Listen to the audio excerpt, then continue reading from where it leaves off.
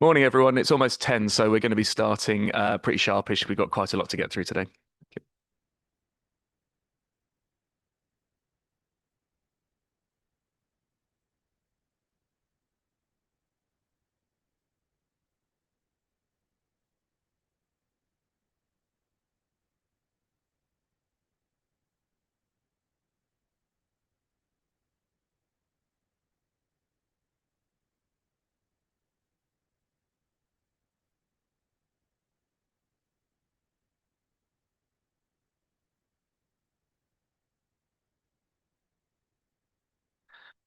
Morning, everyone, and welcome to this meeting of Cambridgeshire County Council's Planning Committee. My name's Councillor Henry Batchelor, and I'm the chair of the committee. And on my right-hand side, we have Councillor Chris Poulton, who is the vice chair. I appreciate the majority of people are here for one specific application today, but we do have a bit of housekeeping to get through before we move on to the planning applications. And the Saxon Brickworks application is the second one on our agenda today. So, we appreciate in advance your patience before we get there. But we'll do our best to get through the business as efficiently as we can. So I'd like to welcome everyone here today, those members of the press and the public who are watching the live stream via the council's website. The council supports the principle of transparency and encourages filming, recording and taking photographs in its meetings that are open to the public. Members are advised that this meeting may therefore be filmed, recorded or photographed. We don't have any fire alarms scheduled for today, so if the fire alarm does sound, please leave by the nearest marked fire exit and assemble at the rear of the building at the far end of the car park. There are toilets available on the ground floor and refreshments are available at multiple venues outside of the building. As we can see from the level of public attendance today, there are some very sort of interesting applications that we're going to be looking at today. But just as a brief reminder, we do have a code of conduct about how these meetings are undertaken. So if we could ask people just to treat the committee with respect, officers with respect, as we will do to you as well. So just a brief note on that. Okay, we'll move on to the agenda proper now then, starting with item number 1, which is apologies for absence. So I'll ask our Democratic Services Officer, Jenna Harron, to give us any updates on that. Thank you, Chair. There have been no apologies received. Okay, thank you very much. And item number 2 are declarations of interest. So do any committee members have any disclosable pecuniary interests or non-statutory disclosable interests to declare to us now? Councillor Gardner. Thank you very much, Chair. Yeah, I'd like to disclose the fact that I am the local member for Alconbury and Kimbolton, which relates to item number 4. But I come to this committee meeting with an open mind and I will listen to all sides of the argument before I make my decision. Thank you very much, Chair. Thank you, that's noted. Any other declarations at this stage? No? Well, if anyone does realise they have one as we go through the meeting, do just indicate and we'll take that as and when. Item 3 are the minutes of the previous meeting, which is the 8th of October 2025. Can I ask members if they don't agree with me signing these as a correct record? Do raise your hands if so. No? Okay, so we'll take those minutes as agreed. And we'll now move on to the first of our 2 planning applications we're looking at today, which is agenda item 4 on our agendas, and that is the land at Hemmington Lodge Road, Great Gidding. The presenting officer we have is Kathy Render, who's joining us in person today in the meeting. Morning, Kathy. And I'll throw straight over to you then, Kathy, to present the application to us and any updates if there are any. Thank you.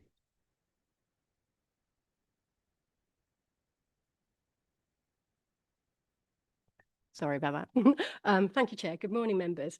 Before we run the slides, I'd just like to highlight to the committee members that the proposed development would not in itself generate additional vehicle movements. As described in the informative for the application, this development would better facilitate access to the proposed AD plant. While the current application is intended to address the highway objection by creating a new section of highway and highway improvements, the committee has not been asked to comment on or make a decision on the proposed AD plant, which will be situated outside of the county boundary in North Northamptonshire. The proposed new road and road improvements, which are being considered in this report, would only be constructed in the event that the proposed AD plant is granted planning permission and the scheme is developed out. This is highlighted in section 2 of the officer report.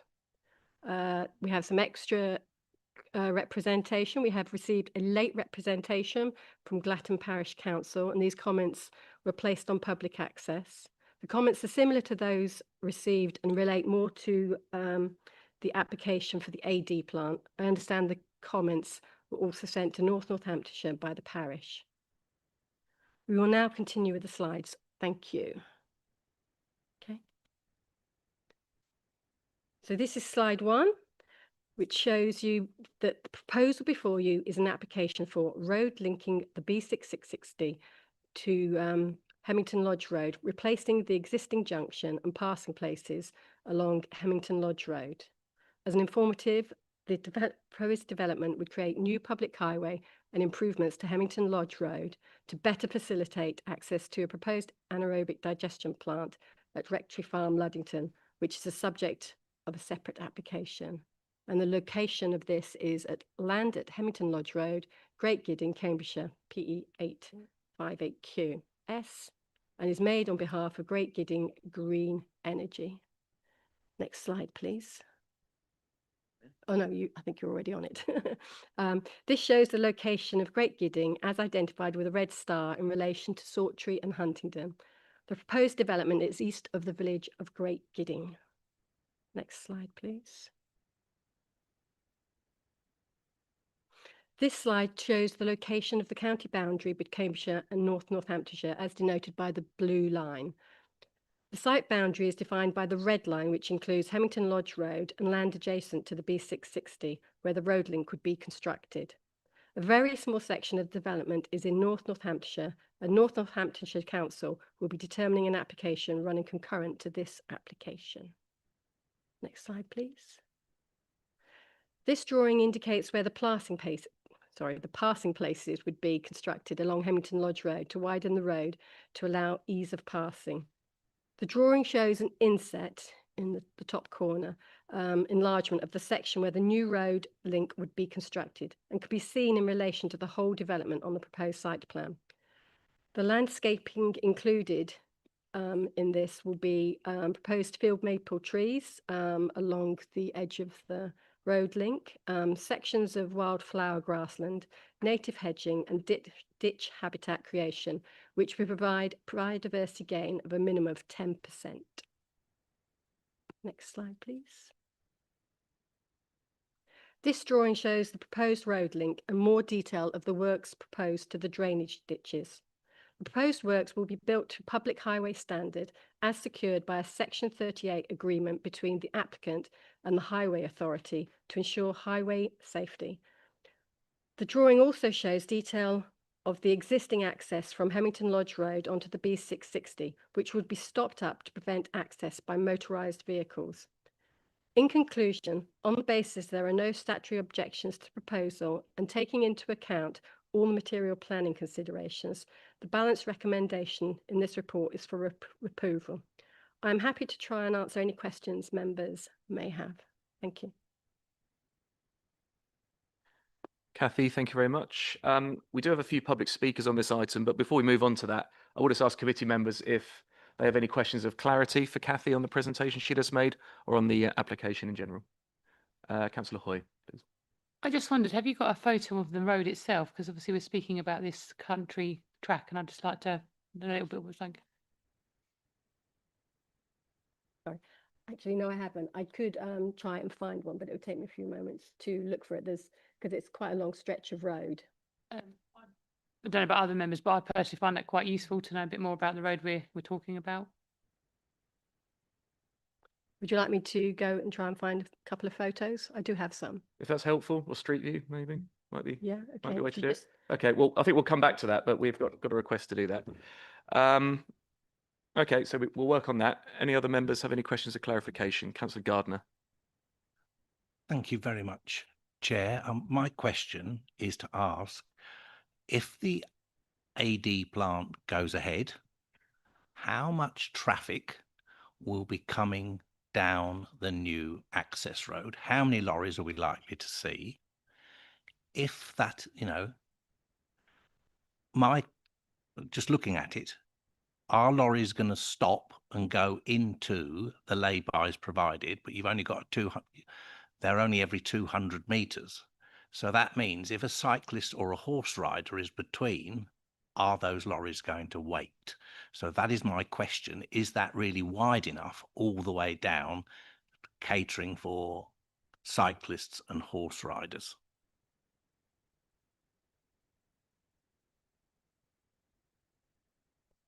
Hi. You're asking about increasing traffic. Well, obviously, this application in itself will not generate traffic, and I think I've made that quite clear in the report. So we did actually consult with both the Highways Development Management Team and the Transport Assessment Officers. The Transport Assessment Team have deferred to the Highway Officers' comments. So there's been a lot of work. They've done road safety audit and everything like that. So the Highways Development Management Team have said there is not an issue in terms of highway safety. And the report does cover off about passing places and how it is sufficient for vehicles and for horse riders to pass.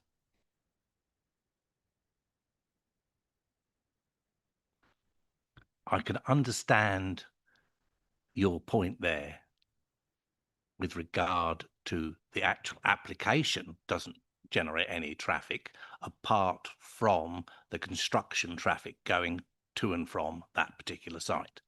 Granted, totally agree with that, but that's the end result. If the AD plant is given permission in North Hants, that road, as far as I'm led to believe, will be the access in and out.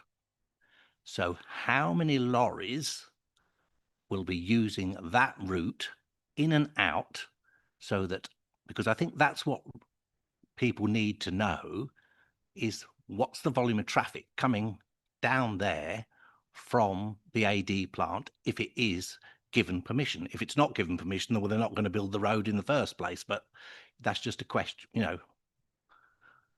Sorry, Hang on, just a sec, Kathy. I think our legal officer wants to come in with a view. Thank you, Councillor Gardner. Those points that you're raising, they are points that will be considered as part of the AD application. They're not points to be considered as part of this application.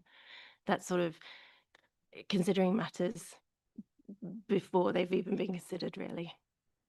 So can I just come back? So the question back to you then, as the legal officer: should residents of Great Gidding, Glatton and everywhere else then put their objections in to North Hants and make sure that they attend that particular planning meeting going forward? That's what you're saying, in effect. Yes, that would be the appropriate venue for them to do so. No, thank you. That's helpful.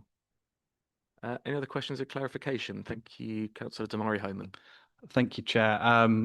I'm really just seeking some reassurance on what I assume I know the answer to. But obviously, if we don't approve this, this would have an impact on the application for the AD plant itself. That's not something that we are considering. Obviously, we are considering this application only. But am I correct in assuming that if we were to grant this permission, that would have no, it would not suggest any endorsement from Cambridgeshire of the proposal in North Hants? No, it would not be an endorsement of that application. That application would be considered, and the highways element of that application would be considered at the time that those matters are dealt with their committees. Good, thank you. Yes, Councillor Wells. With the AD plant, is there an alternative route that's been considered?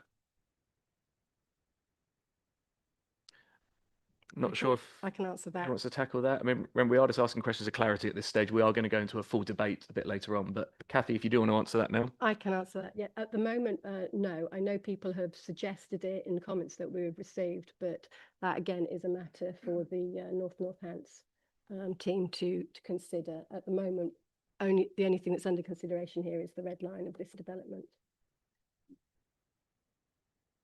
Councillor Goodliffe. Sorry, can I request that people talk into the microphone rather than turning their head away, Yeah. please? I think, yeah, if everyone could sort of aim at the black splob, that'd be great. Thank you. Okay, I hope that answers the question, Councillor. Councillor Levine.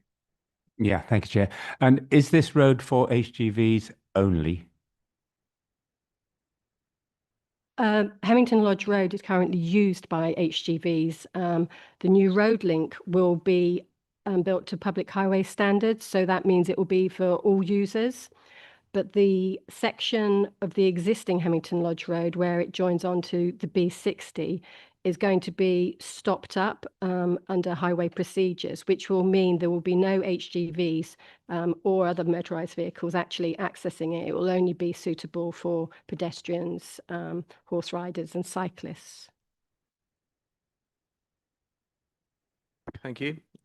There's no further questions or clarification for the officer at this stage.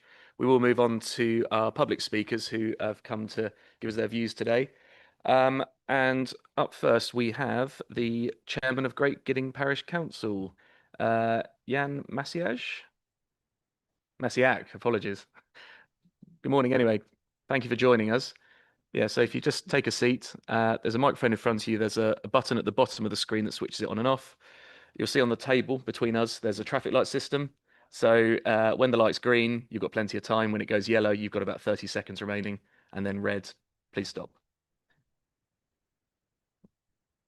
So you have 5 minutes, I should say, as well. So please, whenever you're I'd like ready. to thank you all for allowing me to express the views of our parish. I take on board what's just been said about that this road will not generate traffic on its own, but that is not going to be the experience of the people living around it. So if I can take it from that point of view. So the proposed anaerobic digester has 3 components: the unit itself, the connection to the gas pipe, and the logistics of feeding the AD with organic waste collected over a large area and brought in by road, utilizing heavy goods vehicles. The proposed location for the AD is the most remote spot in the rural pocket formed by the A1, the A14 and the A605. The logistics operation would rely on ancient rural roads cutting through 4 villages to culminate in a track, Hemington Lodge Road. The applicant's transport statement does not address real issues generated by the above. It proposes a few caveated passing places along Hemington Lodge Road, along with a new junction to the B660. This is woefully inadequate given the scale of the problem. Hemington Lodge Road is a track shared by pedestrians and occasional traffic. The roadbed is clearly not appropriate for the additional heavy traffic. To be viable, this public road will need to be totally rebuilt, and the application should be clear on this. But this opens up the question who is funding the rebuilding. Even more concerning, who is to fund the maintenance for the next 30 years? This would be a public road, but in essence for a private business. It will take a serious beating, and we are curious as to who would be responsible for repairs and maintenance. Would that fall into the public purse? This is an important matter. We feel that if the AD is granted consent, it should require the applicant to build a new private service road and leave Hemington Lodge Road as it is. Moving on to the B660, it is a winding old road with several blind corners. It twists its way through 4 villages. Great Gidding, the nearest village to the proposed AD site, is a conservation area with many fragile old cottages, 2 listed, which are located just feet from the curb. A stream of the question was asked, 10,000 HGV journeys a year will cause significant harm to these heritage structures and the conservation area. But where is the historic impact assessment on these heritage assets? Where is the report on long-term ground vibration and shallow foundations? Where are the proposed amelioration measures to reduce impact, including highway incidents on local residents? We believe, firstly, that the location of the AD is unsuitable. It would be much better sited where the infrastructure is in place to serve an industrial operation. There are better locations where the north-south strategic gas pipe crosses the A1 and the A14 in 4 places. Secondly, the inadequate local road system must be taken into account and granted great weight in planning terms. Thirdly, the severe impact of such greatly increased HGV traffic through our villages will result in damage to the heritage significance of our settlements. These concerns are deeply held, and we feel strongly that this application should be refused. Thank you very much, and well within time, so I appreciate that. So thank you very much for your comments there. It's probably worth letting everyone know that obviously all planning committee members have been sent all the public responses, including your own, that have been submitted on this application. Okay, before you move off, if you just stay put in case any committee members have any questions or clarification for yourself. So if any committee members do, please indicate. Yes, I do. Yes, Councillor Poulton. Thank you, Chair. Just a clarification, sir, if I may. The road that we're talking about today, the new road, when you talk about an inadequate road where maintenance is going to be required in the future, are you talking about the road we're looking at today or other bits of it that we're not actually considering? I'm talking about the road you're considering, which is Hemmington Lodge Road, which is the long road going from the B660 to the site of the digester.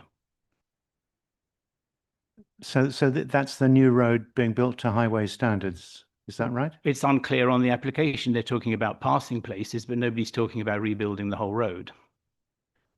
Thank you.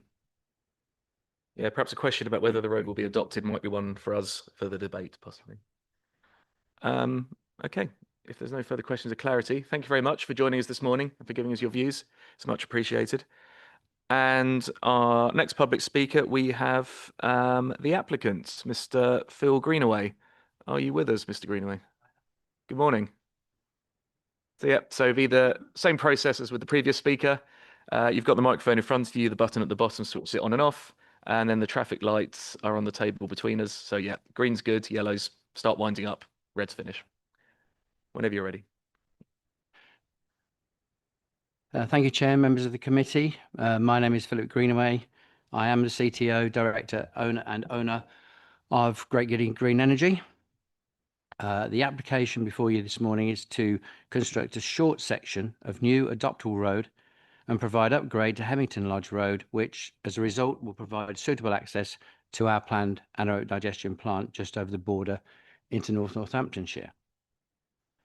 During discussion and consideration of the current application for the AD plant, your Highways Department raised concerns about the visibility display towards Great Gidding Village, where Hemmington Lodge Road currently meets the B660. I was too mindful of that from meetings that I had with the parish councils of Luddington and Great Gidding at the start of this process. So notwithstanding the fact that the junction has operated quite satisfactorily for many years, the Highways Department and GMT, which is Great Gidding Green Energy, took a collaborative approach, and it was felt that in order to provide improved vision display towards the village due to the modest increase in traffic from the AD plant, a new section of road and the stopping up of the existing junction would provide the solution. Accordingly, we have been working hard with your officers, both in planning and highways, to propose a road design which is now considered to be acceptable from a technical perspective, and we are very grateful for their assistance and the officers in respect of this. The section road that we're talking about today, from the B660 to Hemmington Lodge Road, measures 110 metres. It's 7.3 metres wide, and we constructed such that it will be adopted by Cambridgeshire County Council. The existing junction onto the B660 will be stopped up, therefore providing betterment to local road users who will be able to take advantage of the new safer junction. Significantly, as well as general road users, the new section will provide same betterment and benefit to pedestrians, horse riders and cyclists. In addition to the new road, passing places will be created and constructed to adoptable standards along the length of Hemmington Lodge Road, allowing two vehicles to easily pass each other. Paragraph 5.8 of the officer's report highlights that the road is heavily trafficked by agricultural vehicles at harvest time. These safety benefits and betterment will also advantage all users during that busy period. The existing road is straight and provides ample opportunity for drivers to spot one another and others at distance. Design of the road and passing places has been the subject of a successful road safety audit and as set out in the report and considered to be safe. The proposal is subject to the statutory requirement for a 10% post-development biodiversity gain, and we are providing that gain with wildflower, grassland, trees and hedgerows. This will significantly enhance the site, which is currently in agricultural use, and as the planting matures, it'll serve to screen to only fleeting views of the new road from users of the B660. Listening to everybody today, we appreciate there are some local concerns about the proposal, but in the main, these relate to the planning application for the AD plant, which is, as a committee report sets out, is subject to a separate consideration under North Northamptonshire County Council. With their hope, therefore, the members will be able to support the officer's recommendation and grant planning permission. But if there are any questions from any members, I'll be happy to try and answer them. Thank you very much. And again, well within time, so much appreciated from my point of view. Okay, members, do we have any questions of clarification for the applicant with us today? Councillor Murray Homan. Thank you, Chair, and thanks for your representation. I'm really trying to understand where traffic is going to be originating to the AD plant, assuming it goes ahead. Sort of just having a look at the maps in the area. I'm assuming you'll get quite a lot from the A1M with Sawtrey and Norman Cross junctions, and equally some traffic from the A605. What I'm really seeking to understand is, again, on the assumption if the plant did go ahead, would you expect HGV traffic to the site to use Hemmington Lodge Road and not be using Gypsy Lane? And again, where would these HGVs be originating from?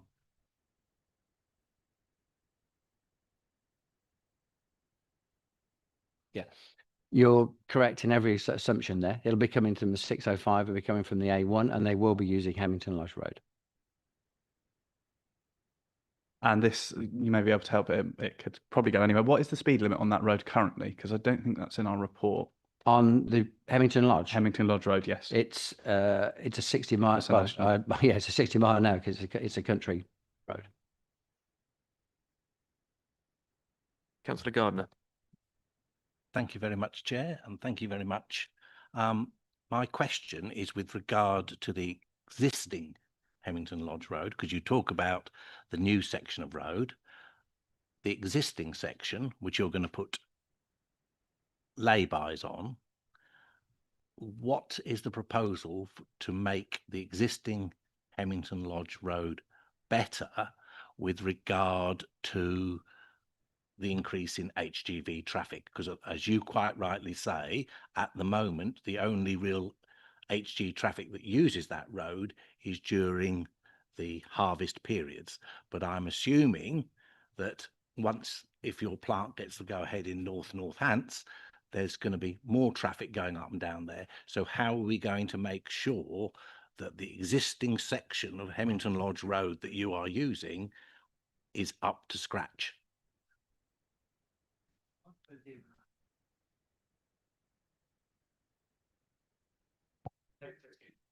Yeah, my apologies. The current section of Hemmington Lodge Road is the responsibility of Cambridgeshire County Council because it's an adopted road. It's not the responsibility of Great Gideon Green Energy. And the same will be said of the section of new road that we're proposing. And the proposal at the moment is that will be adopted, and under those circumstances becomes the responsibility thereof. But I'm also happy to answer a question that is probably unrelated to this, but you've brought it up before. The number of vehicles, HGV vehicles, on a daily basis is 11 in, 11 out.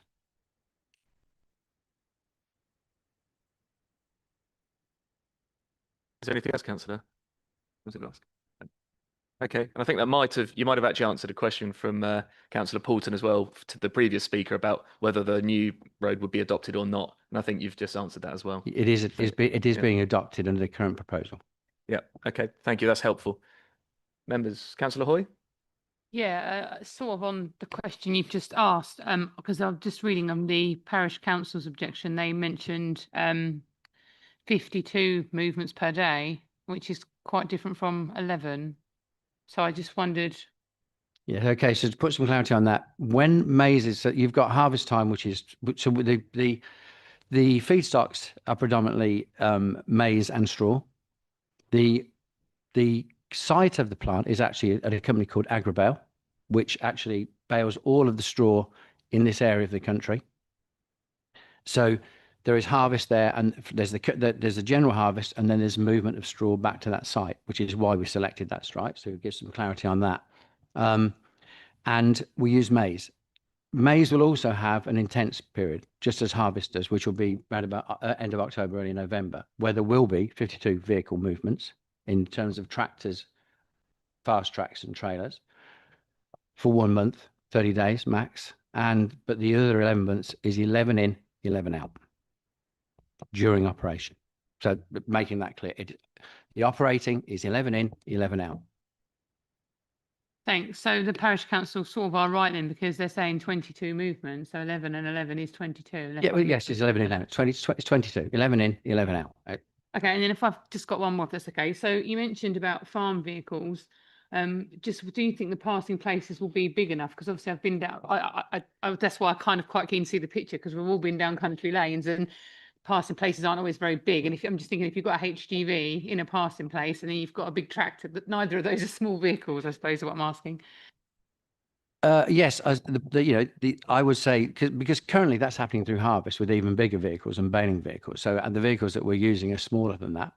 The passing places have been designed with the road safety audit to cover this, which is hence the width of the road at 7.3 on the new road, and the passing places have been designed to accommodate full visibility so that a tractor and trailer can pull off and still provide full visibility down the length of that road.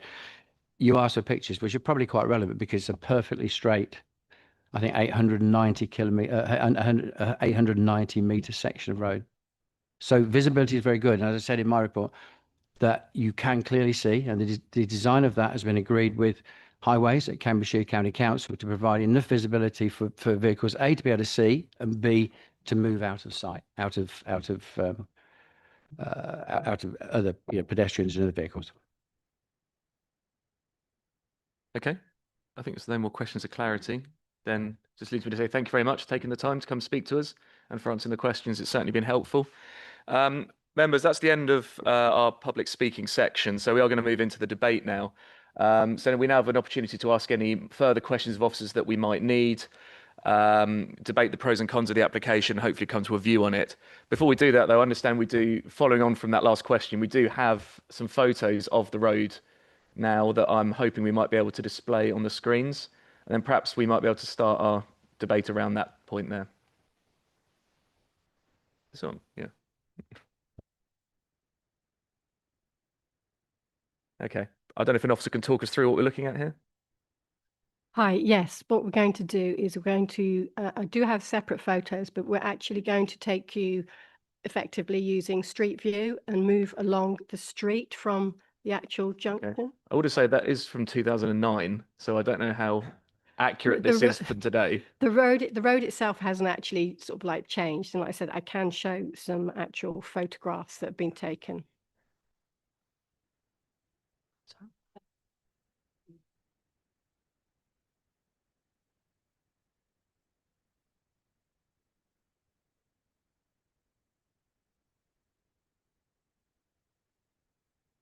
Just 1 second, I'm just sharing some site visit photos with my colleague. Do you need a few minutes or are you? Won't take long.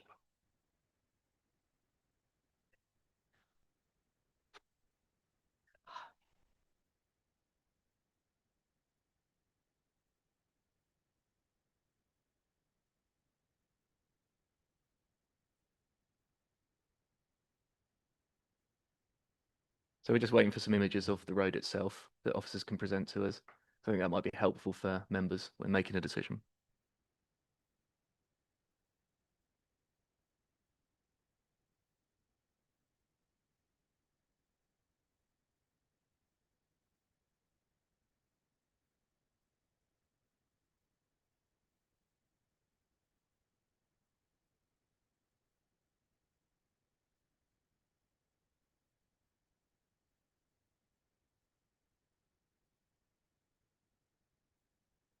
All right, okay. So we're going to come back to the the images of the road. I think we need a few minutes to. Are we good? Can we see the road? Okay. After much anticipation, we are now going to, I think, have a virtual walk down the road. So I'm hoping that we're going to see some images appear on the screen in front of us. I'll be able to talk you through them because I took photographs along the entirety. So there's probably a few more photos. Okay. We'll try and skip through fairly quickly, but it will show the junction. Good. No, I think that'd be helpful. So I think if we let the officers run through this, and then if we do have any questions after that, we can go back to any that we need to.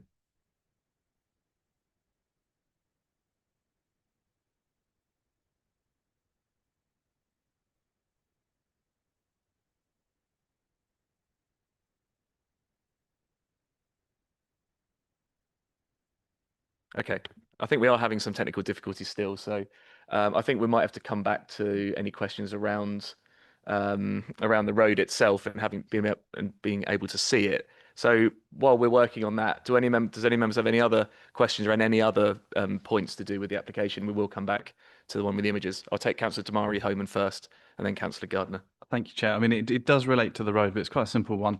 The speed limit itself, I assume that's not a material consideration. I assume it's not within the gift of this committee to request any changes to a speed limit.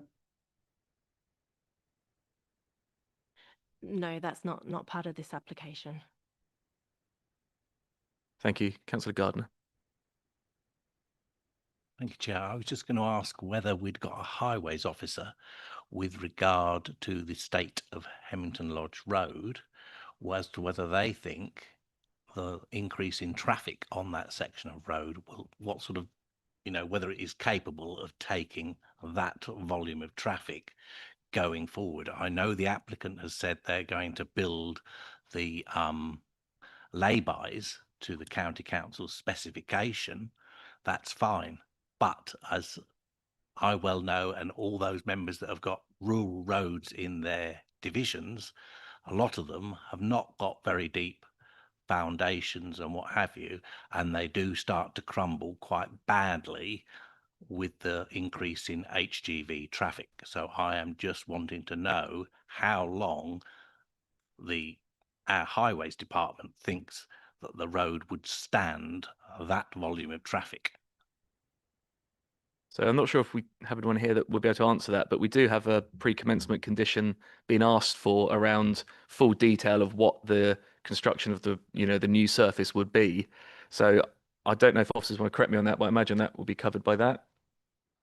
Emma, did you want to come in? Thank you, Chair. Yeah, I think I can just give the assurance that the Highways Department would actually be looking at making sure that the road is at an adoptable standard. The applicant actually said that that would be the case. As part of that, when they do the designs and they do the audit, etc., they'll be looking at the life of the road. So you may remember, Councillor Gardner, where we had something that was done in the Block Fen area. It was designed with a life, and they were looking at the type of movements and the number of movements. So whilst we won't have that answer for you today, that assurance will be looked at. There's also, through the Highways and Transport Committee, the asset management, and there will be, depending on what happens on the wider application. So I think we just need to be mindful that some of this will be dependent on the alternative application that is outside the remit of this committee. That will also be taken into account. Thank you, Chair. So on that very point then, that will be for the entire length of Hemmington Lodge Road within Cambridgeshire that will be affected, will be used by vehicles going up and down for the entire length, not just the new section. I'm talking about the existing road, to make sure that the existing road is capable of taking HGVs to the increase in traffic, because I know it's capable, but we don't know about the volume of traffic, because a lot of the roads in that part of the world are very narrow and they don't take a lot of No, I can totally understand that. I think what we have to be a little bit careful here, Councillor Gardner, I'm sure you'll be aware of this, is we're trying to blur two things together. So first of all, we need to be mindful of what the committee is considering today. And this is on the new stretch. What highways officers will be involved in with is the separate application that is outside the remit of this, and they'll be looking at that whole stretch of road and what's being used. What's in front of us today is merely that stretch that's within the red line boundary. So I'm not saying yes, I'm not saying no, I'm just saying that it is part of that wider remit. Thank you. Dare I ask how we're getting on with the photos? Okay. I don't know if Jenna, maybe you might be able to help with the technical aspect.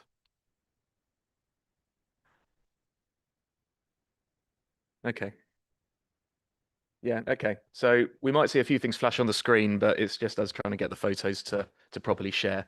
But whilst we're working on that, again, does any other members have any other questions of clarification around any of the points in the application, or if anybody wants to debate any points?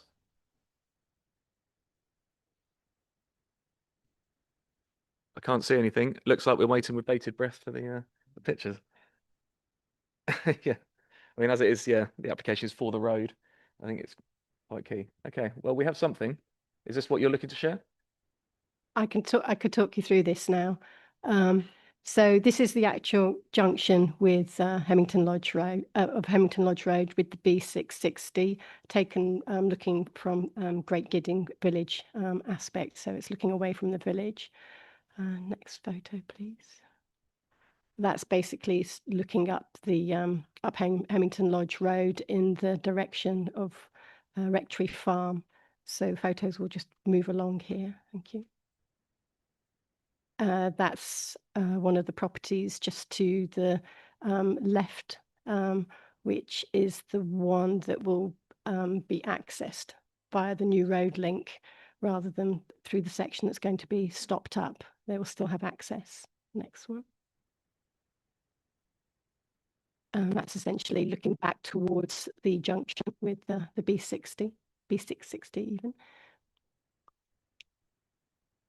And so these photos, there will be a series of them, and they're essentially as you move along the road in the direction of Rectory Farm. That's the large agricultural building on the left as you're going up. That's actually in the entrance to the farm. So these few photographs, like I said, there's more than I would want to sort of display on this because it is along the entirety of the road. But no, this if you just go along there, you can see the road is long and straight, so you've got good visibility in both directions all the way up. Just keep going, please. And these photos are basically showing sort of like, you know, the condition of the road. Some of the edges are broken. That was me actually measuring the width of the verge, thinking about the passing places. So I think we get the idea. You got the idea. Yeah. That's okay. I think we can finish it there. Thank you. Yeah, okay, but I mean, we might need to refer back to those. So if you do have those to hand, but now we do have some images of the road that have been taken recently. I don't know if anybody, any other members have questions following that or any points they want to make based on after having seen those. Yeah, go ahead. Yeah, so mine's more of a sort of moving on to the debate rather than a question, I suppose. I mean, I understand that we're talking about the application for the new section of road, and I don't dispute that officers are going to create a nice new road. But I suppose my concern is, does that encourage more people to use this country road? And we've heard there's going to be 22 movements a day. I mean, over a sort of 12-hour period. I mean, I don't know if it's a 24-hour plant, but over presuming a 12-hour period, that is quite a lot of movements. And I'm just thinking a tractor probably struggles to get down that road as it is. I mean, I don't see how we're having a passing place at all, given there was that dike on one side. I think that's going to be difficult to make a passing place. But even if you do, I just don't imagine how a HGV and a tractor are going to pass one another. I mean, it just seems such a narrow road. And I know what you're saying about we aren't looking at that, but we have to think about the broader impact on that village of those extra movements. And I know people keep saying, on one hand, we're saying there's not going to be extra movements, and we're saying there are these movements, and whether they're extra or not, if we're encouraging people by building a nice new section of road to use that kind of tiny track, it does worry me, I have to be honest. Okay, thank you. Does anyone else want to contribute to the debate at this point? So we've heard some concerns around the width of the road and the use of it. Does anybody wish to make any other points? We are in the debate part of the meeting now, so I'm hopefully going to try and steer us towards a decision ultimately. Councillor Gardner. Thank you very much, Chair. When you look at the width of that road, it does. I know we're going to. The applicant is going to put passing places along it, which, you know, but I'm still concerned that you could, as Councillor Hoy has said, we could end up with a position whereby you have two vehicles meeting on the road because one hasn't decided to wait at a passing place, which we all know happens. So, you know, I do think we need to take that into account. I am concerned with regard to that, with regard to horse riders and cyclists using that route. The new section of road, yeah, that should be fine, but it's the older section of road that has got passing places. That's where I think the issues lie with regard to the traffic on that road. That's my main concerns going forward.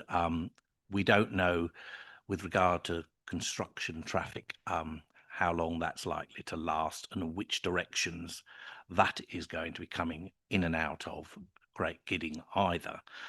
You know, the roads in Great Gidding are narrow.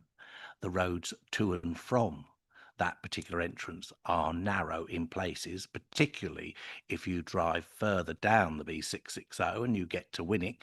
Well, there the road narrows completely to a single lane, even though it's the B660. So if you've got heavy goods vehicles coming through there, that again could create an issue, whether it's their construction traffic or traffic to the AD plant. I know I'm not supposed to be talking about the AD plant, that's fine, but it's the construction traffic. Where's that coming from? So that's again a question I would like to put in members' thoughts. Cheers.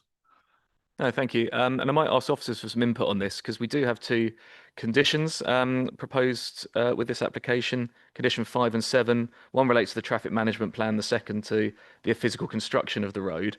I just want to ask officers if they might be able to expand on those, and just because obviously we have just had some concerns around the usage of the road and also, you know, predominantly the width of the road, so how it's built. So do those two conditions, which need to be agreed before construction takes place, do those cover, the officers satisfied that those two conditions cover those two concerns?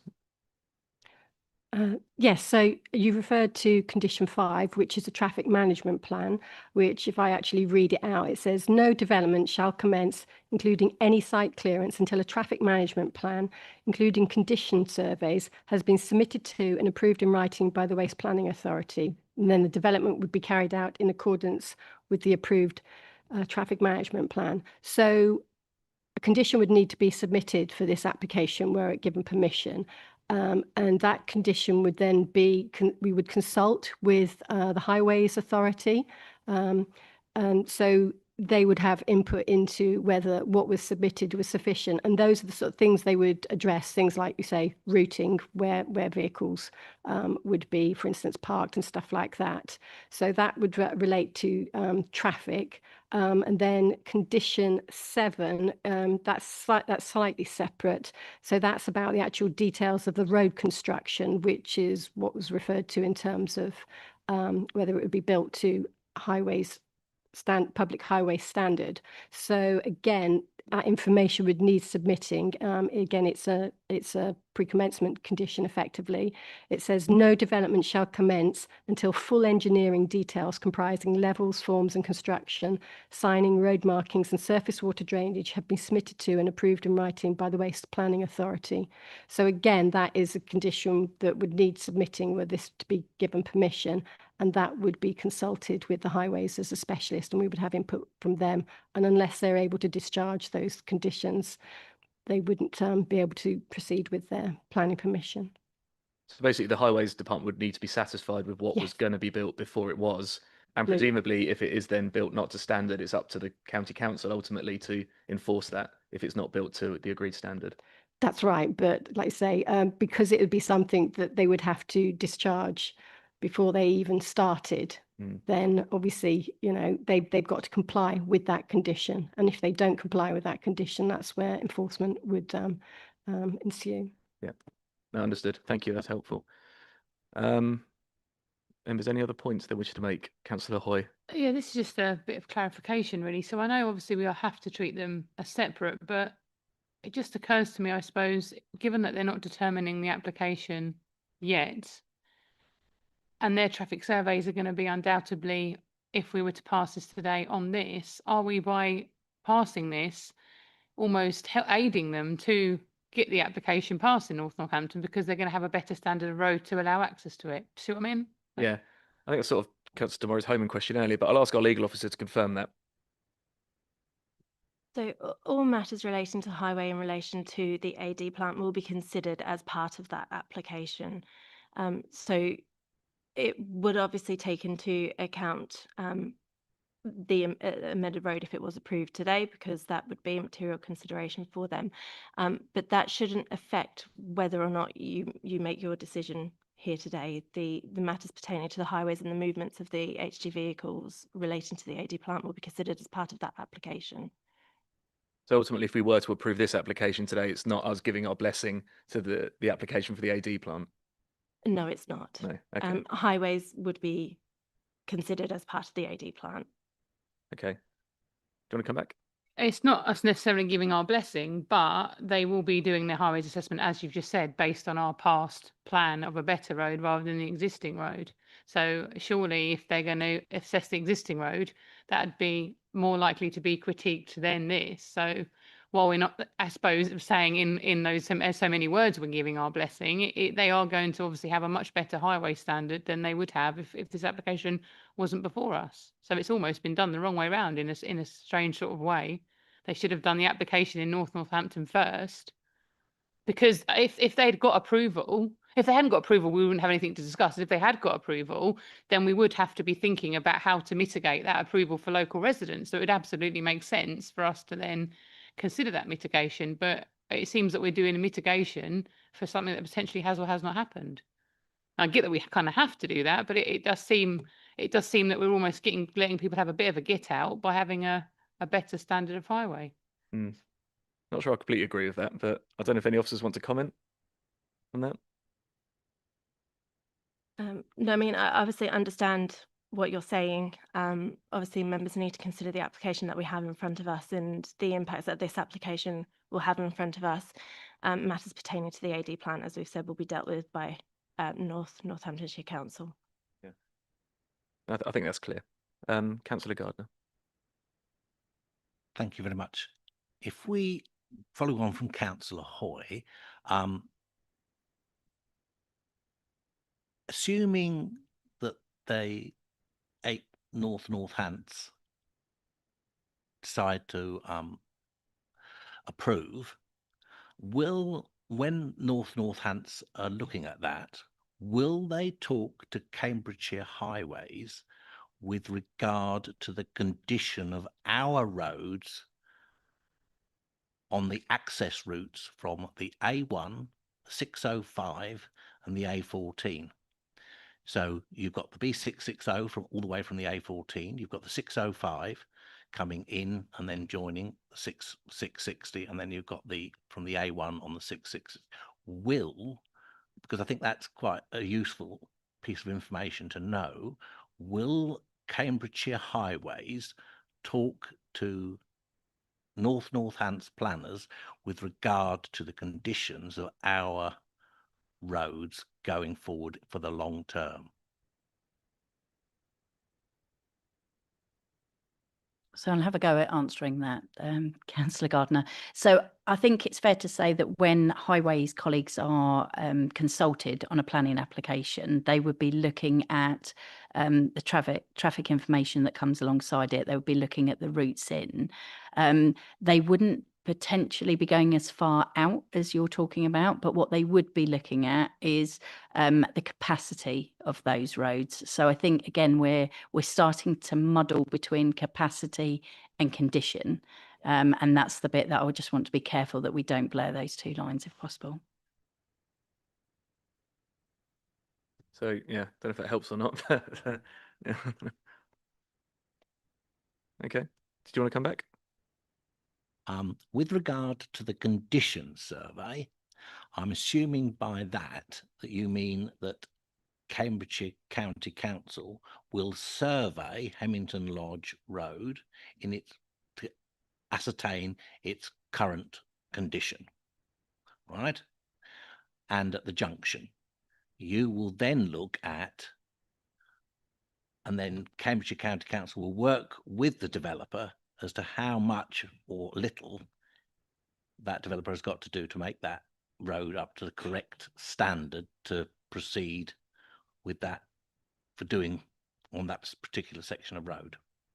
Is that correct?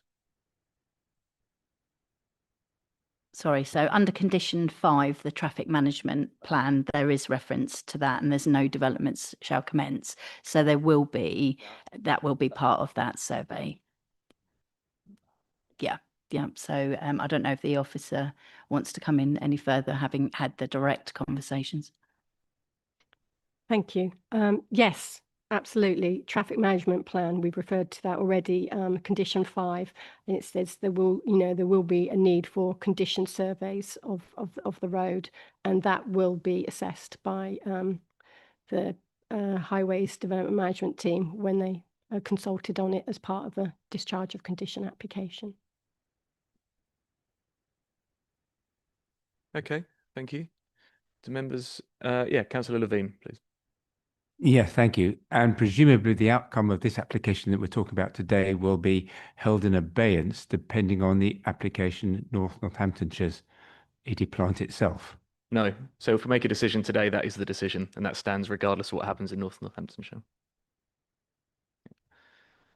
That is right. Yeah, good. Thank you. Just checking. Okay, members, do we have any other points people want to make in the debate? If not, I might try and steer us towards a decision on this if possible.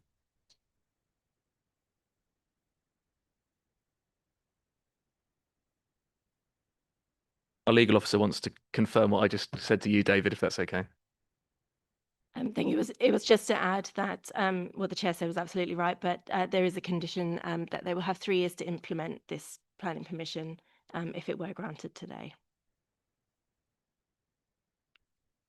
Okay. Councillor Damari Homan. Thank you, Chair. So just for debates purposes, I've yet to hear anything that I've would consider a strong material reason for refusal on this application. I completely appreciate the concerns of the local community with regard to the plant itself, but this application we're looking at here, I'm yet to encounter anything that would make me be refusal minded. And for what it's worth, I think if the plant did go ahead, that this would actually be quite a necessary change to support it. Thank you. No, thank you. That is useful. Well, moving on from that, then, could I ask if any members do feel, given the information we have and the debate we've had, if they are minded to refuse this at this point? And if so, could they articulate the reasons they would want to refuse it on? I can't see anyone there. So following on from that, we do have a recommendation for approval with the various conditions listed as well as some informatives as well. I just want to ask if no one does have any sort of reasons they want to put forward for refusal, does somebody want to make a proposal that we accept the officer's recommendation to approve, including all the conditions and informatives we have? Councillor Damari Homan. I'm happy to propose that, Chair, and the conditions and informatives too. Thank you. Do anyone like to second that? Councillor Poulton. Okay, so we have a recommendation to approve the application as per the papers. The recommendation is on page 25 in section 11. So I think we need to take a vote on that now. I'm going to do that by a show of hands if possible, just for absolute clarity. And I'm going to ask Jenna, our Democratic Service Officer, to do the counting because I have been wrong in the past. So just for absolute completeness. So could all those who are in favour of that recommendation to approve, please raise your hand.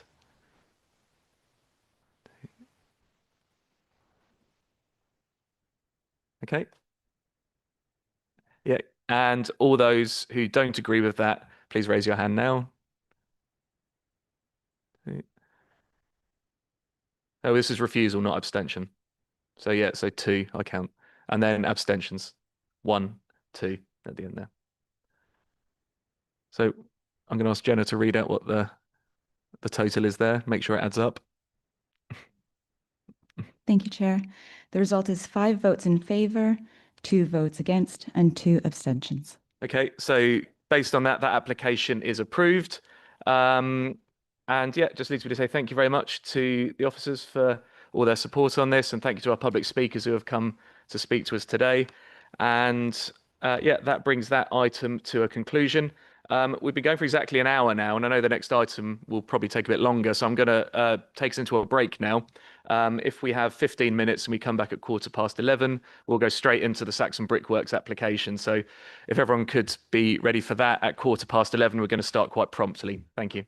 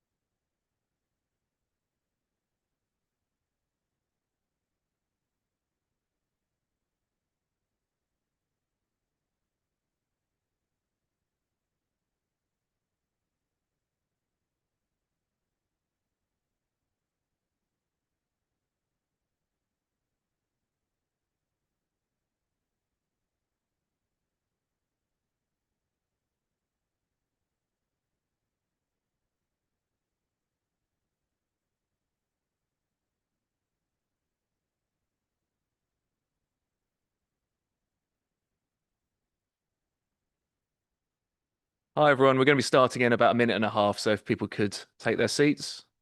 Thank you.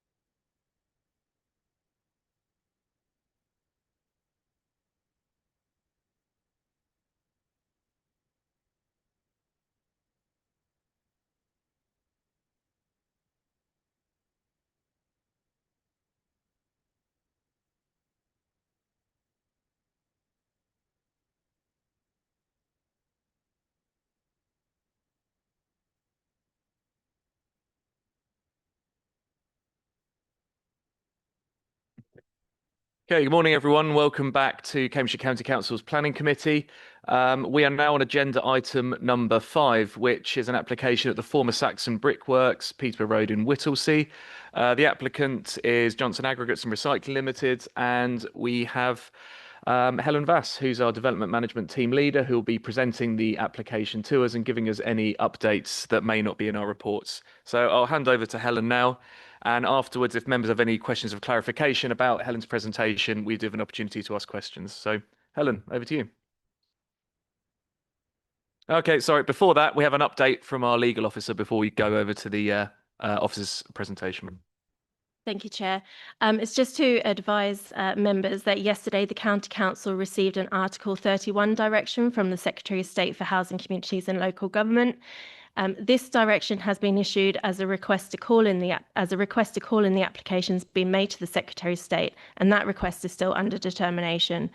Members may still assess the application and may either refuse, defer, or resolve to grant planning permission. In the event members resolve to grant planning permission, the Council may not issue a formal decision notice at this stage without the authorisation of the Secretary of State. This is a pause in the procedure, effectively allows the Secretary of State to decide whether the application should be called in for his own determination under Section 77 of the Town and Country Planning Act. This direction is a standard procedural matter and does not indicate any view on the merits of the application. Just to reiterate, members are able to make a decision on this application, but in the event of a resolution to grant planning permission, the decision notice will not be issued until we hear further from the Secretary of State regarding the call-in request. I'm happy to answer any questions from members if they have any on the Article 31. Okay. Members, any questions on that? I think we have had this on quite a few applications before, but if anyone does have any questions for our legal officer, do ask. Councillor Levine and then Hoy. Whatever we say today, are we ever going to get asked again following what the Secretary of State says, or is that are we done with it? No, so what you decide today, so if the Secretary of State decides to call in the application, then that will be dealt with. The decision will be determined by the Secretary of State as to whether to grant or refuse the matter. If it's resolved to grant planning permission today, then we just await the decision of the Secretary of State as to whether they will call in the application. If they decide not to call in the application, that decision will stand. Equally, if members decide to defer or refuse, those decisions will also stand. Councillor Hoy? It wasn't on this specific, but it was a procedural point for the legal officer. It was just around, we had obviously, Jenna sent us some information about public comments, which is standard, but I'm just a little bit concerned because this seems a little bit different to the previous application in that there's been an awful lot of stuff uploaded to the portal, some as late as yesterday. And I just wonder, has every member of this committee had chance to read that? Because some of the reports that have been put on in the last week have been quite lengthy, some over 40 pages, and I've done my best to read them all. But I just don't know if all members have had that opportunity because no one's been notified. I'm just lucky that I did half of my reading last week and then I finished it last night. So I saw quite a lot of those, but I don't know if other people have seen all of those. And this application does feel that there's been quite a lot of information quite late. Yeah, I know we had lots of late representations which were then circulated to committee members. But I don't know if officers want to comment on that at all. I mean, I'm content that we can continue, but anyone? Deborah? Thank you, Chair. So the period for representations for this application ran from September in 2024. And obviously that gives a significant amount of time for the public to put in their representations. And yes, there have been late representations, but they're not raising anything that is substantially new or material considerations. There has to be a point where this application is ready to come before members. Okay, I think that's clear. Okay, so now anything more on that, or are we okay to carry on? No, it was just to say I agree with what Deborah said in terms of the process. Okay, good. Well, Helen, back to you now. It's your moment to present the application to us, please. Thank you. Thank you, Chair. I thought it might be helpful, perhaps not for members of the Planning Committee who have got experience and have planning training, but for others maybe watching the live stream or in the room, just to clarify what we're not asking Planning Committee to decide. And the first of those things is the principle of processing incinerator bottom ash, IBA. That's a national matter to which national standards apply and would be led by the Environment Agency. And the second matter that we're not here to consider is the principle of processing the IBA at Saxon Pit. As you're aware, planning permission was granted in 2022 for that activity. And if the current planning application is refused, could continue under that existing permission. And just I'd observe that Saxon Pit is recognised in the Minerals and Waste Local Plan as a waste management area.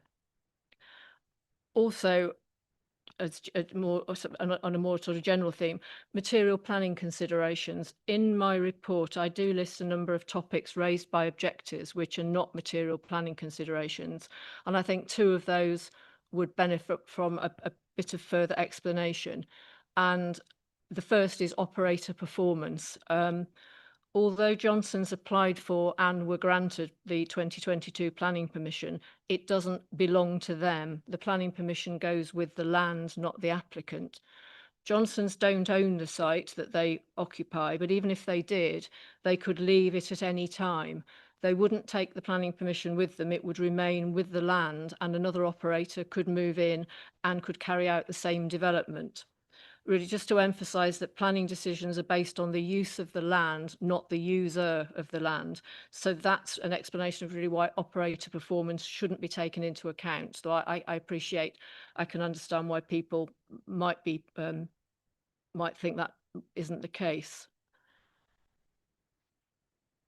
Another general point I'd like to emphasise is there are two pieces of national guidance which tell us that where there is a second pollution control regime in place, and in the case of Saxon Pit waste management developments, there's environmental permit from the Environment Agency. This guidance makes it very clear that we as the planning authority should assume that those regimes will operate effectively.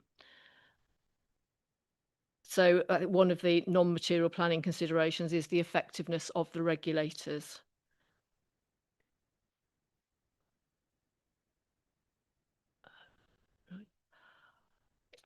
Most members of the committee did visit the site, though I appreciate it's a little while ago, but just as a general recap of where the site is. The former Saxon Brickworks is at the bottom of the former pit, and Johnson's, the current applicant, occupy that portion. You can see the pit is adjacent to the western margins of the town of Whittlesea. Access to the pit is from there, and that's the Ralph Butcher Causeway, the new level crossing bypass. Clearly the railway line forms one boundary of the pit. Kingsdyke is along here.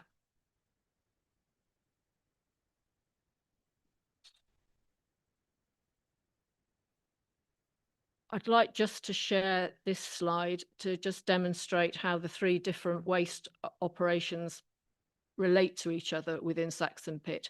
Outlined in the dark blue is the Johnsons site, and they have car parking over here, and that is the access road. Outlined in pink and sharing the access road up to that point is East Midland Waste Recycling's metal recycling planning permission area.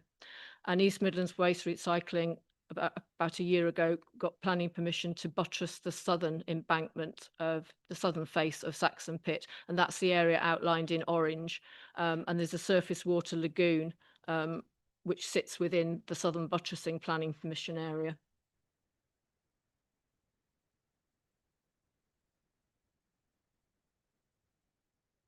Just to recap what, or for what's in the report, what Johnsons actually do. They receive non-hazardous IBA from incinerators. It's stored in stockpiles for a period of time to reduce its moisture content. And then it's fed through a trommel, which is external to building one, although there is planning permission to, for a building to enclose that. It goes into building one for processing. Most of the IBA through this process becomes secondary aggregate, IBAA, which can be used in the construction industry in place of virgin aggregates. A small proportion of the building one output is taken to building two for further processing. The metal that's separated out is sold on, although as in the report and mentioned earlier, the adjacent buildings, there is planning permission for the metal from Johnson's to be processed effectively next door, but that permission hasn't been implemented yet. Johnson's also crush and screen construction and demolition waste, and they've made it known in the context of the current application that they would use the same crushing machinery to crush IBA. This is the site layout plan that was submitted with the current application, and it's very little different from the plan that is an approved plan for the 2022 planning permission. The IBA and the C&D waste would come in through the gate there. The IBA would be stored in this area here, and you can probably just see the outline of a concrete block wall that encloses on three sides the IBA, the unprocessed IBA storage area. The IBA is then fed via the trommel into building one, and then the product is, the IBAA is stored in this section of the site. The C&D waste reception and processing and product takes place there. Building two is there, and the site works on the principle of a self-contained drainage system, and there is a wedge pit in that corner and that corner.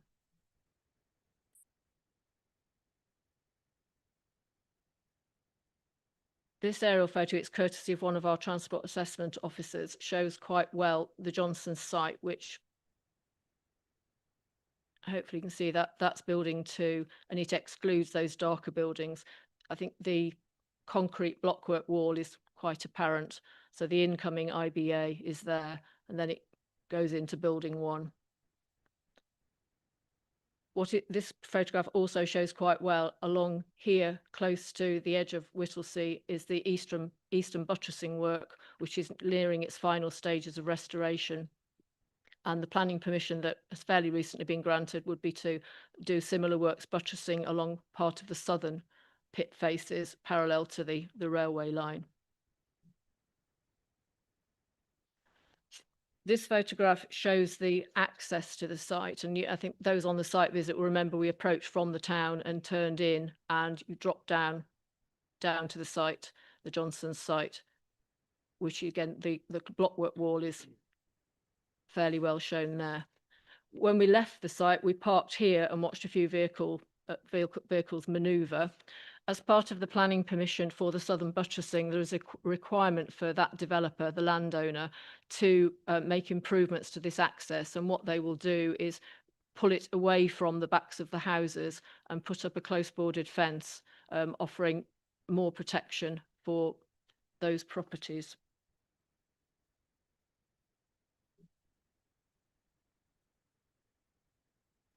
So the proposal, the starting point is Johnson's planning permission, or the planning permission currently operated by Johnson's, limits the throughput of the site to 250,000 tonnes a year of IBA and 50,000 tonnes per year of C&D waste, and the proposal is to increase that so that the total would be an increase from 300,000 tonnes per annum to a little over double, 614,000 tonnes per annum.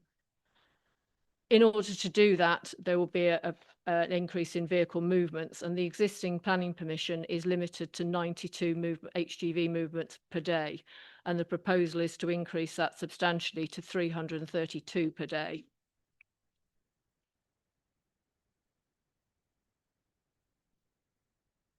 Okay, in order to accommodate the proposed increase in throughput, there's a proposal to change the working hours.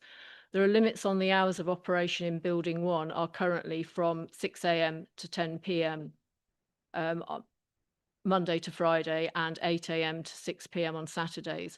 Building 2 may already operate 24/7. So the proposal is that Building 1 may also operate 24/7, which would provide the site with more capacity for processing the IBA. The only real physical change that is part of the proposals is to increase the height of the concrete bunker wall that is around 3 sides of the incoming IBA storage area to 7.2 metres to allow the stockpiles to be increased to 6.7 metres as opposed to the currently approved 6 metres.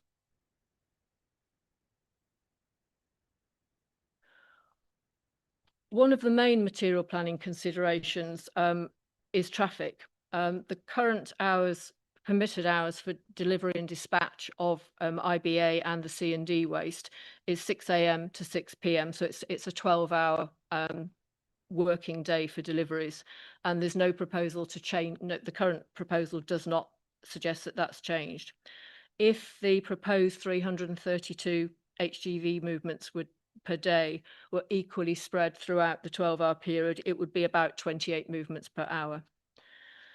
Cambridgeshire County Council's Transport Assessment Team originally were objecting to the proposal because based on the impact on the network at peak times, which in Cambridgeshire's case is between 8 and 9 in the morning and 5 and 6 in the evening. This was addressed by imposing a limit of 18 HGV movements per hour during those peak times. We do have Jez Tuttle, the manager of the Transport Assessment Team, here if members have questions on highways. Since the report was published, and these are documents that were only published yesterday because one only came in yesterday, Peterborough City Council Highways have removed their objection, but based on 2 factors. They've asked that the peak hour limit be extended to 7 a.m. to 8 a.m. and also 4 till 5 p.m. So that would give 2 one-hour peaks morning and 2 one-hour peaks in the evening. The reason being they consider that their peak is not as acute, but it's sort of a longer and flatter peak that covers a wider window of time. The applicant has agreed to that. So if permission were to be granted, we'd recommend that recommended condition 15 would need to be altered accordingly to include the 7 a.m. peak and 4 to 5 p.m. peaks in the 18 movement per day limit. And it's also been recognised that condition 15, draft condition 15, currently refers to a traffic monitoring plan that does have references to the peak times, and that would need to be amended to include the additional peaks. The second request that Peterborough City Council made was that in the event that the 18 HGV movement peak hour limit was exceeded, the operator would be required to provide further assessments of impacts on the Peterborough City Council highway network. And they've said that that would include junction capacity assessments, modelling, and possibly mitigation works to the Peterborough highway network. And they're suggesting that that should be secured by a planning condition or Section 106 agreement. We've considered this and are of the view that to do that would not meet the tests for planning conditions or obligations when applied to the development we're talking about. It wouldn't be precise.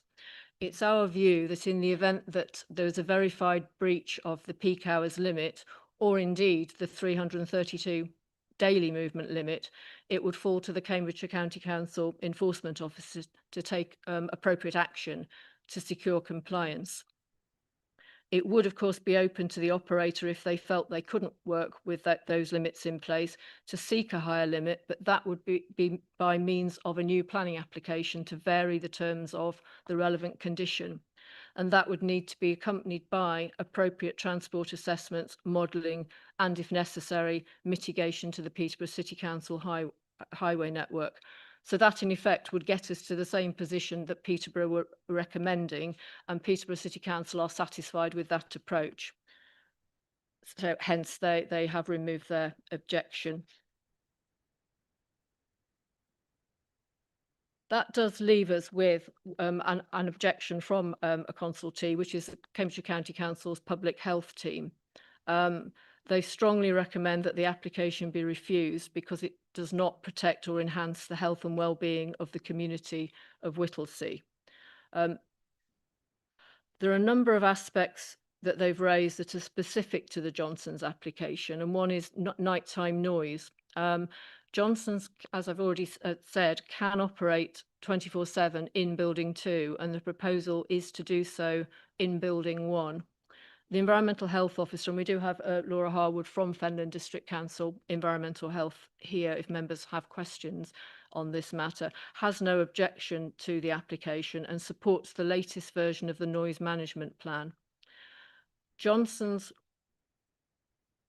is the only operation within Saxon Pit that, under the terms of its planning permissions, would take place after 5 p.m. or before 7 a.m. So the proposed extension of working hours in Building 1 wouldn't have a cumulative impact with anything other than the activities in Building 2, and that's been taken into account in the applicant's noise assessments. Also of concern, and probably more concern, I think, from local residents is dust. As well as being controlled by the environmental permit, the existing planning permission has a dust management plan, and a new version was submitted with the current application. Johnsons have not yet submitted a version which takes into account all the Environmental Health Officer's recommendations, and this could be secured by condition, and that's recommended condition 11. Like the odour and noise management plans, which have taken into account the Environmental Health Officer's recommendations, these management plans would be more robust than the equivalents that have been secured under the existing planning permission. I've put here, and this is from their own documentation, the results of public health risk assessment. They've identified some areas where there are no risks to public health and have identified areas where they think it would be beneficial to secure further information. And the recommendations from that report are set out here. There has been a request from a number of parties to defer making a decision to enable the further research into health issues and mental health risks proposed by the public health report to be completed. But we consider that that wouldn't be appropriate because some of those recommendations are quite general. They're not specific to the planning application or the site in question. There's no defined timescale, and they're not within the applicant's control to take forward. We consider that there is enough information before us as officers and before you as members, taking into account the advice from technical consultees, in particular the Environment Agency and the Environmental Health Officer, to form a view and come to a decision. As set out in the report, we acknowledged that there are concerns within the community about their health, and for the reasons given in the report, we think limited weight should be given to those in the planning balance.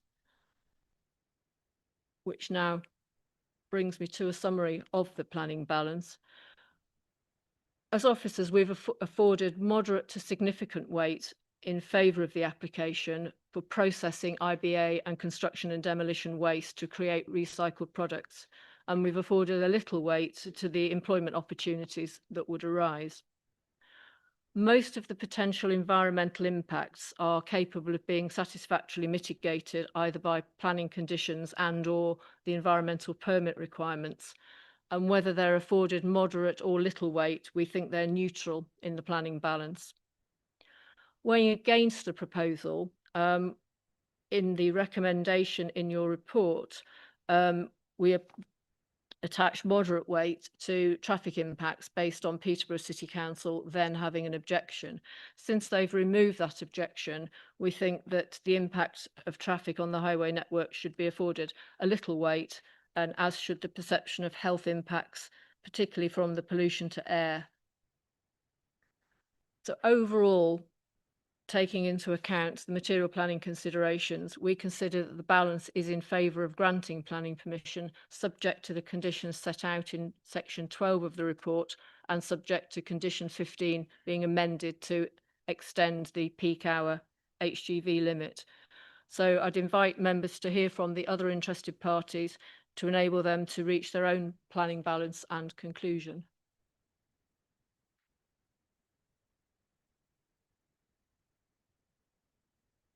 Okay, thank you, Helen. Certainly a lot of information for us to be getting our teeth into. As Helen said, we do have quite a few speakers who have come to give us their views today. But before we do that, again, I will, as with the previous application, offer members an opportunity to ask officers any questions of clarity if anything in that presentation wasn't clear. We will obviously have the debates later on as well if anything does become prevalent then. Councillor Levine and then Hoy. Yeah, thank you. And it's just really for clarification. Obviously, there was a lot of talk about HGV movements and traffic movements. Can I just check that the implications for the road network, and there's a very busy junction to the west of this site, are not for consideration here today? That is for the highways concern and not for us. I just wanted to check whether that is correct. That's my understanding, but if officers could confirm the red line of the application. Yeah. Mike. The planning application area extends to Peterborough Road. So the access from the fairly long haul road next to the terrace of houses on Peterborough Road, that the application goes to the public highway. Councillor Hoy. Yes, so first I just wanted a correction for the record. You mentioned that there was only one statutory consultee that objected, which was Public Health, but my understanding on the planning portal, middle level have now changed to be an objection, and they are statutory, aren't they? Yeah, could I just clarify, statutory consultees are very, very tightly defined in the Development Management Procedure Order, and in this case, Public Health are not a statutory consultee. They're a part of the County Council whose views are relevant. Middle level commissioners are not a statutory consultee, and quite often they reply to planning applications making that very point, that to address the middle level commissioner's most recent submission, perhaps it's timely to do so now, is that they're making reference to the fact that Saxon Pit as a whole drains, and why I pointed out the location of a lagoon is that surface water lagoon is part of the discharge of the wider pit. It's not connected to the Johnson site. They're not reliant on that. So the recent issue of a discharge permit from the Environment Agency is nothing to do with Johnson's. It's the landowner has secured that, and it would be up to the landowner to secure the consent from the middle level commissioners. It's totally outside this applicant's control. I mean, I've got lots and lots of questions, but I mean, before we go down that road, I've got a couple of concerns I've got. Obviously, I voiced at the beginning of this meeting. I appreciate there is a deadline, but some of this information I feel that's gone on the portal is quite significant. There's obviously been this freedom of information request to the Environment Agency, which brings up a lot about toxicity and metals. I'm not a metals expert. I don't pretend to be.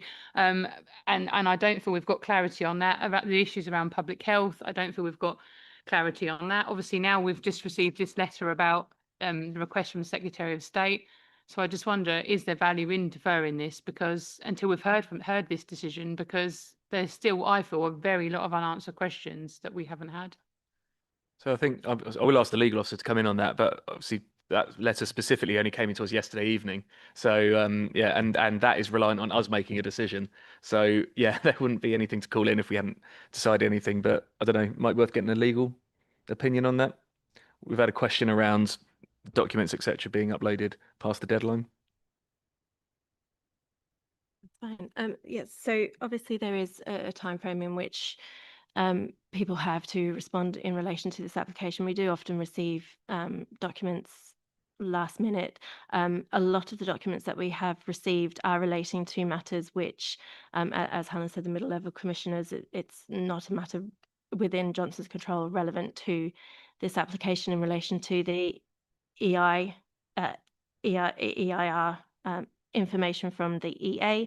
That is matters which is relating to any permit matters, but also my understanding is that it's beyond this site as well. So Yeah, okay. I think the point being that I think all of our statutory consultees and the documents we rely on to make decisions were all uploaded in time, is the point. that's correct. Yes. Okay, understood. I know you said you had a few questions. Do you want to hold those for the debate, or are there questions of clarification for now? A deferral, because it quite clearly says in this letter, in the exercise of this power, Secretary of State directs your council not to grant permission on this application. So I don't understand how we can grant permission on an application. I mean, I'm not sort of predetermining. I don't know which way it's going to go, but I don't understand why we don't just wait. So this direction does not prevent members from making a resolution to grant planning permission, but what we can't do is issue the piece of paper, basically, which says you have your planning permission until they have made a decision as to whether or not they want to determine the application. So we are still able to consider the application and consider the merits of the application. And it also says within that letter that we are able to consider the merits of the application, but we just can't issue the formal decision if members grant resolution until the Secretary of State's made a decision. So, yeah. So I personally, with respect, I don't mean to be rude, but I'm not sure I agree, because it does specifically use the word refusal, and it says form of view as to the merits. So it doesn't say that you can grant permission. It doesn't say grant permission or refuse. It says give your view on the merits, and that I do feel that word's important. And I did make a proposal to defer. So I mean, if I haven't got a seconder, then fine. But I personally very do. Well, now we've got this, I think that does change the debate quite significantly. So yeah, I think we've had a clear legal view that we are fine to continue. That is the legal recommendation. But I don't know if Emma, you want to say anything? Yes, thank you, Chair. I think I would just give members of this committee some comfort that this is one of several letters that we have received in similar vein. The Secretary of State, once they are alerted to concerns that have been raised, will always consider whether they need to put this direction in. This direction, as clearly stated in that letter you've got in front of you, Councillor Hoy, is not them making any decision on it, and it's not them saying whether they have given any consideration to what's in front. What they are merely saying is, if through the debate and through all of the different planning merits that you've looked at, once you've gone through your debate, you want to grant permission, then the decision notice with those conditions cannot be issued until they've decided if they want to call it in. We can give you examples of where that's been done in the past, and actually there was one recently, albeit the decision was actually pulled from committee at Warboys. So it is a standard letter. I wouldn't want anyone to think that this is anything other than the Secretary of State acknowledging the concerns that have been made and wanting to make sure that the process through this committee and everything that's been looked at including the officer report, has taken everything into account before they make a final view. That final view normally takes about 21 days. We have had instances where it's been extended in the past just to allow them to look at the volume, because like you say, there is a lot of information. So it doesn't mean necessarily they make their decision within 21 days. But effectively, what they will be looking for is if this is more than local significance. So what they're really looking to do is to pull anything in that's of national significance. So it's just really to give you that assurance. But I think Deborah also wants to just follow up that up, if that's okay, Chair. Thank you. Yeah, just to echo what Emma said, but also to add to it, the Secretary of State, if members are minded to approve today, and we're a long way away from that yet, I appreciate that, but the Secretary of State would then look at, as Emma has said, the officer report, the minutes, the representations, and they would then look at it in the round and decide whether or not they then need to make the decision, or whether they say, no, we support the decision that has been made. That letter is not saying don't make a decision. If you don't make a decision, you can get legal advice on a deferral, but then this would just sit. This application would just sit. And then and legal can give you advice on this, the applicant would be able to appeal on non-determination, because all of the information necessary to make the decision is there. The Secretary of State just, I suppose, wants to check your homework informally, if you were to be minded to approve. Okay, so I know you said you wanted to propose a deferral. I will take the other speakers first, but I will come back to you on that at the end, see if you still want to do that. So Councillor Goodliffe, I'll come to you next. Thank you. And thank you for the clarity that previously in committee we have withdrawn items. You referred to the War Boys item that was withdrawn from committee under similar circumstances, in which case I would be happy. No. I think it was the applicant that withdrew rather than us. Applicant withdrew, okay. But there is a history of this happening, in which case I would be happy to second Councillor Hoy in deferring this decision today.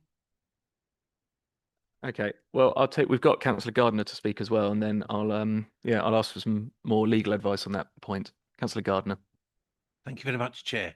It's just a point of clarification. If we were minded to approve and there were various conditions that we set, would at that point, when the Secretary of State looks at it, would they be able to amend those conditions? And by the same token, if this committee was minded to refuse, could the Secretary of State say, well, no, we're not, I think it should have been approved. So where do we sit if that occurs? I don't know who wants to tackle that one. Emma? Yeah, so if I start, Chair, and then I'll hand over to legal. If you're minded to make a decision today to approve the application, that approval, subject to the approval, including the conditions that are in the officer report or any suggested amendments that may be debated and considered, they would not be changed by the Secretary of State. The Secretary of State would effectively be saying, we will call it in to make that decision ourselves, or you can issue your decision notice. So of all the examples, and I'll come back and clarify, because I think I've probably caused a confusion that I can only apologise for, because I didn't mean to do that. I've lost my train of thought now, so apologies. So if we refused it, then we would just refuse it, and it would be those grounds for refusal that if the applicant wanted to, they could actually appeal against. So the Secretary of State will only be involved if the recommendation is for approval. If I just now jump to the confusion that I've created, and again, I can only apologise that I did that. The example of War Boys was where we had an excellent officer report. That report was recommending refusal based on the information that was received, irrespective of the fact that that letter came in from the Secretary of State. It was the excellent officer report. with all of the justification that I think made the applicant realise that they needed to actually withdraw that application rather than go through the committee. So it wasn't the letter from the Secretary of State that created the withdrawal. It was actually the officer report, and I think what they would need to get over. So it is a totally different situation. What I was just trying to get across point was that it's not unusual for this type of letter to be issued, particularly with the strength of feeling that exists and around some of the concerns being raised. But I'm going to hand over now just to legal, because I think what you need to understand is if you are going to defer something, you have to be really clear on your reasons for deferral, and in particular, how long and what would be in the control of the applicant to be able to defer that. As part of that decision, it needs to be focused on what's in front of you today, and not that wider site. So that you need to be careful. And you would also need to say at the point you were deferring, anything that you are deferring on is only those matters that come back to the committee. So for example, if you were going to defer on, I'll just give an example and say highways as an example, then only highways would come back to that committee. The Secretary of State would not get involved unless it's going to be a matter for approval. So if you deferred it, it doesn't mean the Secretary of State is going to make that decision for you. It means that the Secretary of State would be looking at what are your reasons and what comes back to the material considerations for this application. But I'm going to let Carolyn come in at this point, because I think it's important that you also get the steer from a legal perspective as well. Thank you. Just to sort of reiterate what Emma said, because she's basically covered the points. In relation to a deferral, you would need to be very clear as to the reasons as to why you are deferring the matter. Again, what's in control of the applicant to be able to address those points of concerns so that the information is there when the matter comes back to committee. We would also need a time frame as to when the application would come back to committee. And again, as Emma said, on a deferral, it's only those matters that have been deferred that come back to committee to be discussed. I'm going to take Councillor Damari Homan and then Councillor Gardner. Thank you, Chair, and thank you for that clarity there. It's very useful. Procedural question really from me. If we take this proposal for deferral now, that isn't carried, we continue with the application and following the debate, are we able to re-propose a deferral at that point? Yes. Okay, thank you. That's really useful. Thanks. Councillor Gardner. Right, so just to make it absolutely clear, if we make a decision for approval, if we do, whatever conditions we put on that planning application approval, the Secretary of State cannot amend. Is that correct?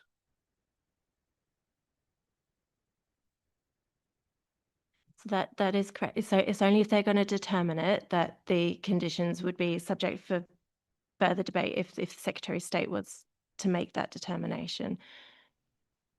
And by the same token, then, if we were to refuse, the Secretary of State cannot approve.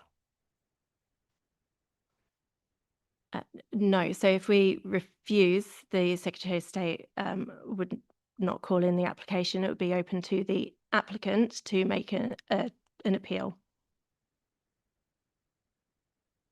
Okay. Do you want to come back? Yeah, just add something that might Okay. clarify things. If you decide to approve or resolve to approve, we would inform the Secretary of State that that is the committee's resolution. The choice they have is to either say, actually, we think this proposal raises matters of more than local importance, so we want to make that decision ourselves. In that event, it will be determined in sort of by the planning inspector. So it would be the council would have made its case, the applicant would have its case, and then third parties would be able to make their case. So it would be reopening the debate afresh. If the Secretary of State decides not to intervene, they simply say, we're handing the decision back to you as the council, and so the decision you would have made today at this meeting would stand, conditions and all. Okay. I think we've had a lot of advice on that point now. So, Councillor Hoy, I'll come back to you because you did make a proposal to defer. Given all that, do you still want to propose that? Well, a lot of the questions I'm going to ask in the debate are about assessments and reports that were done, I think, at the incorrect time. So, for example, highways, I don't believe did their assessment after the science park has been approved, for example. So there's a lot of old historic. I appreciate what you're saying. The data's in there, but it's a lot of it's based on old historic information. So I do think a deferral would help to get so people could bring back the more up-to-date information. So I'm not sure whether Public Health and Environmental Health at Fenton District Council assessed this Environment Agency's metal toxicity. Was there? It doesn't appear that they did assess it based on that. So would a deferral give them time to bring more full reports on that on those?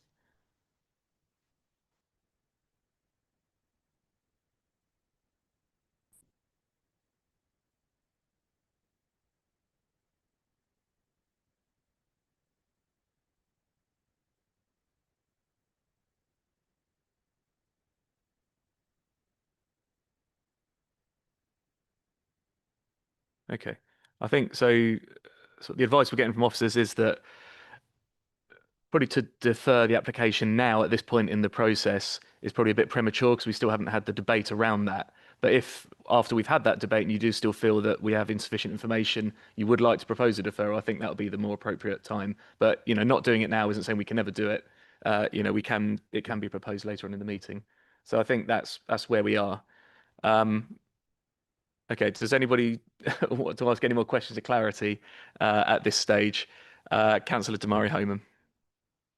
Thank you, Chair. Just very much moving on from the deferral, referring to paragraph 9.9, you refer to the works going on with Kingsdyke Bridge, and you say at the time of writing that this was scheduled to be completed.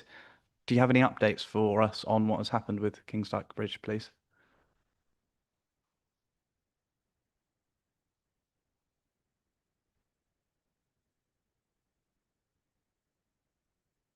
Emma. So my understanding is, and I haven't had anything from Highways colleagues to say any different, is that the remedial works have been completed, and these the Ralph Butcher Causeway was looking to reopen at the end of last month, so a matter of days ago. So unless any speaker tells me otherwise, that's what our Highways have said. But again, we can get that clarity if you want while we're moving to debate. Thank you. Yeah, I think it would be very useful to actually understand where we are in relation to that when we're considering matters around wider traffic network impact. So I'd be grateful for a firm update as and when, if you can provide one. Thank you. Great. I'm sure we'll hopefully get that by the time we get to the debate on this. Members, I'm looking to move on to our public speakers, but does anyone have any final questions of clarification for the planning officer? No. Okay. Well, we will move on to our public speaking section of the meeting now. We have five speakers going to address the committee, and we're going to be starting with the applicant, the CEO of Johnson's Aggregates, Mr. Lewis Johnson. Hello. Good morning. Or good afternoon, just. So yeah, I don't know if you're here for the first planning item, but it'll be the same process for speaking. Sure. You've got the mic on already, and there's a traffic light between you and I. So yeah, you've got 5 minutes to address the committee. When you're about 30 seconds away from that, the yellow light will come on, and then when the time's up, it's red. So please do stop them whenever you're ready, please. Thank you, Chair. Good afternoon, members of the committee and members of the public. My name is Lewis Johnson, CEO of Johnson's. With me today behind me is Christian Smith, our planning consultant, who has prepared the application, Simon Tucker, our transport consultant, and Trevor Burton, who is my head of compliance. They are here to answer any detailed questions that members may have. Johnson's is a well-established waste and recycling operator trading since 1999. We operate 3 permitted sites, handling around 550,000 tonnes of IBA per annum. At Whittlesea, our process is straightforward and unchanged by this application. We recover metals from IBA, and the remaining mineral fraction is processed into IBAA, an aggregate used in construction, reducing the need for virgin quarried material. The use of IBAA is also controlled by the EA and the relevant regulatory framework. Across the business, we employ 163 full-time staff, At Whittlesea, employment is 44 full-time employees, and subject to approval, we expect this to increase to approximately 75. With preference for locally sourced employment, currently 20% of our workforce live in Whittlesea and 50% live within 5 miles of our site. The members may rightly focus on traffic movements. Yes, there will be an increase in HGV movements associated with the additional tonnage. However, these movements will be restricted to the same hours for loading and unloading of material as the site has today. The assessment includes traffic surveys and junction modelling, including growth scenarios, and it has been scrutinised throughout the process. It has also considered the cumulative impact of both existing and planned developments, showing no significant impact. Importantly, Cambridgeshire and Peterborough highways do not raise any objection. We have also gone further than required by offering a peak hour HGV restriction. This is a voluntary commitment from us to protect the wider network around Whittlesea and Peterborough. Apologies. Thank you. During the commute hours, this will be enforced and controlled by planning condition. We have improved our dust, noise and odour management plans in consultation with the EHO at Fenland District Council. You'll note that the proposed condition 11 requires the submission of a dust mitigation and monitoring plan to measure not only dust, but also finer particulate sizes such as PM10 and 2.5s.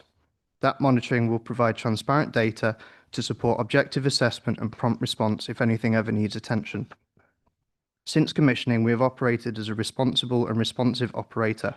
We established a local liaison committee and invited local representation as well as the regulators. Our policy is simple: be open, be factual, and respond quickly.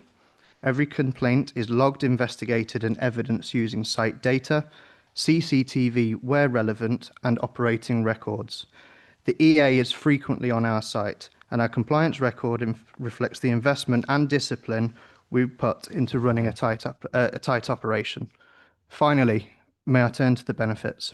Since 2020, we have invested nearly £18 million into this site and will continue investing to remain at the forefront of performance, compliance and safety, and to continue delivering a sustainable solution to waste. This is a modern, regulated, circular economy operation, providing skilled local jobs and environmental benefits, with impacts controlled through a combination of the EA permit and planning permission, importantly moving waste up the hierarchy. Chair, members, we are asking you to support the officer's recommendation and grant permission subject to the conditions set out. We will continue to engage with the community and regulators in a structured and transparent way as always, and we will continue to invest to ensure the site remains a model of compliance and global recycling excellence. Thank you for your time today. Thank you, Mr. Johnson. That's very helpful. If you could stay seated for a second in case any members of the committee have any questions or clarification for you or equally your team that you mentioned at the start. So members, if we do have any questions, please raise. I'll take Councillor Damari Homan and then Hoy.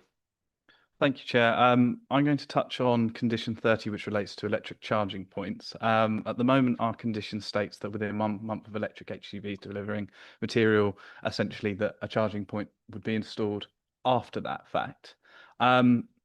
I'm very interested to know as to whether the company would actually be open to installing one if permission was granted to just install one, because I think my slight concern is if you have a condition that says once an electric vehicle turns up, you have to then take action, you know, and not trying to make any comments on your company and how you conduct your business, but I think there's always that slight nervousness that by saying bringing electric in will trigger work.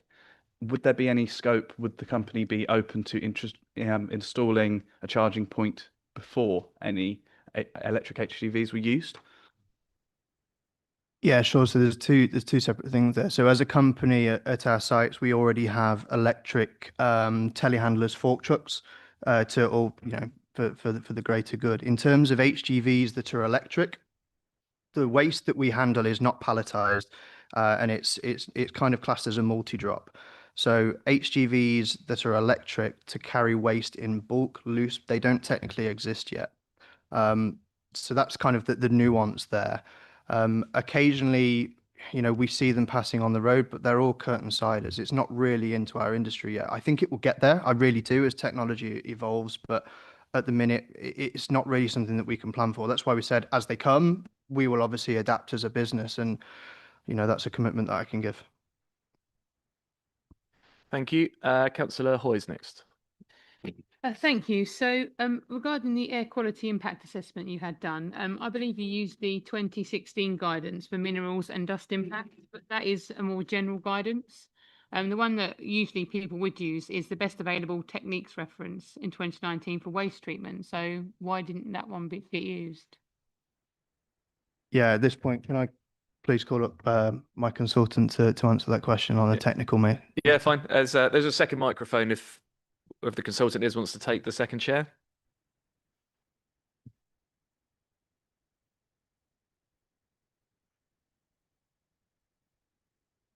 Afternoon. Afternoon, members.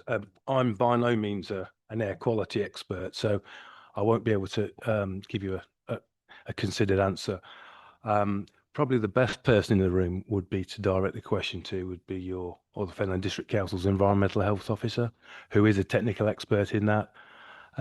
You'll note in the report she raises no objection. So I'm sorry I can't answer your question in terms of that particular point. As I say, I'm no air quality expert. Okay, well, I think maybe we'll bring in our consultee who are with us in the building during the debate section. But so we can come back to that point if you did want to ask that of the Environmental Health Officer. If you had any more for the applicant, please go ahead. Yeah, it's just one more for the applicant, and this isn't meant as a personal. I'm talking about Johnson's as a business, so please don't take this personally because it is a bit of a delicate question.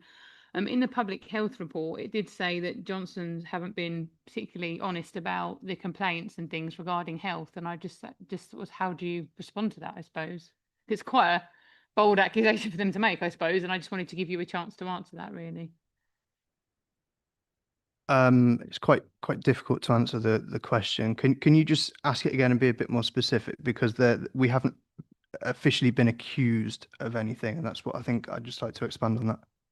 So it was in the documents on the planning portal. They said that they felt that Johnson's hadn't been. I don't know whether it was truthful or not completely honest. It was. I can try and find the exact wording in the report, but they insinuated that you had said that there wasn't complaints, and I think they felt that there had been, and you weren't being entirely. Yeah, sure. So as a business, we get a plethora of complaints across all sites.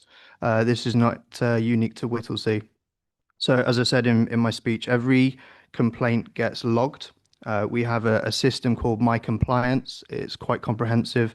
It logs the time, the date, the nature, be it dust, be it noise, be it a transport issue. We already have a transport management plan that we must adhere to. Every complaint is logged and investigated and then liaised back with the regulator, be it the planning or the EA. I think we can go back to 2022 with that data. We've never at any point said we haven't had complaints. We get them quite frequently, as a lot of waste operators do. Okay, thank you for that. Councillor Gardner, you had indicated. Yes, good. Okay. Thank you, Chair. If you look at your application, you talk about. You talk into the mic, please. Sorry. Thanks. You talk about 18 lorries HGV movements per hour. So I make that 1 every 3 minutes coming out onto the road.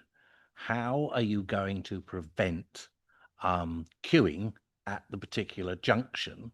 And therefore, that if we've got queuing on that junction, we're likely to have a lot more pollution than we currently have. So how are you going to prevent that going forward? Because an HGV movement every 3 minutes is considerable.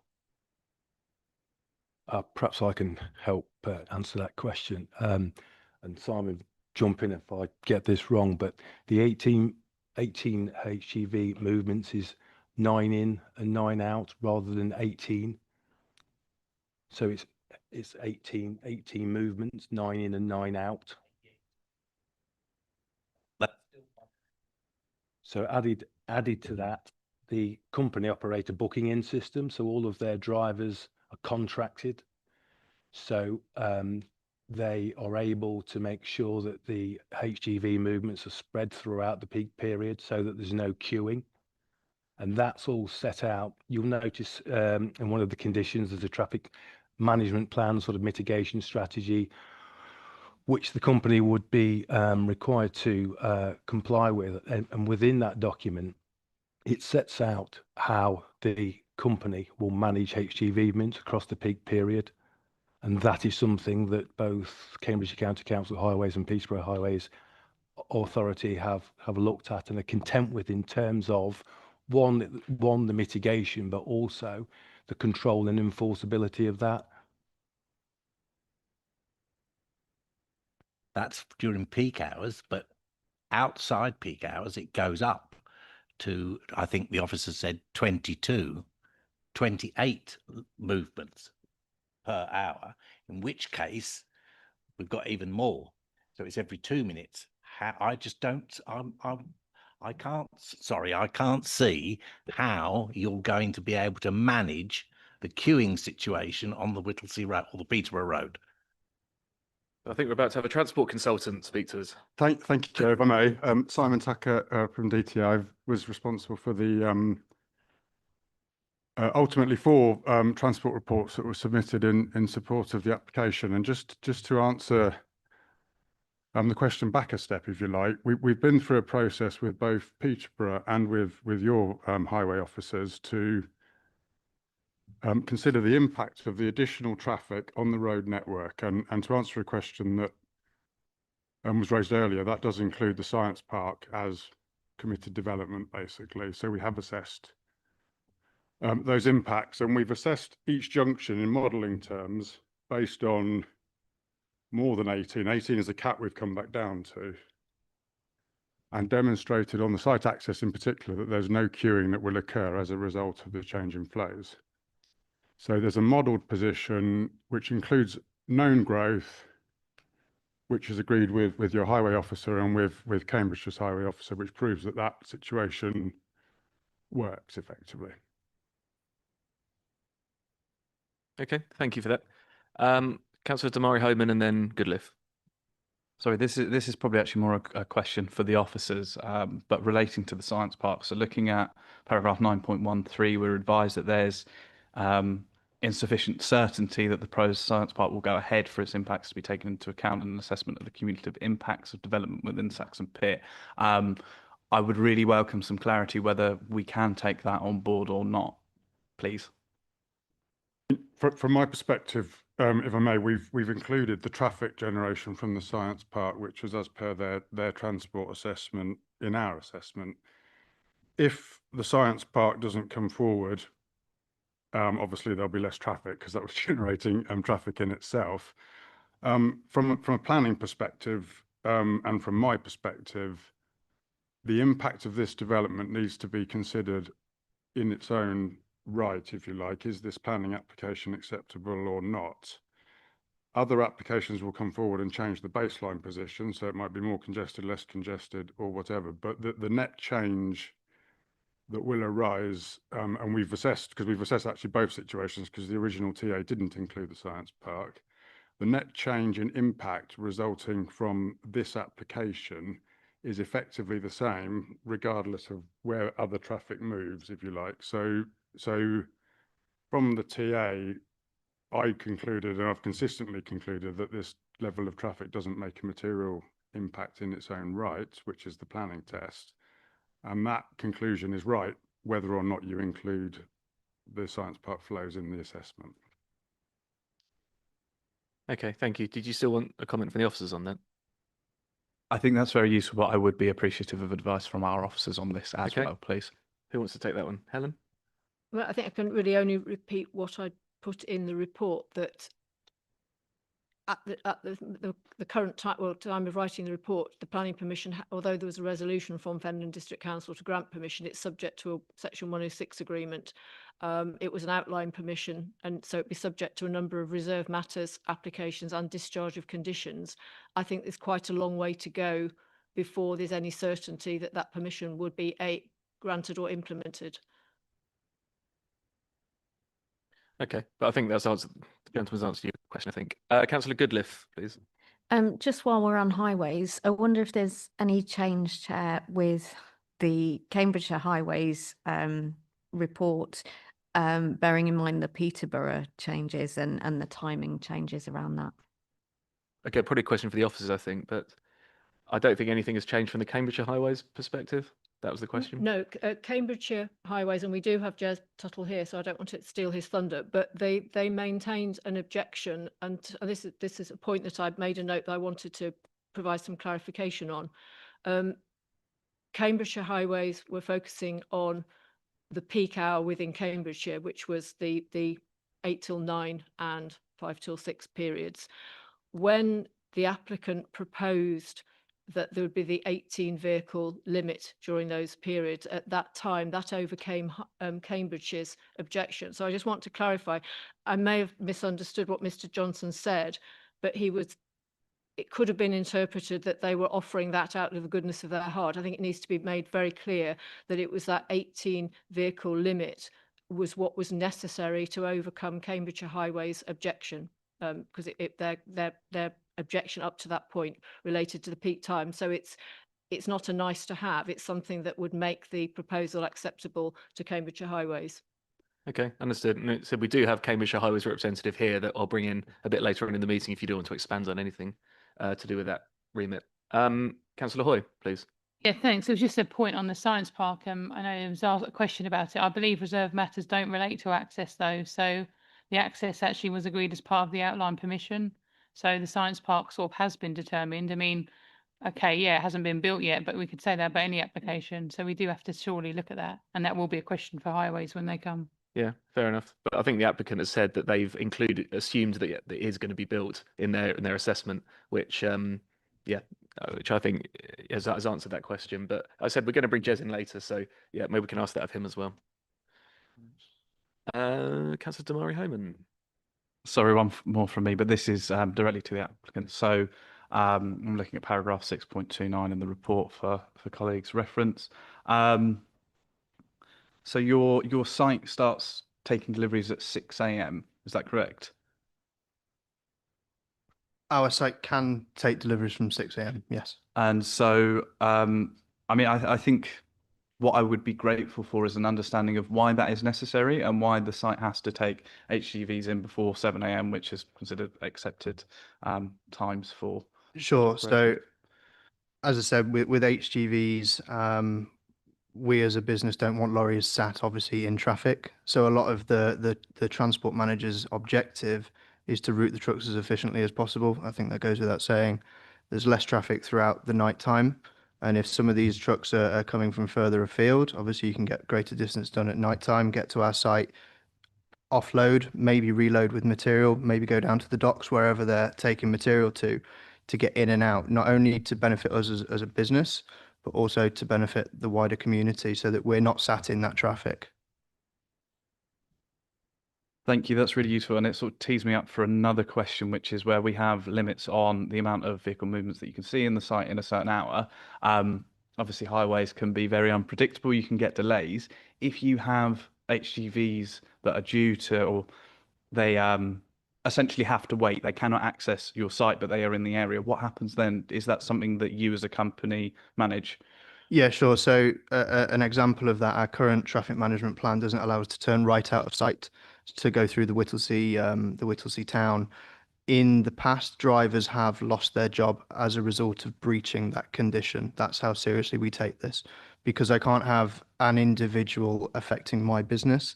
And if that was to happen, as we said, all drivers are contracted. So if they do go against the site rules, they're gone, full stop. Sorry, just I think my question, I really appreciate that. That's very useful to know. But my question is, let's say you have vehicles arriving before they can enter site. What happens then? Because surely they have to find somewhere to wait in that. Yeah, sure. So they're planned accordingly. So obviously we can't. Let's say there's a blizzard on the M25. We can't control that. If a lorry was to turn up to my site at, let's say, 5:45, they are not unloaded. They are not discharged. They are not, sneakily get one in and out. That's not the way that we operate things as a business. my transport manager is in place. I've got 3 transport planners to route the trucks as effectively and efficiently as possible, and it's planned around that. So we don't just willy-nilly go into EFWs to collect the material. Again, they're on a booking in service. So we know the distances between EFWs and our site, and the trucks are planned accordingly. There's a saying in transport where lorry drivers like to hold hands. You'll see 2 or 3 of them going in, top to tail. We don't allow that for that exact reason.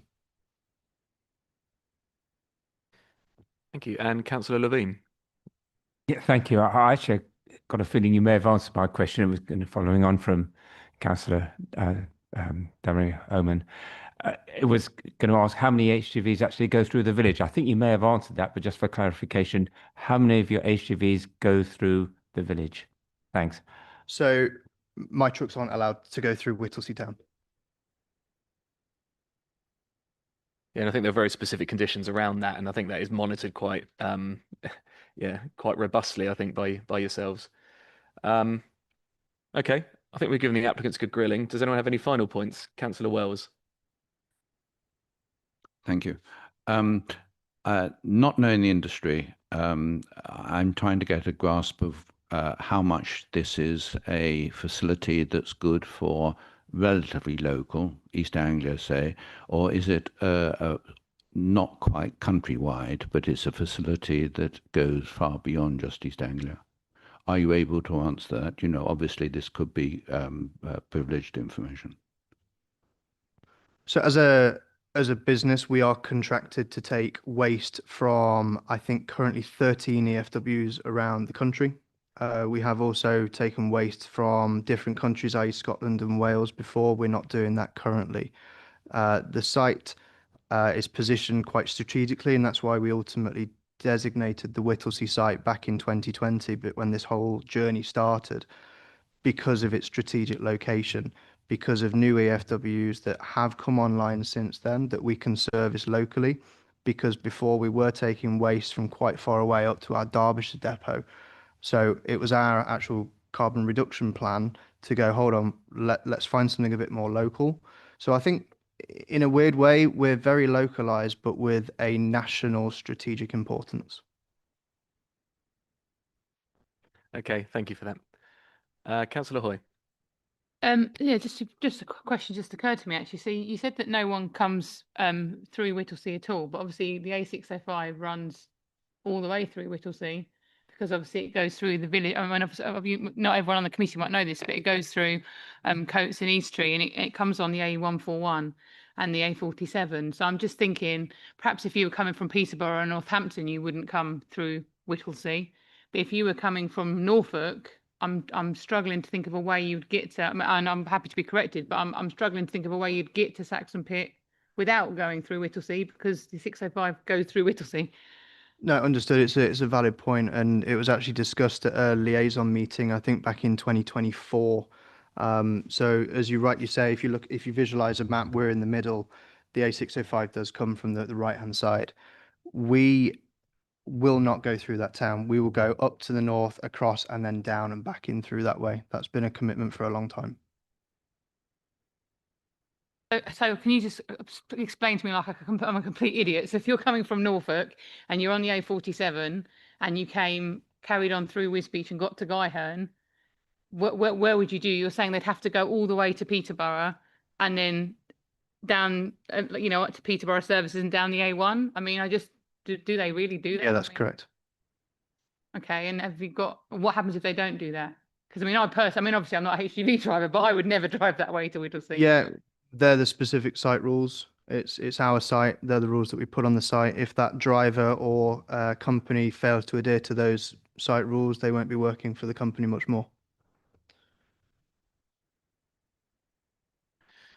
Okay, I think on that note, I think we've probably kept you for long enough. So thank you very much for coming to the meeting today and speaking to us and answering our questions.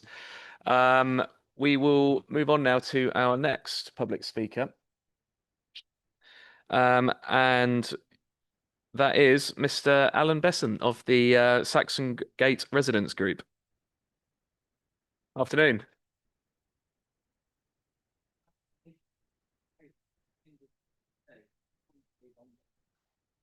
Yeah, I don't think that's harmful if you Yeah, I just if want you to speak ask into the mic. Yeah. before it was live. No, it's just I'm sure there was a mention about pile heights not being a planning matter or pile heights not when there was a list of things that weren't part of planning. I just wanted to check. Maybe I imagined that, but Don't know. Officers, can you clarify the? No, I'm sorry if that was interpreted as such. The part of the proposal is to increase the stockpile heights from the current 6-metre limit to 6.7 metres high, and the concrete bunker wall around them to 7.2 metres high. The visual impact of stockpiles and the bunker wall is very much a material planning consideration. Given the location of the site, it's not significant, but it is something that the County Council as a Waste Planning Authority would take into account, whereas the Environment Agency visual impact is not a concern for them. thank you. Okay. So I know you've spoken to us before, so you understand the process. Albeit the timings are slightly different because we have 3 public speakers speaking in objection to the application. So we have to divide the 5 minutes between the 3 of you. So that means you have 1 minute 40 each. So if you could, please. Yeah. So if you could, respect the traffic light system, please, and we'll give you a nudge if you are running over. But please do take your time. Okay, so pile height is important because the containment wall stops dust, which can get into the lagoon and could then be pumped into King's Dyke. The EA pile height is 4.6 metres and they demand 1 metre below the wall. You currently allow 400 millimetres above the wall. That's what your planning's done for 2 years. Your new planning will say 500 millimetres below the wall. That's an improvement, but you're not matching the regulator of that site, and that containment is then being compromised to best practice. I'd also say a 43-page scientific report by Dr. Rollinson, which was submitted in November, was only published 2 days ago on the portal. It's 43 pages and it highlights by a PhD doctor issues that affect this application. The site is currently in breach of planning condition 25, material stored outside, and is under investigation for surface water by your officers. That might not be a planning consideration, but it bores out, it makes the report that professor wrote more valid in my eyes, because things he brought up are being now seen and under investigation by this council and by the Environment Agency. As a minimum, I would ask that you consider deferring so that you make sure things like pile height are aligned across the regulator and that you are not aiding and abetting containment failures because you haven't done the detailed homework here. Thank you. Thank you. Very concise. Members, do you have any questions of clarity for Mr. Besant here? No, I don't think so. So thank you very much for joining us this morning.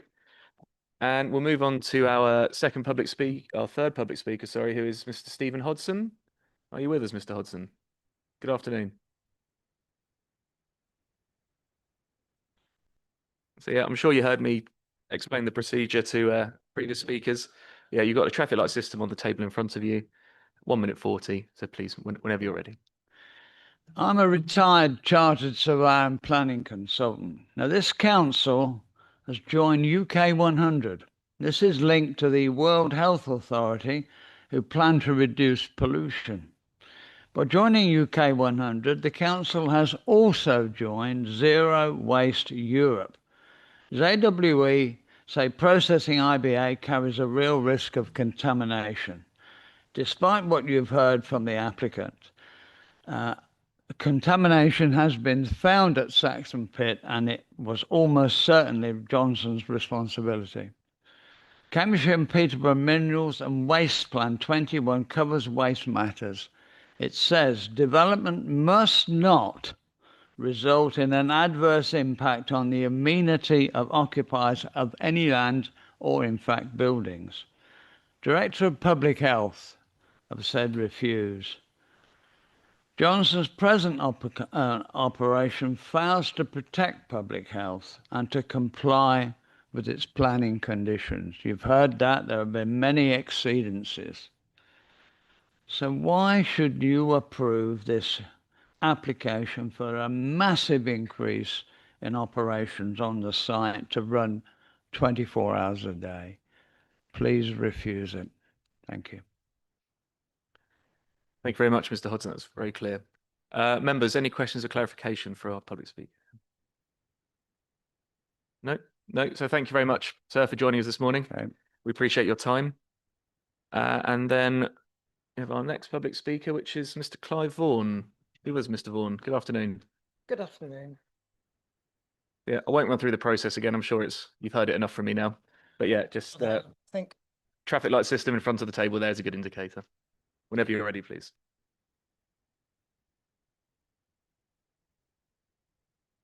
I'm a concerned resident. I live not far from the entrance to Saxon Pits and about 200 yards away from Building 1, which was shown earlier. The piles of IBA on the north of the site are within 200 metres of my house. Johnson's have been operating for 4 years, which is 4 years when they could have put into place a comprehensive monitoring system and won the trust of local residents. Well, I don't believe that they have.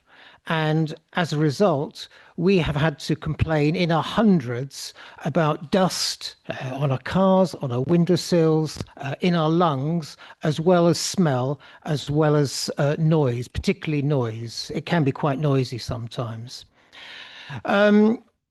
The points at Ilkeston, which is the home base of Johnson's, my understanding is that they can only process IBA in a sealed room. That's an environmental thing. The nearest houses to Johnson's facility there are about 500 metres.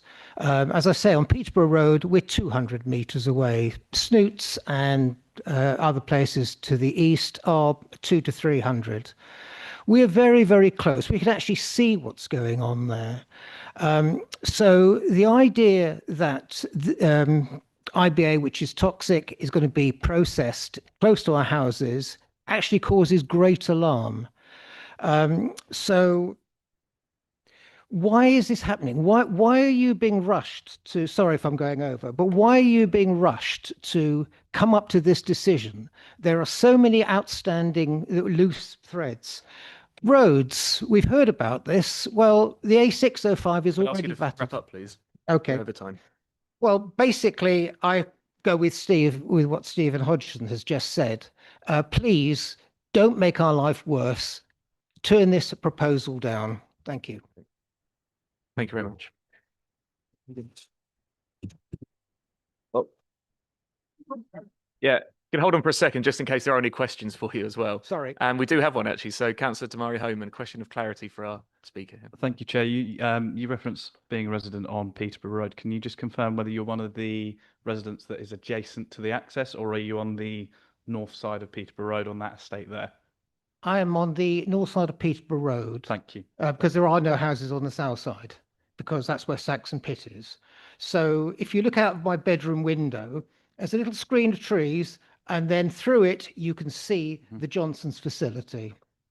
No, I might just turn to officers then. So 199 to 203 Peterborough Road, are these not residential properties? Those properties that sit right on the access? As I understand, yes, they are residential properties. I'm we saw about their- 50 metres from the access. Can I hear the officer's response? I welcome a response from you as well after, sorry. Yes, we believe that terraces of houses that if you are turning out of the site would be immediately on your right. And I think referred to the East Midland Waste Recycling permission having a requirement to take the sharp left-hand turn of the access, pull it away from the back of those houses. So yeah, that they are residential properties. Yeah, that's fine. I think you've answered. So just for summary, so I'm satisfied that we have some residential properties on the southern side of Peterborough Road, but you yourself are living to the northern side of that, and that's what I was seeking to understand. Thank you. Okay, thank you. Any other questions or clarification for our speaker? No. So thank you for joining us, sir. I said we appreciate your time coming to give us your thoughts. We're now on our final public speaker, who's the local member, Councillor Chris Bowden. So, Councillor, if you'd like to come forward, I won't go through the procedure again. I'm sure you're familiar with it. But yeah, so you've got 5 minutes to address the committee, and then if you could stay seated at the end in case there are any questions for you. Thank you, Chair, and thank you for allowing me to speak. Our Director of Public Health has a statutory duty to promote and protect the health and well-being of the people of Cambridgeshire, including protection from environmental hazards. About 6 months ago, or 7 months ago now, she initiated a major interagency public health risk assessment, primarily for this site, and as a result of that, she made objections to this planning application. And her objections, there are 3 in particular I'd like to bring to you because they are relevant material planning grounds for refusal. The first is that this is a large-scale site in close proximity to residential properties, but the applicant's vital health assessment, which has been reported to you, is based on the factually incorrect assumption that no residents have complained about existing health impacts, let alone health impacts of trebling the size of the operation there. Secondly, she says that the assessment of health impacts has been completed on an application basis rather than on a cumulative basis. And she points out in her 11-page report that chapters 15 and 17 of the National Policy Planning Framework 2024 mandate that health impacts must be measured cumulatively, and that cumulative impact requirement is also part of the National Planning Policy for Waste 2014. Thirdly, she says the application doesn't assess the cumulative impact on health, and that's not me saying it, it's what she says in her report. And the third planning reason she's given is that, for refusal, is that the application contravenes Objective 11 of the Cambridgeshire Minerals and Waste Local Plan. Now, that local plan is, of course, a material consideration for your committee, Chair, and it says that the County Council will protect and enhance the health and well-being of communities. And as you will have seen in the Director of Public Health's 11-page submission, she doesn't say that is achieved at all. And to quote her, she says, "The lack of acknowledgement regarding residents' concerns in the operator's planning submission does not give us confidence that they are committed to ensuring this development will promote and enhance health and well-being in the community. Some specific aspects of the proposal appear to be completely contrary to protecting the community's health and well-being. So Public Health strongly recommend that this committee refuse this application." Look at drainage. Now, drainage is a planning matter, and I'll talk in detail if anyone wants to ask questions, because drainage at the site is very unusual. There is no adequate drainage plan in this application, and middle-level commissioners who've got responsibility for what goes into the local watercourse, they 2 weeks ago made a submission to County Council, to the Planning Committee, saying that they wished to object. Now, unfortunately, the report you have in front of you says that middle-level commissioners actually approve this application. They don't, they object. And they say that determination of any planning permission should be withheld until the drainage matters are resolved. It's an interesting area, happy to answer questions on that. What's made it more interesting still is the toxicity summary, which was accidentally released by the Environment Agency in a Freedom of Information request 2 weeks ago, showing that in January 2025, a broad suite of heavy metals with known ecotoxicity were identified downstream from the Saxon Pit discharge location. And they said that in general, the discharge is likely to be a contributor to toxic metal loading in the sediment. Now, since then, they've done other tests. They haven't replicated that level of toxicity, but even if it is only an intermittent rather than a continuous pollution, it's still a material planning consideration. And thirdly, County Highways produced a report. In fact, they produced more than one report. Back in October, they produced a report recommending refusal. In December, they've revised their opinion and are now recommending approval if CCTV is installed to monitor the number of peak hour vehicles. Given the number of vehicles which go in and out, some of whom are subcontractors, some of whom aren't anything at all to do with Johnson's, it really is a proposal which is practically unworkable. But that was the decision. Clearly, the decision by CC Highways has been quite a marginal one for them to have moved from opposing to proposing. But it's also an absolutely out-of-date report because traffic capacity is a cumulative calculation. It totally fails to take into account the Saxon Pit, the neighbouring Victory Pit, the Science Park application, which does have approval from Fenland District Council so far as access and siting is concerned, and which CCC Highways themselves said that if that development were to go ahead, it would have a severe impact on both the Kingsdyke roundabouts and also that it would have an adverse impact on highway safety and capacity. And that is going to go ahead.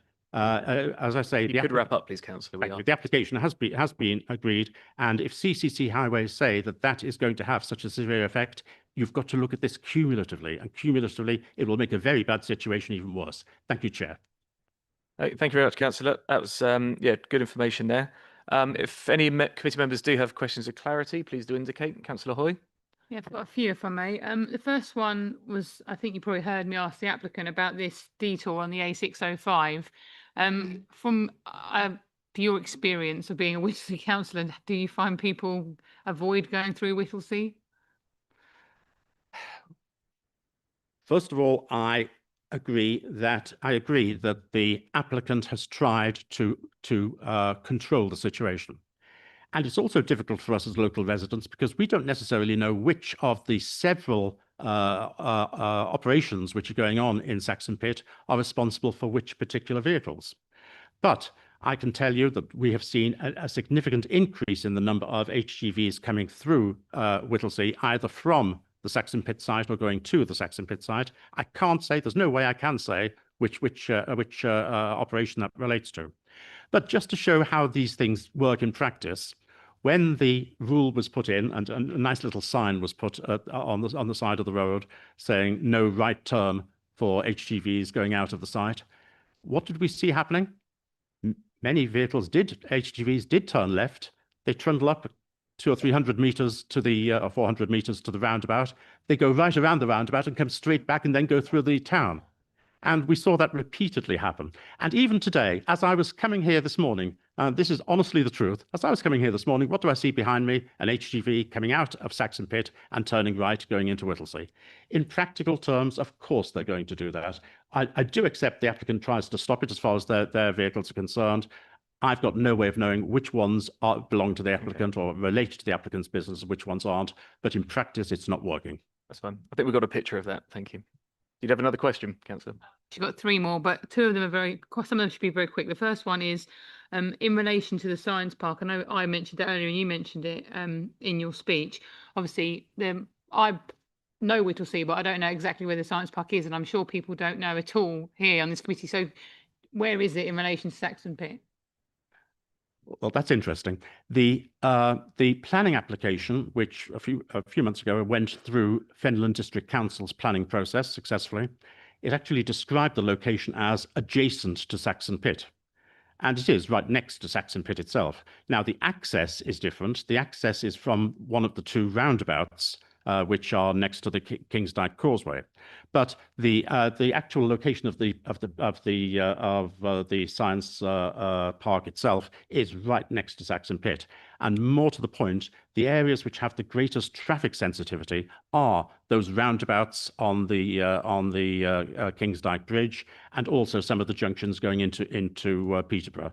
And virtually all of the traffic, a very significant proportion of it, which will service the science park, will also be the traffic which is coming out of or going into Saxon Pit. And just to let you know what the size of this, because I don't think that necessarily has been appreciated, the number of jobs which this science park is meant to be generating is over 1,600. We're not talking about a couple of porter cabins here.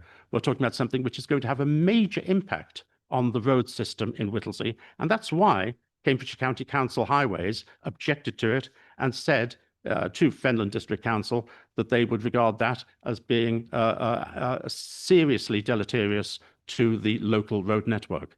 And it's that which we now have to build on when we're thinking about what's happening with this application with Saxon Pit. Okay. Any more? The other two into one. It was just around complaints. The applicant did say that they'd had complaints when I asked them, and it just was what your experience was of that as a local councillor, and then just a bit about the FOI, because you said about it happening, and then it was on the planning board, and I just wondered why you thought it's only coming out now, because you did mention, I can't remember the date you said in your speech, but you mentioned a date that it had come out or been published. I just want a bit of clarity on that, really. Right, on complaints, it's absolutely correct what the applicant said. They've got a quite robust complaints procedure, and it's something which they bring to the liaison committee and let us know what the result of that is. I'm not disputing that in the slightest.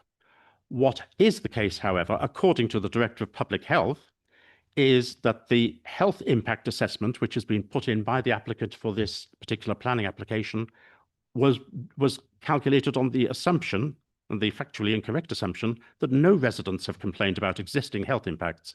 And that is clearly not correct. The major report that was produced under the control of the Director of Public Health makes it quite clear that there are several types of health incidents which are of concern locally. What surprised me about that report, however, was the Director of Public Health particularly emphasised in more than one place the effect on local mental health. Now, that wasn't something which I'd anticipated, wasn't something which I expected, but it is something which the Director of Public Health said is a significant matter which needs to be taken into consideration, and the trebling of the amount of work going through there can only have a negative effect as far as that's concerned. And remember, this committee does have a responsibility to ensure that the mineral waste local plan requirement of protecting and enhancing the well-being of communities, that is actually carried out. To answer your question about the Freedom of Information request, a Freedom of Information request was put in to the Environment Agency, and they accidentally included the report, which was their toxicity summary of from January 2025, so more than a year ago now, but they accidentally included that, and it gave us the information that we hadn't had before. I believe very few agencies at all had it before. I don't believe that Fenland's Environmental Health Office department had that information before. And it is very surprising indeed that that information should be kept under wraps for such a long period of time. Now, I have said that the EA have conducted other tests since then, and they haven't replicated that level of toxicity. But even so, I find it astonishing that that wasn't made available to other agencies, and particularly made available to the local community. Astonishing. Okay. Thank you. I think that's covered quite a few points there. Some of it opinion, to be clear, not what we're told as officers. Members, before we let Councillor Bowden go, do we have any final questions of clarification? No. So thank you, Councillor. I just wonder if someone wanted to ask about the drainage, or about the Kingsdyke Bridge, because both of those matters were raised earlier. I mean, does anybody want to ask about drainage? Preemptive question there. I would very much welcome an update on the Kingsdyke Bridge, as I raised that question earlier. So if you have any local knowledge on that, yeah, thank you.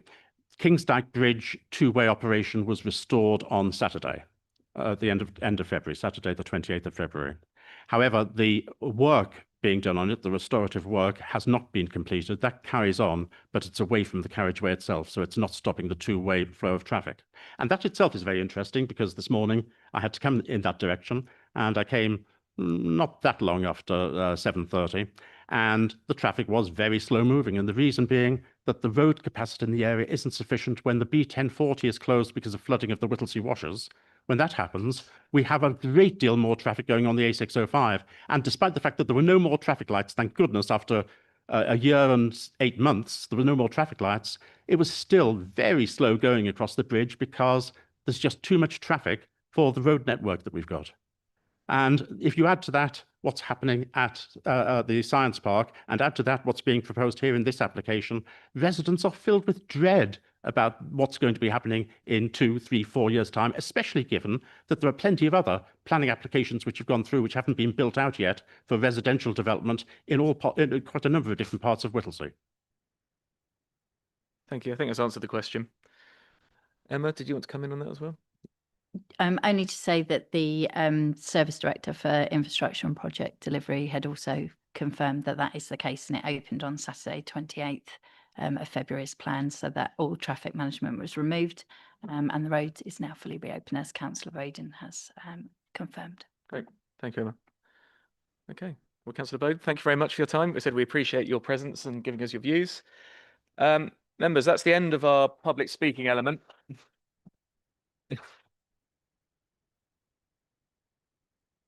That's the end of our public speaking element. So the process is now we'll move to the debate.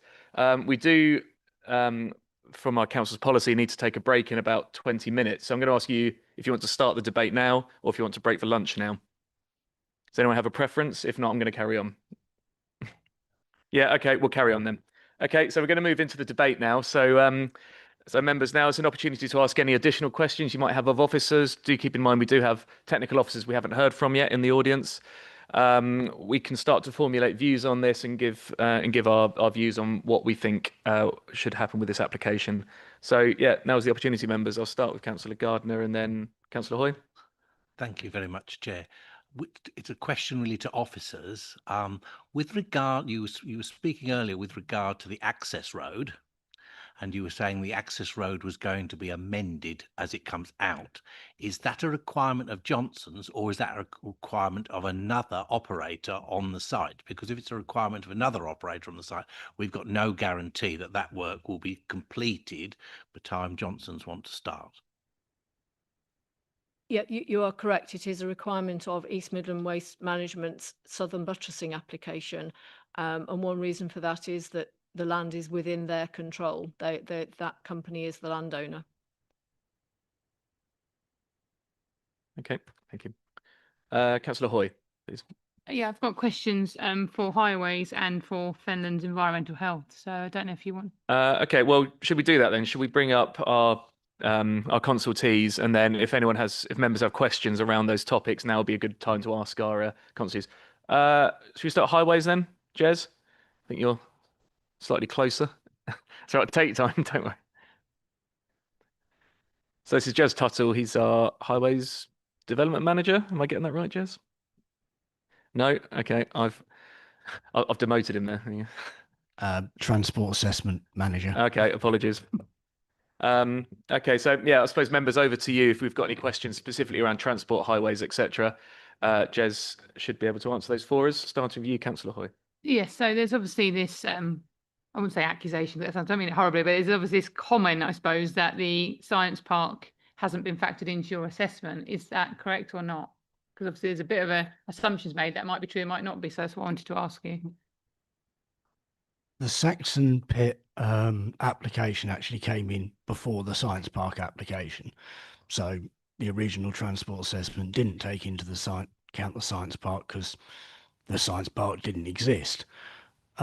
We made a recommendation, obviously, on the basis of the information given for the Saxon Pit application. Then the science park came along and was approved. Now, the issue there is you've got two applications. One came in first, but one got approved before the other one. We have to look at, yes, the cumulative impact, but we also have to look at is whether it's fair to penalise one application just because another application's come forward and been determined first. So in terms of our approach to the application, we had to say, well, actually, what's the residual harm of that application compared to the base traffic? With the science park, it was deemed to be considerable, and the county council highways made that representation at Fenland District Council. The result was it was approved due to planning balance. With this application, the impact, whilst it is more HGVs, is in terms of the actual highway network is minimal compared to the impact of, say, the science park and the highway network. So we have to balance is it fair to penalise this applicant just because the larger application has come forward first? And in terms of planning, that would not be appropriate, and we would not be able to substantiate that if the applicant were to decide to go to an appeal situation. Does that answer the question? Not really. It sort of confused me even more, to be honest, because correct me if I'm wrong, but what you appear to be saying is that our highways department objected to the science park. Fenland District Council, I don't mean to use the word ignored, but I suppose effectively did ignore that objection and approved it because we felt as a highways authority that it was having too much impact on the roads. Now we know that's been approved and we know that the access is part of the outline application. I don't understand, and then this was approved before. Your comments were before that, but it just doesn't make any sense to me. It has to be on its own merits, but if we objected to the science park, how can this not add any impact to that? we've got to look at each application on its own. I mean, whilst cumulative impacts are, relevant, but the question here we have to ask ourselves is, can we refuse this one particular application because another application's come forward before it? And the conclusion we've come to is no, we can't do that. Yeah, do you want to come back? I just don't understand that, because if we were, for example, deciding a house, I know we're not, we don't decide housing, but I'm just using that as an example. If we had a housing site of 100 houses here up for, up for approval, and Highways objected to a site for 10,000 down the road, we wouldn't say, oh, we're going to ignore the 10,000 down the road, because even though they're using the exact same road, it just doesn't seem to make sense to me. And I also don't understand how in the report you recommended refusal, and then you were happy with it, and it appeared to be because some CCTV was going to be added to monitor these 18 vehicle movements, and I just don't understand how effective CCTV is going to be, really. If the vehicle movement's more to do with the cap, so monitoring that the cap on vehicles is being adhered to, and that they're also not going through Whittlesea, because we don't want them going through Whittlesea. In terms of the 18 vehicle movements, the reason that cap's been chosen is, and it broadly aligns with our transport assessment guidelines, where we look at an equivalent of 30 vehicles, 30 cars, as being over that being a significant impact. The impact in terms of space on the network of the 18 HGVs of the type that go into and out of the site is approximately equal to that, which is considered to be a minimal impact in our transport assessment guidelines. Oh, do you want to come back on that? Well, I don't know what to say, really. I don't suppose I've got any more questions. I just don't see how, if we objected to a science park, which we've heard is next door to the site on massive amount of vehicle movements, how we don't think 332 additional vehicle movements are going to impact that. But I mean, that's just a view, I guess, rather than a question. Yeah, okay. I think it's been noted. Councillor Damari Homan. Thank you, Chair. I think I know the answer to this, but I will ask it directly anyway. So the impression I get then is, if this committee decided to refuse this application on grounds of impact on traffic network, our officers at the County Council would very much struggle to justify that at appeal. That's a nod. So that is correct, yes. Thank you. And Councillor Levine? Very quickly, I thought much earlier on during the clarification process, we had agreed that we were not considering highways issues. So I'm just wondering what this conversation is all about, actually. No, I think highways issues are a consideration that we need to balance. So yeah, it certainly is something we do need to consider as a committee. Well, I agree, but I did ask for some clarification on that, and I was told that we we finished at the exit. Okay. Well, let's ask. So obviously, are highways issues a material consideration for this application? Sorry, I misunderstood the councillor's question. That the planning application area stops at the public highway, but yeah, I didn't get the nature of your question. Clearly, once the vehicles serving a site go onto the public highway, that is a matter for the Highway Authority to take into account, which is what Jez's team has been doing. So no, my apologies, I misunderstood the nature of the question. So I think the application site we're looking at ends at the public highway, but obviously highways issues are a consideration we need to look at. Okay. So whilst we have Jez here, any more highways questions? Councillor Gardner. Thank you very much, Chair. The question I've got is, if we've got the vehicles coming out of the site and turning left, and we've got, at the worst case, 28 movements per hour, so that's 14 in each direction. If we've got traffic on that section of road between the roundabout and the entrance, I can see there's going to be a tremendous amount of queuing, surely, because I just don't see how that roundabout can cope with that volume of traffic, particularly then when we start to take in account the planning application that's been approved for the Science Park, which again, all the traffic is coming to that roundabout. So if we do that, then I'm concerned that we're going to have traffic queuing in both directions. That then, to my mind, is then affecting the general public's health for everybody on that road, because it is a residential road. It's not a highway in the mid with no houses on it. It is a residential road. As a former employee of London Brick, I do realise that that is a residential road. So how are we going to prevent, or how is the county council, how do you consider that that will not occur, certainly at peak times, but I think it's likely from the volume of traffic that the planning officer has stated, I can't see how it's not going to happen throughout the day. So I just want clarity, really. Any comments on that, Jez? Yeah, I think there's probably a couple of points to consider here. I think the first one is, I know we keep talking about the Science Park, which is, not the application in front of us, and it's done. Yes, we do believe that the Science Park will cause a severe impact on the network. We've said that publicly at Fenland District Council. That was approved on planning balance. The question is, can we now refuse an application which we actually had no problem with until the Science Park was approved? Can we now turn around and say, actually, no, they've used up all the traffic on the network? We can't do that. We have to look at the comparison between what the impact of this is and what the impact actually on the network is going to be with the Science Park. And because this is around about the 30 vehicle equivalent threshold, I know it's HGVs and not cars, at which point we say, well, actually the impact's minimal. We cannot refuse a smaller application on the basis that a larger application has been given. So in a way, the Science Park application being approved has tied our hands a little bit in planning terms, because we can't suddenly switch our recommendation just because another application's been approved ahead of this application, which came in first.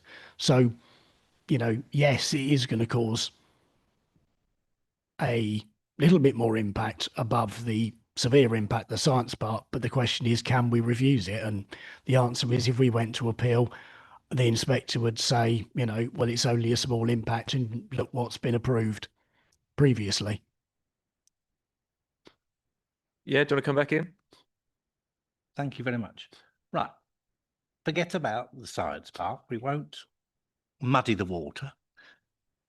If the officer could kindly put up the plan that shows where the roundabout is in relation to the entrance to the site, my concern is, if you've got vehicles coming down there, so you've got, say, one every 6 minutes, if for some reason there is quite a lot of traffic on that roundabout, which Councillor Bowden stated in his comments to us earlier, those HGVs are going to queue from the entrance there, which is only a short distance when you look at that, because you've got traffic going into the Kingsdyke Brickworks, which are all HGVs. So surely, I just do not understand how we do not take into account the cumulative effect of all the development, on that section of road.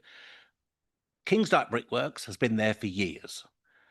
We've now got all this traffic coming out of here. I cannot see how we're not going to get queuing at that roundabout when traffic leaves the site. So that, to me, would then lead to public health issues from pollutants coming from out of HGV vehicles. HGVs take up approximately 2 to 3 car lengths. So you don't need so many HGVs to create a traffic jam as you would do with cars. So can you please explain how we're not going to get queuing on that section of the A605? If I'm understanding correctly, you're talking about vehicles trying to turn right into the site and not being able to because of the traffic flows? They might not be able to turn right into the site, by the same token, when they leave the site, because they've all got to go left, that is what the applicant tells us, everything's got to go left. So therefore, you know, if there's traffic trying to go into the Kingsdyke brickworks and what have you, and you've got quite a few HGVs going in that way, there's quite likely to have, as far as I can see from that map, that you will be getting queuing at that roundabout back towards the junction into the site. It is a residential area, as you can see from that plan. You can see the houses opposite the site. Well, yeah, I mean the if there's queuing already, which I don't know whether there is now, the Kingsdyke Bridge is open because I've not been over there. I used to live locally, but unfortunately I don't now. You know, yes, if the HGVs are turning left and joining a queue, they will be joining a queue. But if there's one every so often, it's not going to be a line of HGVs, you know, coming back to the site because they're spread out over the hour. And in the peak hour, when the queuing is, you know, more prevalent, we've actually restricted the movements. In non-peak hours where the movements could be up to 28, 30, in fact, slightly more now, we've done the peak hour restriction for 2 hours. That is a relatively free-flowing section of road. And I know that because I lived in Peterborough for 20 years and drove down there quite a lot. So, you know, that road outside peak hour is relatively free-flowing.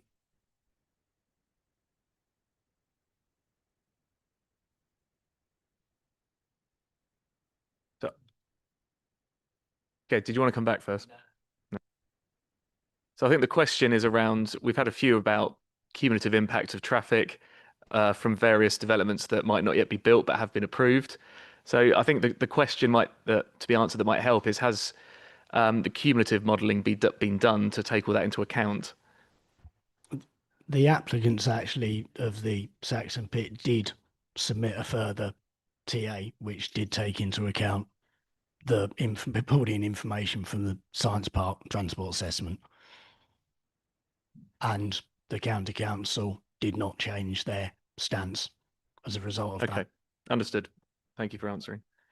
Members, do we have any further questions on traffic, highways to do with the application?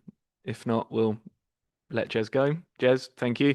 We may well call on you again, so please don't don't leave the building too soon. It's 1:10 now. I'm going to break us for lunch there because we'd have to finish at 1:15 anyway. So when we come back, I'll likely be calling on some of our other consultants. So who do we have? So yeah, so Sarah, the public health consultant, and Laura, the environmental health officer. So I'd like to be calling on you just after we restart, which will be at 20 to 2. So in half an hour from now. One more thing, I do have a bit of housekeeping. There is a bus, I think, that has brought a lot of people here. That is actually leaving at 1:30. So those people that do want to get the bus back, you'll need to get on it before 1:30 before we reconvene. Thank you very much. We'll see some of you back at 20 to 2.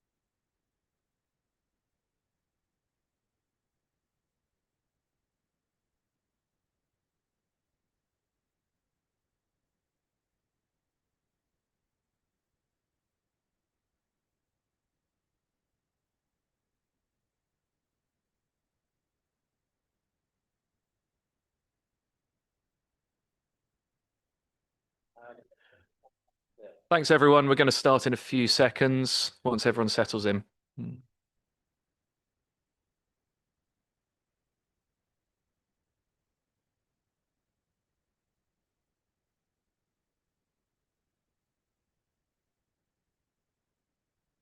Okay, welcome back everyone to this meeting of Cambridgeshire County Council's Planning Committee. We're still on agenda item number 5, the application at Saxon Brickworks. We're currently into the debate portion of proceedings. We've just heard from our colleague at the Highways Transport Assessment Team. And next, I'm going to ask if she's here, if Laura Harwood from the Environmental Health Department at Fenton District Council would come to us. Afternoon, Laura. Thank you. So, as with other speakers, if you could use the mic when speaking, that'll be helpful. So, yeah, members, as I said, we're in the debate part of the proceedings now. So we do have our colleague from the Environmental Health team here.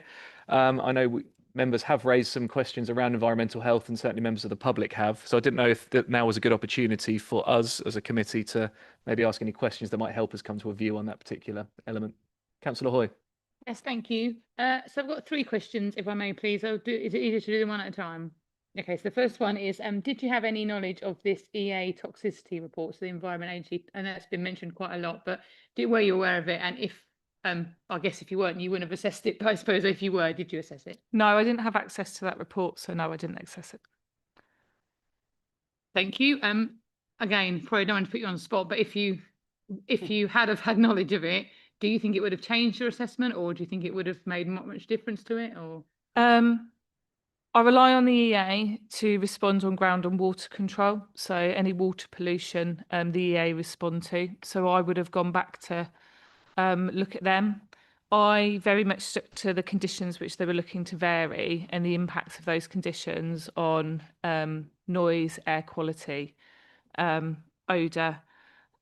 So because my consultation responses don't include the water, it wouldn't have changed my assessment. Thank you. And then I just got 2 questions on the noise and air quality. So the first one was about the noise. It was just about how you carried out that assessment, because I'm obviously aware of when I've perhaps made noise complaints or been involved in noise complaints, and I was obviously told there isn't a set decibel level that is assessed, and its noise is quite subjective. So it was just how that assessment was made. Is it the residents haven't complained about noise? Is there not enough noise?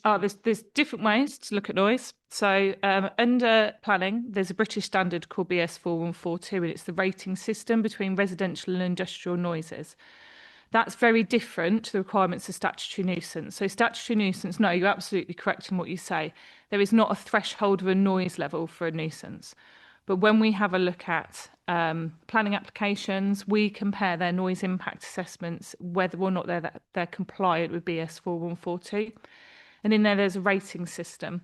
And the threshold of a BS 4142 is anything which is likely to make changes to a neighbourhood, which is going to increase noises beyond the background noise level by 5 decibels above the background noise level. Then that's the area where we start to say that's likely to cause complaints and we're likely to get objections. This application said it could do everything within 3 decibels above background noise level. So that was well within the compliance of what the British standard tells us. So that's how I use the statutory guidance to be able to assess the planning applications by. Who was it that said the 3 decibel level? It's in their LAF acoustic report that they submitted. Okay, so the applicant told you? Yes. So the applicant, when planning applications are submitted, we ask that they come in with a noise impact assessment to be undertaken. We ask for them to hire a competent person to do background noise monitoring and to then to be able to demonstrate what they can comply to. So we had a look at that, had a look at the noise impact assessment, had a look at it was undertaken by a competent person, and then my response then recommended, actually, if they're going to say that they can do this within 3 decibels of background noise level, how can we secure that and make sure that's validated for the residents? So you make the point that there's a slight difference between the noise nuisance in planning terms and a noise nuisance outside of that. Has there been any complaints made to Fen and Environmental Health about Saxon Pit, about noise, dust or odour? Yes, we've had complaints about all three. We've been able to document that through the health impact assessment, which has been undertaken. We have got ongoing noise complaints. We have had lots of noise complaints. I can't go into details of the actual investigations which I'm undertaking at the moment. But yeah, we've got complaints coming in to which we are endeavouring to undertake monitoring on. Yeah, go ahead. Yeah, just the last one was I don't know if you heard it, it was quite a couple of hours ago now. I mentioned about this air quality assessment mechanism that was used. Yeah. Were you aware that there was a different mechanism used, or is there any Yeah. sort of reason for that? I did. I highlighted it when you said it, so I was ready for your question. So on page, I think it's page 3 of my response in the pack, under condition 21, you can see that I did raise that that they've used the local air quality management guide for construction and demolition. That guide, that air quality impact assessment, that air quality guide is very useful. We do use it in lots of planning responses because it controls dust, but it controls dust from something which is temporary and transient. So if we think about where we've got a development of a site, sometimes it's a bit of demolition, sometimes it's construction, and that can result in local dust. But it's temporary. So the level of tolerance that we have for temporary things can be higher for the level of tolerance that we've got things which are permanent.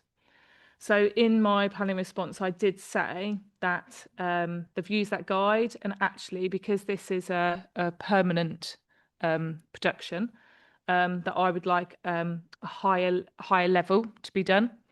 The dust impact assessment hasn't been agreed yet, and I was asked for that, for a more robust response to go through that dust impact assessment, and that's still outstanding. Thank you very much. Members, any other questions for our environmental health? We take Councillors Damari Homan and then Gardner. Thank you, Chair. Just for members' reference, I'm looking at paragraph 6.11 here. So it refers to the dust management plan and the installation of frisbees. Your comments say that these aren't particularly useful for identifying whether contamination is coming from the site or more broadly. So I'm very keen to understand.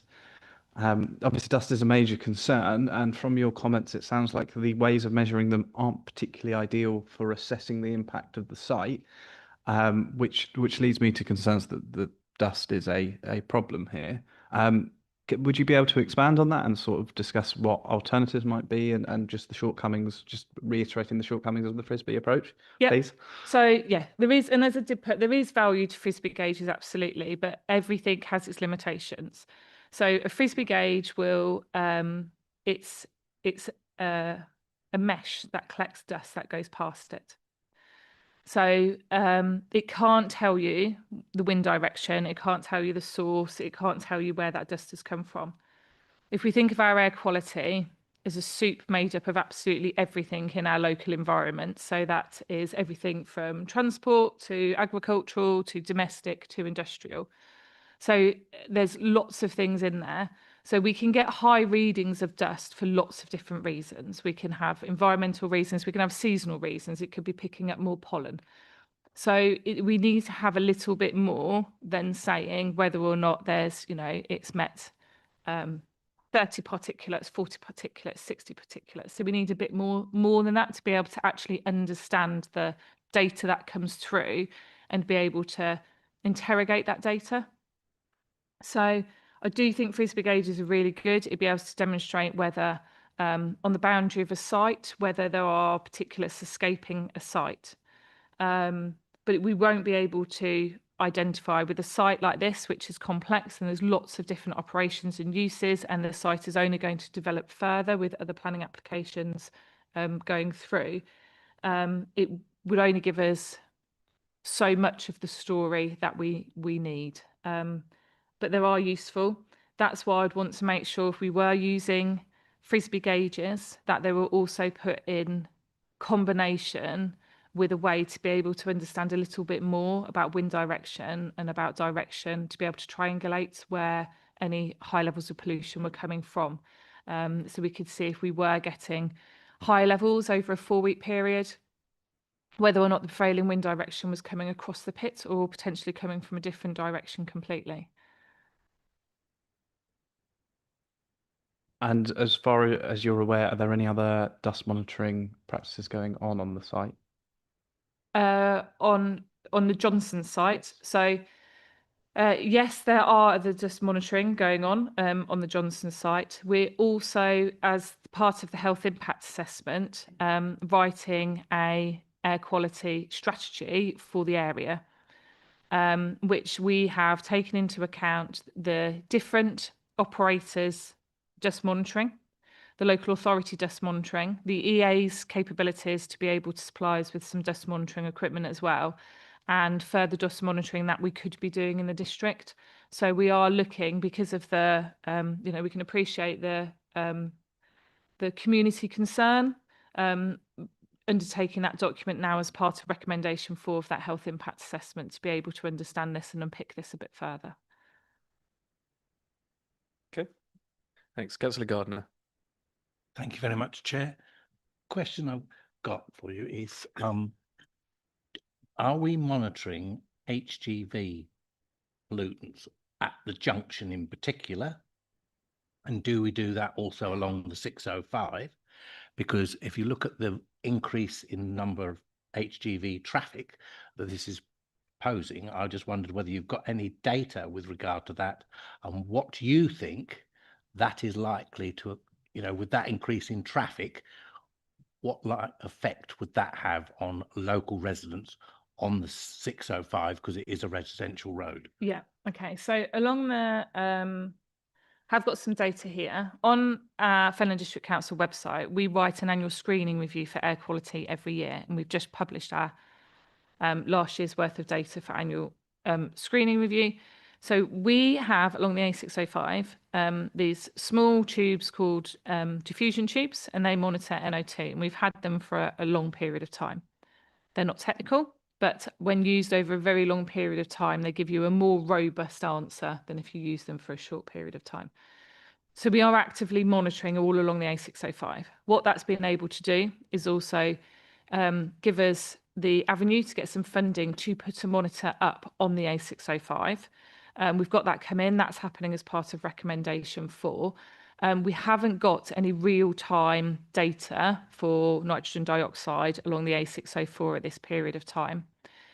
There's a lot of pressure on the A605. We refer to that in our annual screening review for air quality.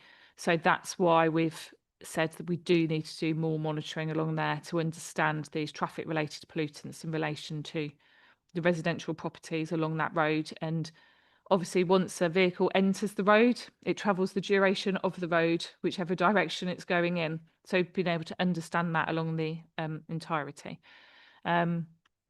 With more, there's technological improvements, which is making traffic cleaner. I do appreciate that, but it's balancing it out against the increase of traffic that we're getting into a confined network. Lots of people have said about the issues of traffic in Whittlesea. We do have seasonal times of the year when all the traffic goes down the A605 and can't use alternative routes, which you can use when we don't have the washes flooded. So yeah, it is a very relevant consideration that we've got at the moment, and as part of this strategy that we're writing and will be publishing as soon as possible, we are hoping to secure that monitor on the A605. Okay, thank you. Any other questions that might help us come to a decision for Laura from Environmental Health? No, I didn't see it. Laura, thank you. Okay, It's been helpful. If you could switch off the mic as well, that'd be great. And yeah, we may call on you again if any questions do come later, but we appreciate your time so far. Members, we do also have a representative from Public Health with us as well. Would it be beneficial for members to ask questions of her? I think seeing some nods. Yep. So Sarah Dugan, are you with us? Yep. Afternoon. Thanks for bearing with us. Appreciate it's probably been quite a long day to sit in the audience, so thanks for bearing with. Yeah, so just to clarify, you're the public health consultant that works for the Public Health Department here at the County Council. Yes, that's right. So I'm one of your consultants in public health. I work for the Director of Public Health, Sally Cartwright. I'm afraid she was here up until lunch, but she's had to go to another appointment now. Her statutory duty is to protect the health and well-being of the Cambridgeshire population. So I'm here on her behalf to discharge her statutory duty. Okay, that's helpful. Thank you. Okay, well, members, over to you then. So we have Sarah with us. So yeah, it'd be a good opportunity to ask any questions around the public health element of this application. Councillor Hoy. So yeah, I've got a couple again, if that's okay. One was around this Environment Agency report, and obviously the talking about there's a number of metals mentioned that were they'd found. Do you know what the effects of those, if they were to get in the food supply, what effects would they have on people? I know it mentions wildlife, but it doesn't mention people. Okay, so I was aware that the Environment Agency had high readings of heavy metals from Saxon Pit at an earlier point in time. They did not share the exact data with us. It was shared as part of the public health risk assessment with the UK Health Security Agency, who have the technical specialists to determine human health harms from environmental hazards. Through our incident management process, we also invited, at the request of UKHSA, the Animal, Plant and Health Agency.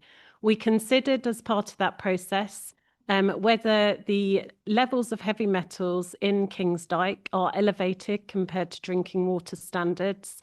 They are fairly reasonable, I understand, apart from that one result from the discharge. They're fairly reasonable in terms of environmental quality standards too, but obviously that's the Environment Agency's jurisdiction. But through the work of the IMT, which had multiple different public health scientists, consultants and environmental hazards specialists, we have no concerns about the water in Kingsdyke. And even if it is elevated compared to drinking water standards in terms of heavy metals, there is no pathway to harming human health. Okay. I'm going to bring Emma in at this point as well. I think she wants to comment on that particular point. Yeah, so just really to build on what Sarah said, so thank you, Sarah, for that. I'm just aware of an email that was sent to Councillor Bowden by the Environment Agency in response to the article that was in the newspaper.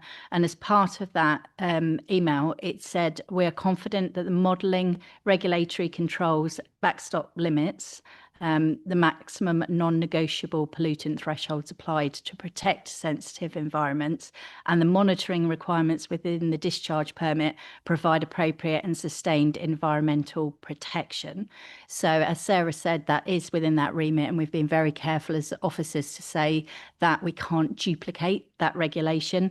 It does go on to say that that report does illustrate the concerns that the Environment Agency held 12 months ago, and that helped with the thorough assessment and appropriate modelling that they've been doing since that time before issuing their permit. The other thing that I think officers and Helen have been very clear on is that the Johnson site has its own environmental permit, and it doesn't drain in to this particular site as well. So this is where we're going to come onto later from a point of view of what is Johnson's and what is wider sites. So I just wanted to clarify that for members. Okay, thank you. I think that's helpful. Do you have further questions for Sarah? So yeah, it was about, there was obviously, I know Public Health have objected, and they're saying a big part of that is around the health of residents and the mental health and things. And I suppose I was quite concerned when we saw the presentation at the beginning about it being a 24/7 operation. And I just wondered what kind of public health view of that would be on the impact of someone's mental health if you were to live near there. So we objected because we do have concerns, and we don't feel we have sufficient evidence at the moment to be able to say whether there are some harms to human health.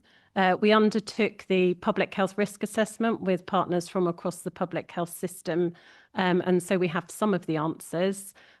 We objected mainly because the Policies say that developments need to protect and enhance the health and well-being of residents, and it's very difficult. It's not just about not harming health. So that was the main basis of our objection. We were specifically concerned about the operator's health impact assessment, stating that residents had no health concerns, given the level of concerns in the community. So that surprised us. We were also objective on the grounds of cumulative health impacts. We can't say whether some of these impacts, or we can't attribute it to a particular operator. There might be dust coming off the fields. We just don't know at the moment for some of this. And it's clear in the National Planning Policy Framework that cumulative health impacts should be assessed. In terms of 24-hour working, we would be concerned, and particularly with the very early start with the HGVs, which I understand is already a planning condition, that would have an impact on, potentially would have an impact on people's ability to sleep, which, as you probably are all aware, is a major impact on their mental health. So we objective on the grounds that we do not think the development, given the information we have at the moment, will protect or enhance health and well-being. Okay, thank you for that. Members, anything additional? Yeah, Councillor Poulton. Thank you. So I can see that there's a recommendation, strongly recommend that the application is refused. I'm just trying to understand what circumstances this application might be acceptable to you. I mean, what would have, broadly, what would need to change? I think we would need the answers to the questions we have set out in the public health report. So very specifically, we would want to know about the air quality in places alongside the pit and outside the vicinity of Hallcroft Road, where there were monitors. And as Laura has alluded to, there is an air quality strategy being developed at the moment off the back of the public health recommendations, recommendation 4. The Environment Agency will be bringing in more sophisticated air quality monitoring equipment into Whittlesea, I think from late spring, and it will be there for the duration of the summer. That will help us answer some of the questions about the levels of dust, and importantly, as Laura said, it will measure wind speed and direction as well. So we will be able to hopefully provide some assurances to residents, or if there are issues, we will be able to identify the source. We would also like to see, as per the public health report, an assessment, a cumulative health impact assessment done. We understand there are a lot of resident concerns. We held a public health drop-in session after we published the report. We had over 100, or about 100 people turning up. A handful of them say there aren't any issues. Quite a lot of them were nearly in tears about the impact of this, the site on their health and well-being. They are concerned and anxious about their families. We would like to understand the scale of those cumulative health impacts and the specific issues in relation to where people live, because we think there might be differences depending on the location of the residents. Around Saxon Pit, obviously those on the A605 of people have been discussing are going to be more susceptible to the impacts on traffic. So we would like to undertake that cumulative health impact assessment as well, and then the findings from that and the air quality monitoring to feed into any conditions. Thank you. And this process, if you had the resources, how long would it take for you to get information to make a decision? I think, well, we would want to be monitoring over the driest periods of the year. I think there is some seasonality in some of the issues residents are reporting, and obviously last summer was particularly dry. So it would be nearer the end of the year. Realistically, we would need to, I think, be getting the air quality monitoring data up into early autumn before it starts getting wetter again. And obviously there needs to be time to analyse that. I think the cumulative health impact assessment, we will have to go out to procurement for an organisation to help deliver that and just think about some of the methods and how we do that so the results aren't biased in either way. So I think back end of this year would be reasonable. Okay, thank you very much. Was any final questions for our colleague at Public Health? No? Well, thank you very much for coming and joining us and taking our questions. Members, those are all the sort of technical experts we have with us today. I think that's pretty covered the more sort of controversial elements of this application. So I said we are in the debate section now. So, you know, I would like to try and steer us more towards a debate about the pros and cons of the application and hopefully steer us towards a resolution at the end of that. So members, yeah, over to you. Who wants to kick us off? Lawrence? Thank you, Chair. So obviously we've heard quite a number of local concerns today. I think one of the things that at the start of this debate that I'm fairly settled on is, despite the fact that I think we all acknowledge that this will have a significant impact on the highways, I am very concerned about that, listing that as a reason for refusal, looking at this application in isolation. The fact that our highways advice has been that they would not feel confident that they could robustly defend a refusal on highways matters makes me really struggle to want to propose that as a reason for refusal. I think this is one of those instances where there's a difference between what is perhaps right and sensible in a moral sense and what the law lays down. The law isn't always the best moral arbiter. So I'm really struggling on that one. And I think the other big concern for me is the public health element. It's noise, it's dust. I understand the point that the Johnson site does not drain into the lagoon, so I can discount concerns about discharge into the water as a material consideration for this application. But I'm struggling with the insufficient evidence on public health. I think that's the bit I'm stuck on, and I look forward to hearing, hopefully, some things that can help persuade me either way during the debate. Thank you, Chair. Thank you, Councillor. Councillor Gardner, you're next. Thank you very much, Chair. Well, on listening to the public health officer, I am extremely concerned. And I think as a county councillor, I should be taking on board everything public health says. You know, at the end of the day, we should be listening to what public health have to say. And if they have concerns with regard to the impact of this particular application, then I do believe we should take that into account, and it should weigh very heavily on all our minds. You know, at the end of the day, public health is something that affects us all, but it would affect these particular residents greatly. So on that point, I take on board what public health is saying, and you know, that would make me sway towards refusal. I would also be swayed towards a refusal because of the traffic implications on the A605.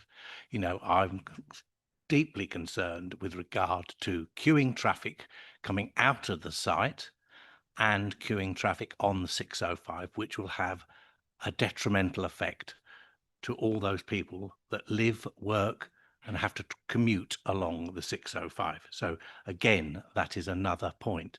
Another point that I'm concerned about is the fact that the improvement to the access road is not in the gift of Johnson's, it's in the gift of another operator on the site. So again, that could create problems further down the line. So I am minded at this point in time, Chair, to favour refusal. Okay, thank you. That's useful. Councillor Levine, over to you. Thank you. I have to say, the concerns on public health, it sounds like there is still business to be done on the public health issues. There's possibly a case, I hate to say it really, a case for deferring this on the grounds of more research on the public health. Yeah, I'm just putting the thought out there. I'm not actually casting a definite opinion at this point, but I think it is something that we need to think about. Thanks. Okay, thank you. So yeah, so we've heard concerns around the public health concerns that have already been vocalised to us, and around traffic volumes as well. Does anyone else want to raise any other issues as well that we've heard? Councillor Hoy. So yeah, just similarly on the highways, I think, so I won't kind of repeat that. I think I get Lawrence's point. We have to listen to our officers, in which case then we should also listen to the public health officers, I guess. So I feel that's one. I was interested about the environmental health comment on the assessment. Obviously, it was a temporary assessment used for the air quality rather than a permanent one. So I do think that is something we need to factor in, because if the wrong assessment's been used, how can we safely say that the air quality is correct? Middle level objection as well, I don't think we should discount, because I understand that we're saying that they aren't discharging into the lagoon, but we also heard about the extra height of the piling, and what if they do, and we're ignoring middle level, who obviously are the people that, the experts on water discharge. So surely if we're taking into account, if we're saying we're listening to highways experts and not taking the highways point on, surely we also have to listen to the drainage experts about the drainage. But for me, I think the biggest worry is the public health. I mean, to open a site 24 hours a day, every day excluding Christmas Day, can you imagine living near that? I mean, the impact that would have on your mental health is just unbelievable. And we've often sat in meetings and said that, haven't we? I know we've been at council meetings and we've been at committee meetings, but we've never actually heard an expert say to us, actually, yeah, that is a concern, and they have said that, and I think we should listen to that. So I'm very minded to say refuse, but I mean, obviously, if people think a deferral for more health information, I did say defer right at the beginning, because I was a little bit dubious about the lack of information. No, that's a fair comment. So yeah, so again, members, we've had sort of concerns around public health, less so around traffic volumes as well. But yeah, so do any of the members want to make any other points or raise any other areas of concern for them? Councillor Wells.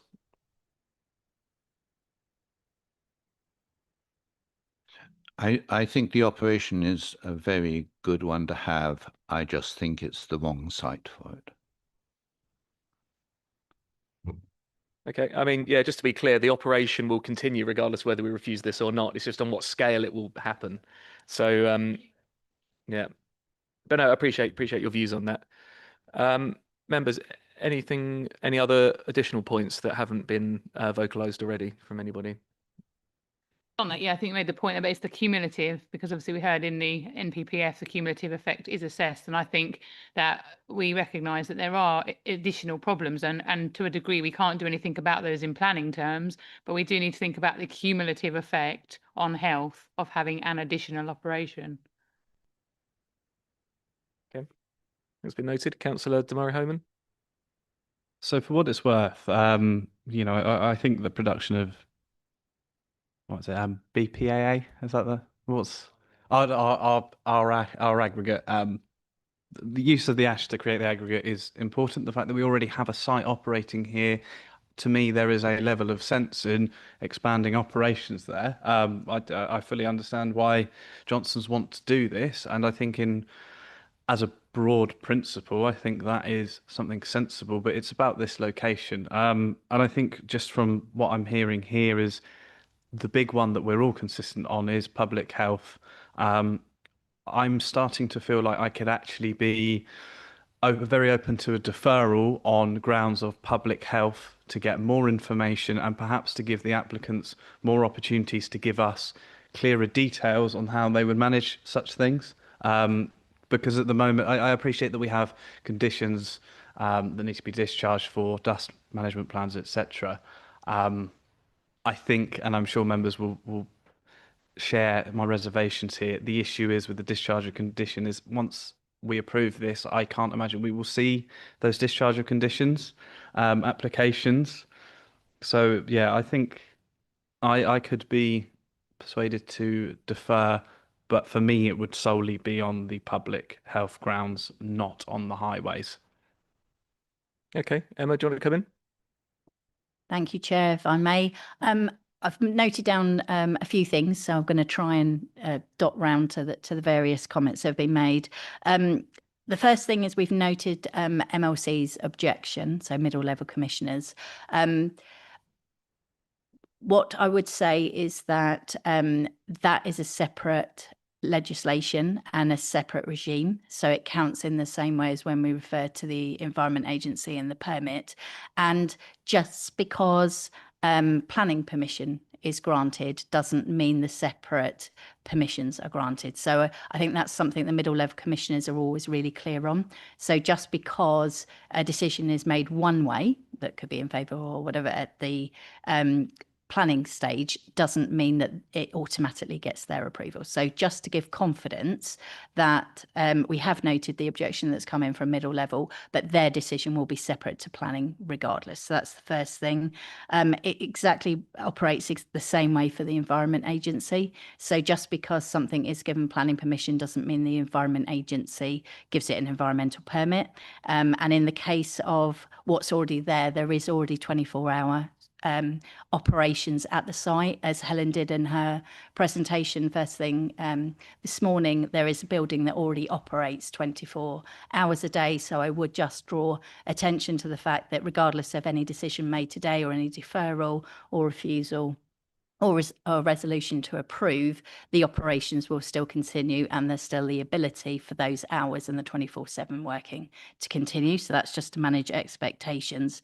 Then to come around just on the public health matter, public health is most definitely a material planning consideration, and that's been clear in the report. But what I'm going to do is I'm just going to bring Carolyn in, because part of the legal advice that we have sought to feed into the planning officer's report is case law and inspectors' decisions. So I think it would just be useful for you to hear that. So when you're moving forward to whether it is a deferral or whether you want a refusal or whatever you want, you just take that legal advice into account as well. So I'm just going to ask Carolyn to step in now on that. Thank you, Emma. So the approach to public health concerns that when presented in inquiries to planning inspectors, the approach planning inspectors have taken is to give these matters limited weight in their balancing of the decision. It is obviously a material consideration to be determined, but those inspectors on those cases and on those facts presented them with limited weight. And the reason for that was the evidence that was provided on those cases didn't warrant more weight to be given to them. That makes sense, yeah. Okay, Councillor Gardner, do you want to go on that point then? If we were to refuse on the grounds of public health, on the grounds of traffic on the A605 and the pollutants associated with that, that all encompasses that particular point. But surely if the public health say, or if they go down, surely the inspector will ask for a greater period of time for them to monitor to come to his decision. Because if we go to an inspector's decision, it's going to be at least 6 months down the line. So in which case, from today, if we were to go for refusal, the public health could be doing all their monitoring and checks between now and then if the applicant decides to appeal. Is that not the case? Yeah, so I can come in, and I probably don't want to speak for public health, so I totally understand if you want to bring Sarah back to the table on this. But I think when you look at their report and you look at the data and what they want to look at, they're looking at the cumulative that's much wider than this application. So that needs to be taken into account as well. So absolutely, if the applicant was to appeal, it would be a period of time before that went in front of an inspector. But the inspector would be looking at the evidence that's come forward and what linking it into this planning application. So all officers are doing is just to support you, so you understand when you're doing your planning balance. We've already heard from the highways that we don't think that's something that's defendable. What Carolyn is just saying is, from the case law that we have already, when we would look to defend any such appeal, if it were to come forward, there would be a concern around the level of weight that would be given. I suppose if you were going for a deferral, any deferral would have to be very clear on how what was being deferred was directly linked in to Johnson's, and the period of time, bearing in mind how long the application has been in as well. So I think there are a number of factors. I'm not saying it's an easy decision for members, but I think that all needs to be factored in as well. So we'll need that to come out within the debate to be able to give you that assistance. Okay. So yeah, so that's we've heard the officers and the legal position on that then. Councillor Hoy, do you want to come back on that? Yeah, well, we keep talking about planning balance, but I actually haven't heard anything in the debate today that's actually been a positive. We've heard a lot of negatives, but I haven't heard kind of a pro, like why, if you were to listen to this and from the outside, why would you want to approve this application? I haven't heard anything kind of for. At the beginning, we had the economy on one side, and I'm not sure. I mean, obviously, the weight was given higher to the economy than health. And I mean, what price do you put on your health? I don't mean that to be facetious, but you can be a millionaire if you're dying of cancer. That's not going to help you. You know, it's your health is the only thing you've got, really. Yeah, I'm happy to take that, and actually I'll pass over to the case officer, because I think the weight was actually given the same to each of those. But if I bring Helen in, she'll be able to say how her balance is, because in effect what we'll be looking for is any alternative balance would be brought in, or any deferral would have to be clear on how it relates specifically to Johnson's. Yes, Emma is quite right that in my planning balance, I did afford a little weight to the job creation and a little weight to the health impacts, based on the advice we'd had from our legal advisor on how inspectors deal with that matter. It was the highways balance that I suggested I was reducing, given that Peterborough City Council have now withdrawn their objection. Okay. Councillor Damari Homan. Thank you. Again, so for what it's worth, I think I did make a few comments on the positives of this, that this is, you know, important processing. The principle is already established on site. It makes sense to use such a site to up the scale of it. But it's the balance. There is definitely positive weight to this proposal. I think the thing I struggle with most is in Helen's slides at the start, it was public health perception was the word that was used on the slide. And that makes me very uncomfortable, because I do not feel that it's appropriate to make decisions that will impact the health of our residents' lives if what we are assessing is a perception and not something that has been well researched, well evidenced, and from what it sounds like is actually we could do with the summer of monitoring through drier periods to get a full picture, so we can move beyond a perception and move into an evidence-based decision. Thank you. Okay. I mean, Helen, I don't know if you want to talk through your planning balance again, just for members' benefits, because obviously public health was an element of your recommendation to us. Indeed, and the councillor is correct that I placed moderate to significant weight on the recycling of a waste to create a usable product, and a little weight to the economic benefits.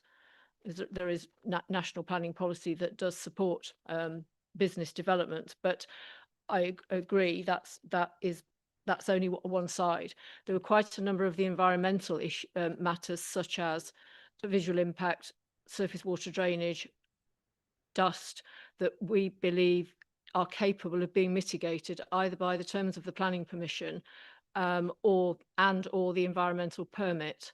And so they were, whilst they were afforded either moderate or little weight, they were neutral in my planning balance. And I appreciate you will come to your own conclusions about where you afford the weight.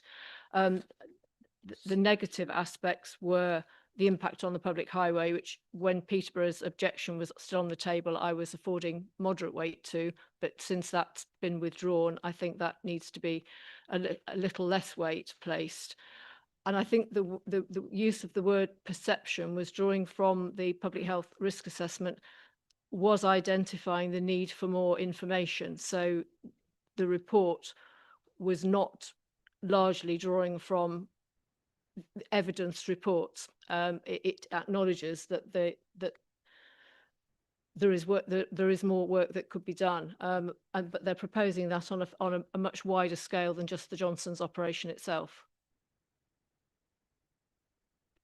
Okay, I think that has clarified it. Members, from what I'm hearing, some of you are sort of leaning towards deferral, from what I'm understanding, based on the comments from our colleagues at Public Health. If we do, as a committee, decide to go down that route, I think we need to be very clear about exactly which elements of the public health response we will be deferring on. So I'll ask you, members, would it be helpful to bring Sarah back and we can flesh those out a bit? Because from what I'm hearing from people that are considering deferral as the best option here, it's predominantly on public health. Yes? Okay. Sarah, where are you? Yeah. If that's okay. Sorry to keep dragging you backwards and forwards, but you can see this is quite an important part of the process. So we appreciate your time on this. Okay, so I'm going to ask Emma here. So what do we need to do? So we just need to flesh out exactly what, in public health terms, the members that are considering voting for deferral would want specifically to defer it on, because obviously if we do defer it and it comes back to us, those are the only things we can discuss at that meeting. So we need to be very clear about what it is we're looking to achieve by having a deferral. Can you confirm that? That's absolutely correct. Yeah, And okay. it is very, very important that members should assume anything that isn't deferred is therefore considered acceptable. So Understood. Okay, so yeah, we have Sarah back with us, so I think now would be a good time to flesh out some specifics with her. Councillor Hunt. Just before we just accept that, there's only two things that slightly concern me. One is still this middle level thing. I appreciate what you say, that they could refuse themselves, but if we give them permission, they could still discharge. So where are they going to discharge? And it was just around the air quality assessment that Fenland District Council mentioned regarding only being temporary and needed to be permanent. I don't know if that's something we can include under public health, but I do think it's important we get the right air quality assessment carried out.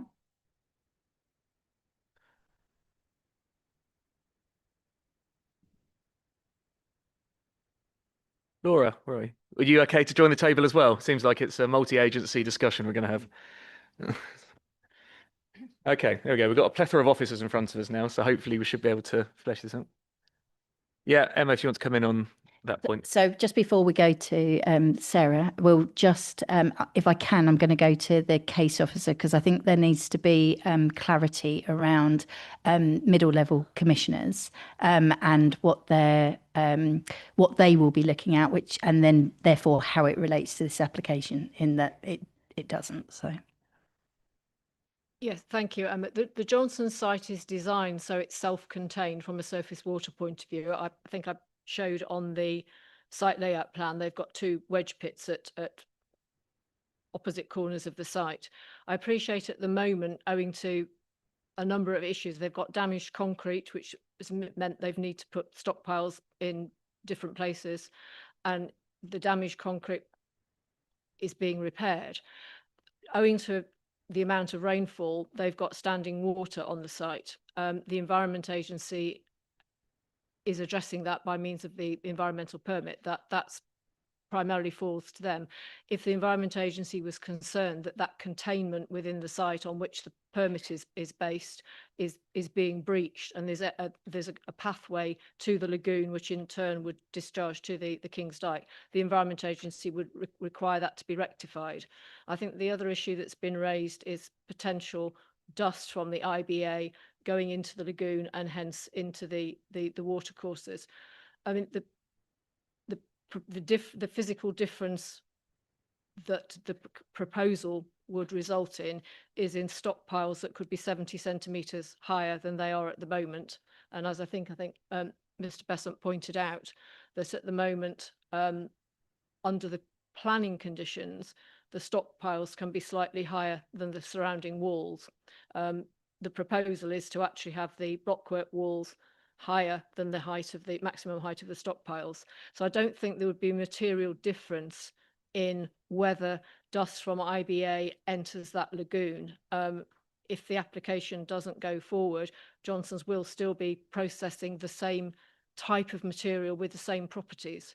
So I think that's probably, I think it's something that would be very difficult to defend as a reason for refusal, because it's the discharge from that lagoon and the management of the lagoon is not within the control of Johnson's. If the landowners who do control the lagoon are getting into compliance difficulties with their Environment Agency discharge permit, and if they were to get a middle level commissioner's one, if they were in breach of any of the environmental limits, it would be the landowner responsible to rectify that. And if they thought their neighbours were contributing to the problem, then they would need to address that with their neighbours. Okay. Well, I hope that's clarified that element of it for some members. Okay, members. Well, yeah, we have our two officers with us here now. So I think now would be a good time to flesh out, some specifics about if we did want to defer it on exactly what it was. Who wants to start? Councillor Gardner. Thank you very much. Earlier we mentioned about having additional monitoring points on the A605 and at the entrance. So I do think we should be looking at that with regard to traffic. So I do think we need to make sure that we include highways going forward, because it may be further down the line, if we decide to go for refusal, you might be happier with slightly fewer lorries than the amount that they're coming with at the moment. So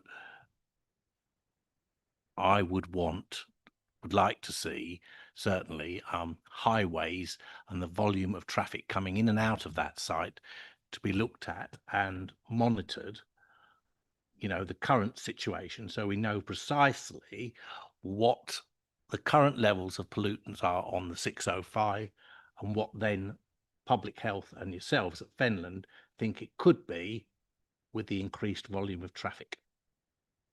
Is that possible? Yeah, I'm probably looking at Laura for that one. Yes, it is possible. However, monitoring equipment is extremely expensive, and I only have funding from highways at the moment for one additional piece of equipment.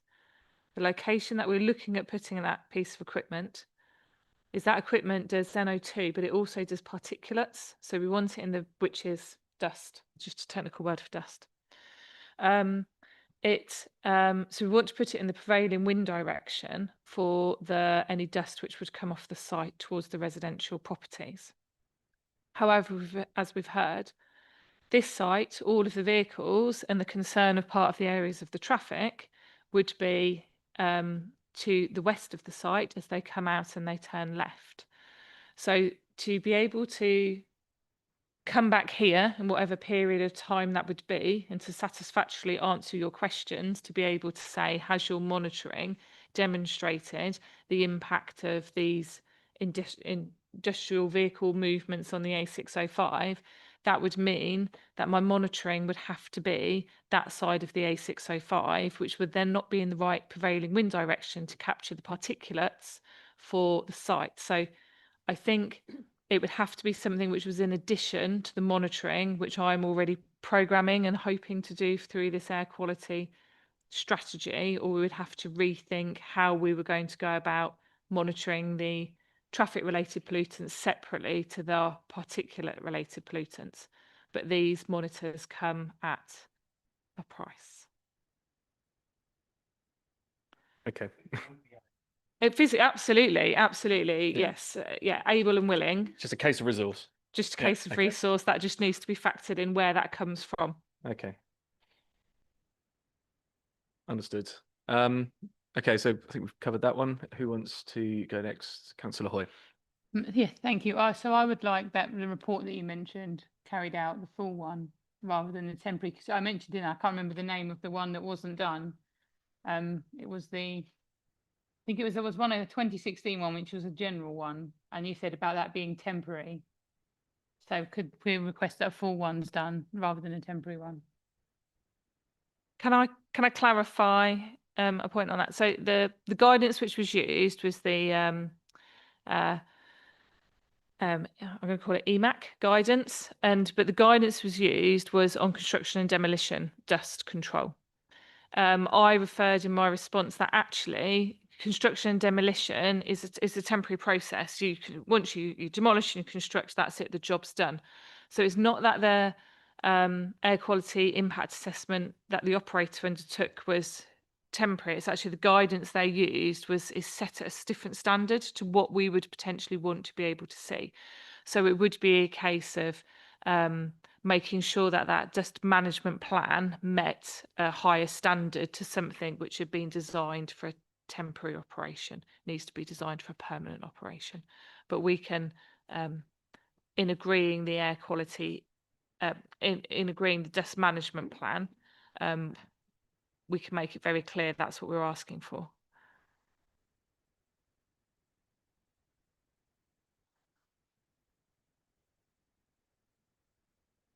Yeah, okay. I think I've just been reminded by officers we do already have a condition around that in the proposed approval. Should we approve it? I mean, would that satisfy that particular element for you? Yes, I can't think of the words of the proposed condition. It might be worth if I could just get an opportunity to hear them. Yeah. Perhaps officers can tell us which number it is. Recommended condition 11, and it's similar to the principle of the condition that was applied to the East Midland Waste recent permissions. So the wording of the condition, for those who haven't got it in front of them, no development shall take place until a dust management plan has been submitted to and approved in writing by the Waste Planning Authority. It should be based on the dust management plan PD MP1 dated April 2025 and shall include but not be limited to, and then there are 10 items listed, which is based on Laura's recommendations to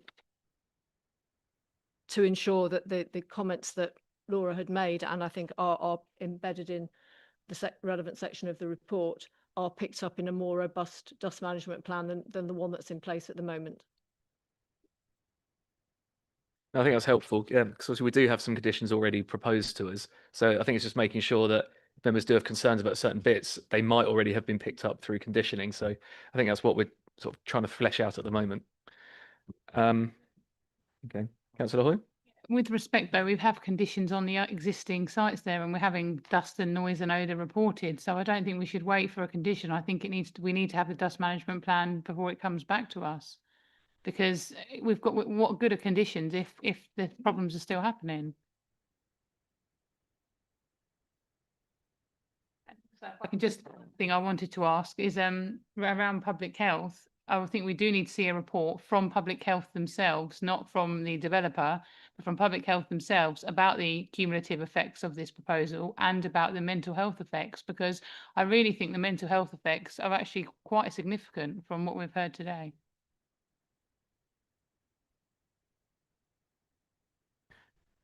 I don't know if officers want to comment on that or it's just been noted.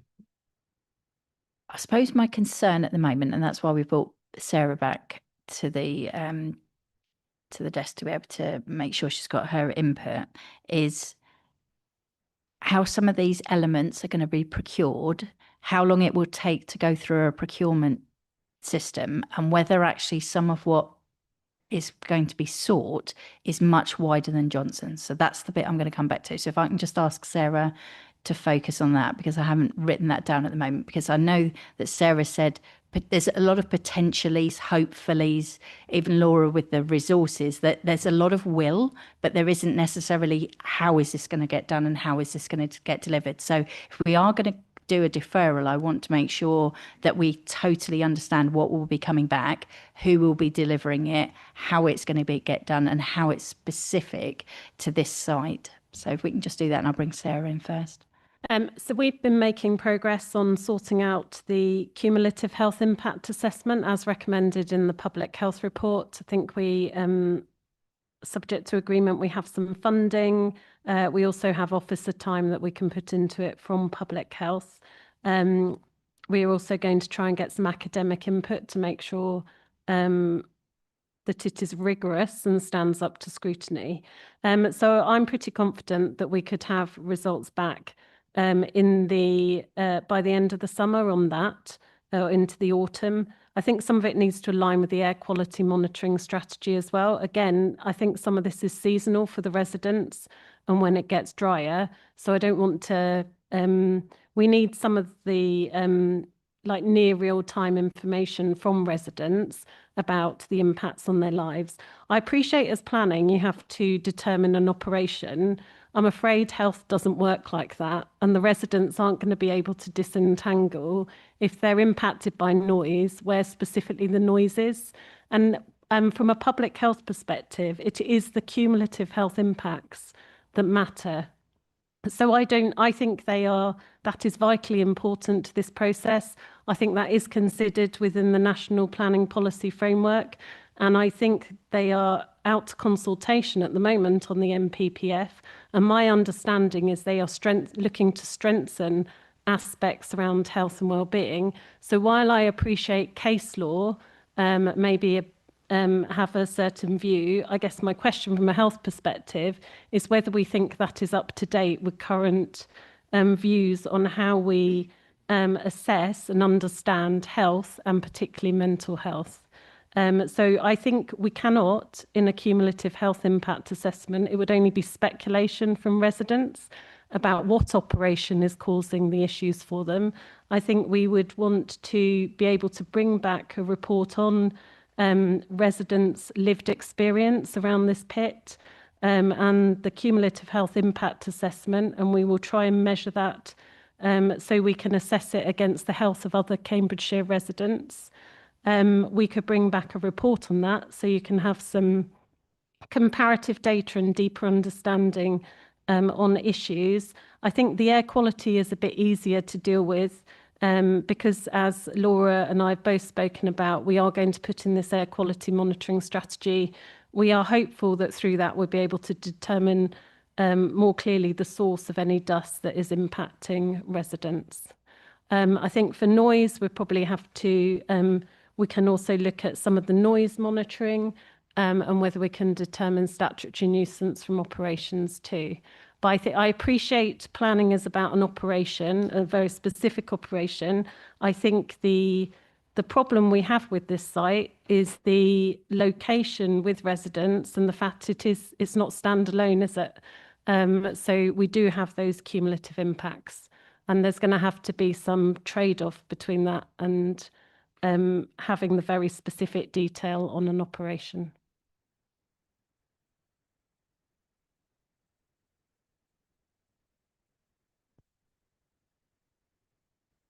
I suppose my fear, Sarah, just for the committee, if I can just articulate that, is from what you've just said, even if you do the tests and you do this extra work, by the end of the year, it still might not come up with any further detail specific to this site. It's still, in your words, it will be hard to disentangle, and therefore it will be difficult. So what I'm just trying to establish for members here is, if they were to defer and wait until the end of the year, are they in effect merely going to come back with the same information, and therefore is a deferral really the right thing for them to do? Because I'm not hearing any evidential basis that's going to come back. But I don't know if Laura wants to come in, because there might be elements where you were just talking about dust, for example, that might be more specific. But again, it's going to depend on what type of equipment is out there and wind direction and a number of different things. So I'm just trying to, in the best way possible, help the committee members decide what is the best option, because I'm not here. There's certain words being used at the moment where I'm not sure that we're going to get any different information if we were to defer. So if I can come back in and then hand over to Laura, I think we'll have quite definitive evidence on air quality. The Environment Agency have a small number of quite sophisticated mobile air quality monitoring units, and they are moving one into Whittlesea at the edge of the pit. We should then therefore be able to look at the particulate matter and the wind direction and wind speed, and it will help us determine the levels of dust that some of the residents are being impacted by, and then the direction from which that dust came and therefore the source. So I am pretty clear, and Laura may want to add more in a moment, but I'm pretty clear on the air quality. We will be able to have a more definitive answer. On the cumulative health impact assessment, the issue I have at the moment is we know there's lots of resident concerns. There are lots of resident complaints. We do not understand precisely where those complaints are coming from. We don't understand exactly how many members of the public have issues, and then whether specifically that is an issue with dust, because some of the people I've spoken to are just concerned about dust. Others have issues with noise and odour. So I think from the cumulative health impact assessment, we'll be able to bring back to the committee a much clearer quantification of the scale of the impacts on residents, and then specifically where they are. So is that on the residents? Is the main issue with the residents on the A605? Is it for the people on Priors Road or Snoots Road? And have they got the same issues? And I think that is where we will be able to help build up a set of planning conditions that will help ensure the health and well-being of residents. At the moment, we do not understand the scale of that, and we don't understand the precise nature of where some of these issues are, or at least not in a systematic way. We have loads of complaints to every agency, but not that detailed picture, and that's what we can bring back. Yeah, and I think just the only thing I've really got to add to what Sarah's saying is we're at the point now where through previous planning applications, which have gone through conditions on those applications, we have a lot more structure on that site on reporting for air quality, in reporting for noise, not necessarily from the Johnsons activities, but for other applications which have gone through. There's lots more validation monitoring which has gone on for the activities which are starting on site. Those activities, so for the southern buttress, for the metal recycling, the conditions which went through on those required so much more information sharing. Those activities haven't actually started, but once they do, then we will be able to get a lot more specific information to be able to unpick the difference between the different operations which are going on site. From the residents' viewpoint, from where they are, and from an officer which goes out at all hours listening to different noises that the residents are experiencing, from a residential property, you do not have a very clear view into the pit. So a resident can't categorically say it's from this operator or from this operator. So to have that operator-led monitoring and validation reports which we're requiring of them will put us in such a better situation to be able to more fully answer these concerns. Okay, thank you. I think that's been helpful. I was going to ask officers now, is that sufficient in your professional opinion? Okay, so we'll come on to the legal thing. I was just going to ask one more question, if I can, through you, Chair. So just mindful of the timescales that we were talking about, and thinking of what Laura's just been adding in there as well. And I'm looking at the committee dates. So, for example, if there was a deferral, we talked about autumn, maybe, hopefully. So I'm just like, if we were we would need to be very clear on the timescale.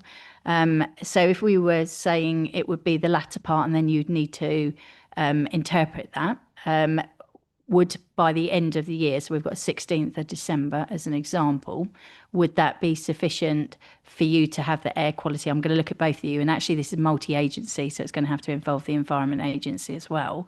Is that something that's achievable? Because again, before members are going through and finishing the debate, they need to be really clear on timescales, responsibilities, resources, and that actually, because I'll bring the legal officer in depending on your answer, we'll also have to look at the potential risk to the Council for Non-Determination as well.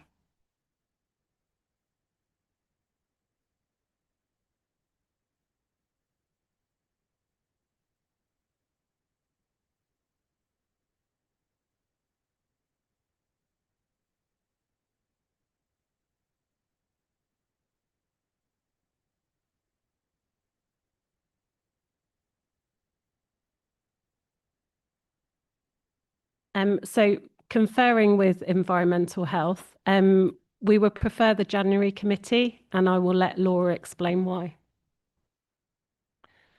So we have an obligation to DEFRA to report on our air quality every year, and that air quality calendar is a 12-month calendar. If we went to the January, it would be tight, but we would have another 12 months worth of data which we could annualise and be able to demonstrate whether those we'll have that whole year's worth of data.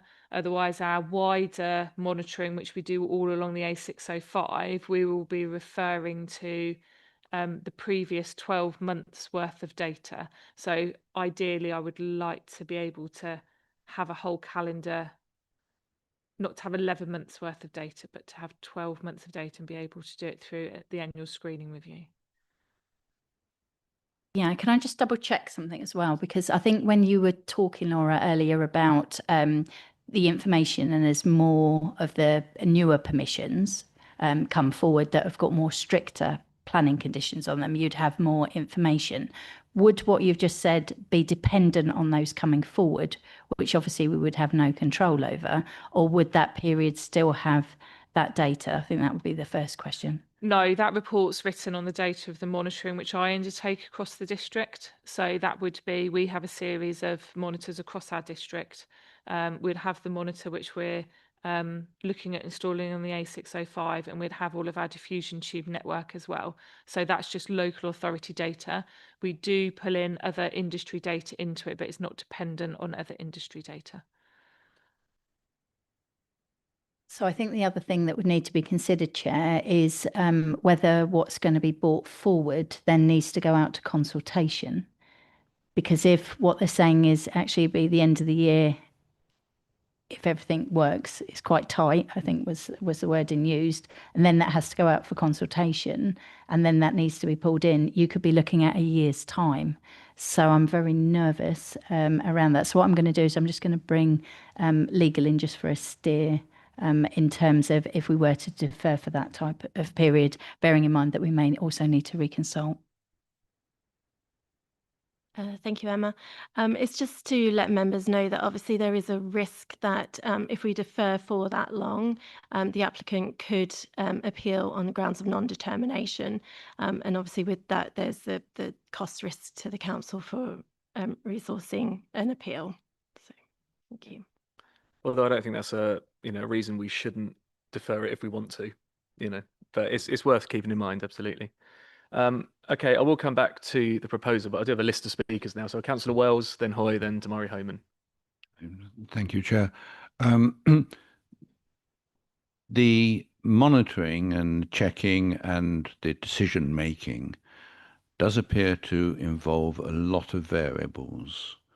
To me, it's doubtful whether you could necessarily get a correct answer within that time, that the variables could even give you a false answer, and all you could say is that they weren't quite normal conditions, and therefore we're not sure about this answer. I'm not sure the delay will help. No, thanks. That's useful. Councillor Hoy, please. Yes, thank you. I'm minded personally to decide today and propose refusal on this. I think that Public Health have given us a very strong material reason for that. They don't just say that they recommend it should be refused, they strongly recommend it should be refused because it doesn't protect or enhance the health and well-being of the community of Whittlesea. They are very clear. Now we're listening to highways, we've all got views on highways.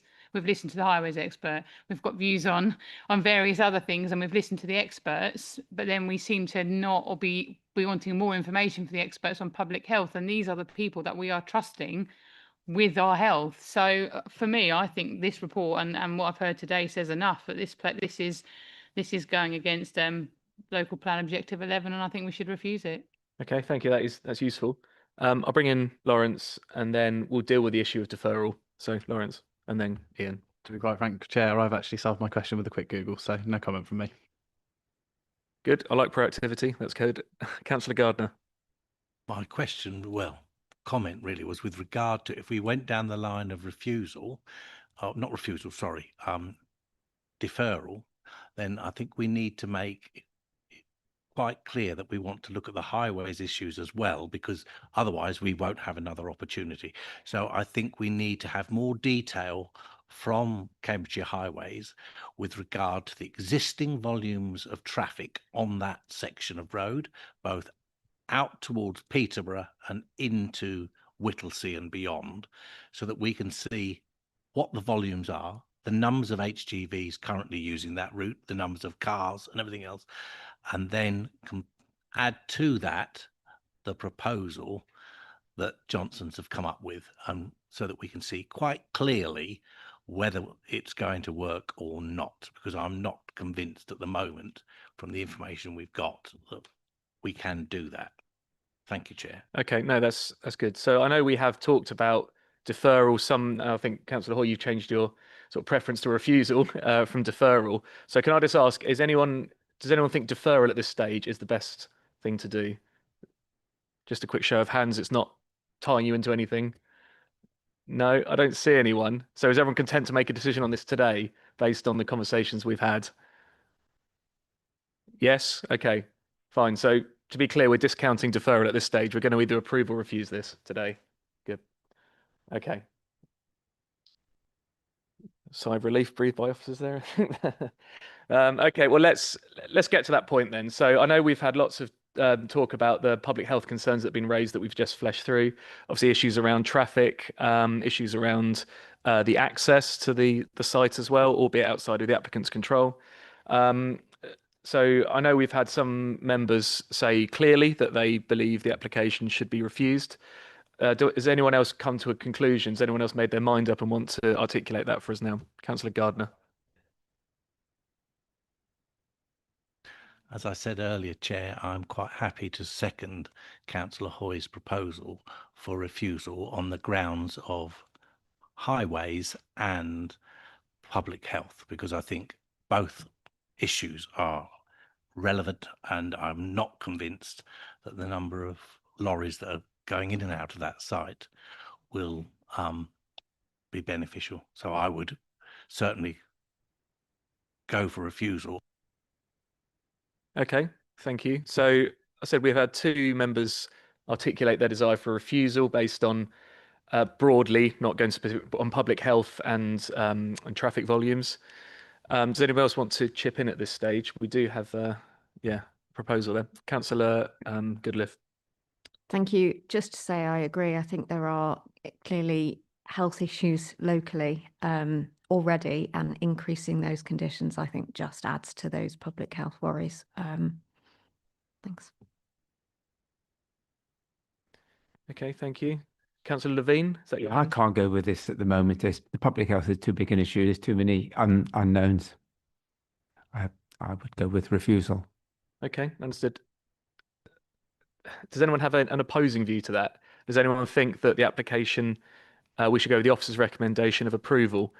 For to be clearly clear what it's worth, I do think we should be going with approval. I think the officers have made a good case for the planning balance, but clearly it looks like I might be in the minority in that view.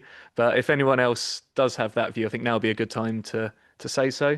Otherwise, I think it might be worthwhile breaking so that our officers can draft the reasons for refusal should we decide to do that, because we need to make sure we're legally sound on this. Does anyone else want to chip in at this point with anything one way or the other? Councillor Damari Homan. I'm really struggling with this because of the quality of reasons for refusal we have. I think with my personal view on the balance of this is there is quite a lot of weight to the work that goes on site. I agree that there's a little bit of economic value for local job generation, but it's mainly the functioning of the site and the fact that that principle is already established.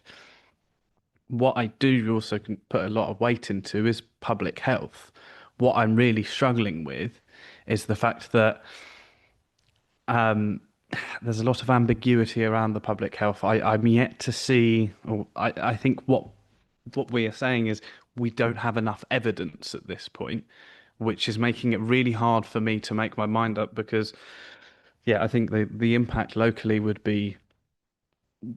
on public health is definitely that there will be some level of harm. I'm just really struggling to assess how much weight I want to give to that, and I'm really struggling to therefore conclude my balance. Again, just noting my comments that I'm not putting masses of weight into highways issues. I again appreciating that it's very difficult for residents, but from a this is a we are going through a legal process here, and I'm not sure I've got the evidence in front of me to justify a refusal on highways. So I'm almost leaning to abstention at this point, which is what I don't want to be doing. Okay, fair enough. Okay, I mean, I think I can sort of see where this one's going. So it might be worth at this stage, unless anyone else wants to make any other comments, I might ask officers if they'd like a brief adjournment so they can draft some reasons for refusal if we do decide on majority to do that as a committee. Is that fair? Yeah, just to manage expectations on brief, it'd probably be about 30 minutes for us to go through and draft from what we've heard. So if you're okay with that, Chair. Well, if it could be quicker, that'd be better. But but we it needs to be right, so we need to take as much time as we need. Absolutely. Okay, so I mean, before we do break, does any other officers want to make any other comments, or a legal officer? Yeah. I think it would be worth bringing the legal officer just back in terms of what we're about to draft, because I think once we've drafted it, we'll get it as tight as we can. We'll read it through. But again, it would be worth the committee just hearing the legal view on how defendable that will be once we've drafted it. Okay. Carolyn? Thank you, Emma. Thank you, members. So I understand, obviously, potential reasons for refusal may be on highways and public health grounds. We've heard from our highways consultant that it would be difficult to defend a highways reason for refusal at an appeal. So it's just to sort of reiterate that point in the event that the applicant does appeal any refusal if that's the route members go down. In relation to public health, obviously it is a material consideration. Inspectors, where there's limited to little evidence on these types of matters, the approach that they do take is to give it limited weight. So just to remind members of the approach that inspectors do take to these types of matters in the event there is an appeal if members are minded to refuse. Okay. I think that's been clear, but so you need circa half an hour to draft. Okay, so it's just after 3 o'clock. So if we come back just after 3:30, we'll start again. But obviously, if we can start sooner, we'll try to. But yeah, don't go far, is what I'm saying. Okay, thanks everyone. We will return.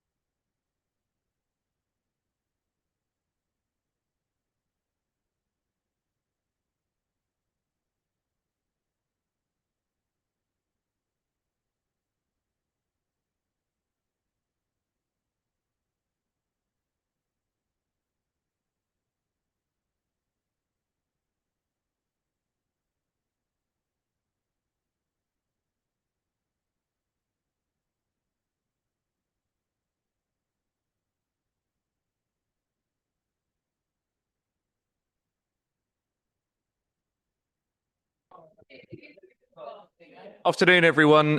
Just to let you know, the officers need another 5 minutes, so we're almost there. But if you could bear with us, we will get started again as soon as we can.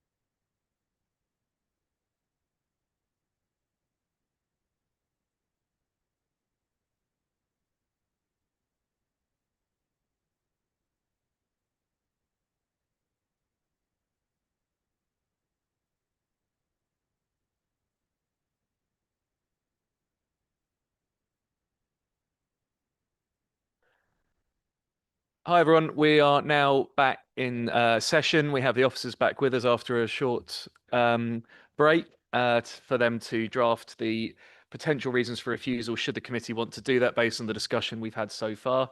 I'm going to hand straight over to Emma, who's going to talk through what those reasons will be, and then I'm going to ask a proposer and a seconder for that recommendation, so for that proposal, sorry. So Emma, I'll hand over to you. Thank you, Chair. So we've listened to members and we've considered how items from your debate have been different to those of the case officers and have therefore informed the weight that you've given in your planning balance to move your resolution to refusal. So in doing so, we have drafted 2 reasons for refusal. I'm looking to read these out, and then once I've read them out, I will then see if officers can actually put them on the screen so you can actually see the wording. So you have given significant weight to public health's strong recommendation for refusal, and therefore we've recommended the first reason as follows. The proposed increase in throughput of waste and hours of operation of Building 1 would intensify issues with noise and dust, which would adversely affect the health and well-being of the local community, contrary to Cambridgeshire and Peterborough's Minerals and Waste Local Plan, July 2021, Policy 18, and Fenland Local Plan, May 2014, Policy LP2 and LP16. Can I just check before I move on if I have misinterpreted that in any way, or if you're comfortable, I move on to the second? Yep, okay. Then in considering the planning application, you've also given more weight than officers to the impact of the increase in vehicle movements and associated emissions. We have therefore recommended the second reason as follows. It has not been demonstrated that the proposed development, when considered cumulatively with other existing and recent development decisions, would not have an unacceptable impact on highway capacity and related air quality, and is therefore contrary to Cambridgeshire and Peterborough Minerals and Waste Local Plan, July 2021, Policy 18 and Policy 23, and Fenland Local Plan, May 2014, Policy LP2, Policy LP15 and Policy LP16. Can I just check once again that officers have captured your views accurately?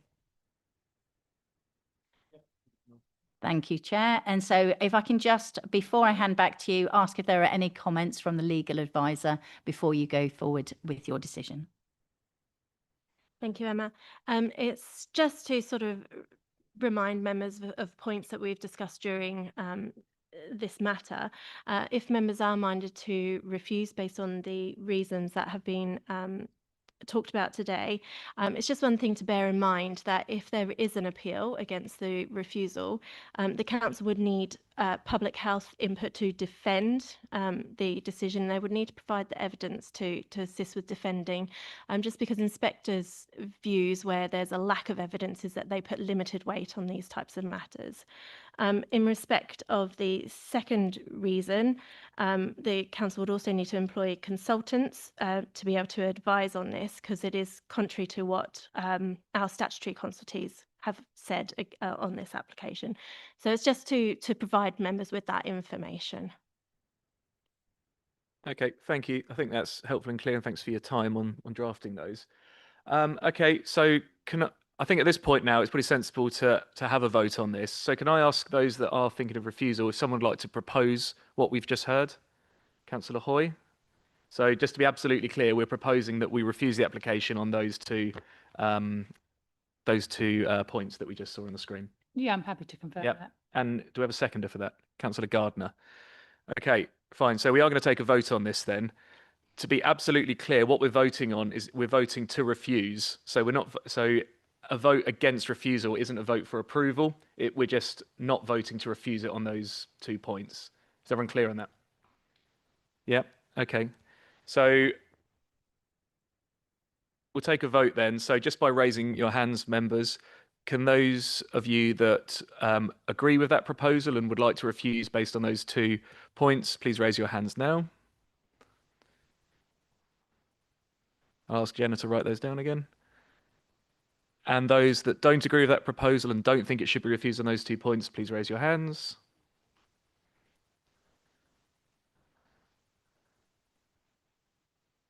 Okay. And anybody that would like to abstain? No. Okay. I'm going to ask Jenna if that all adds up and she can let us know what the result is.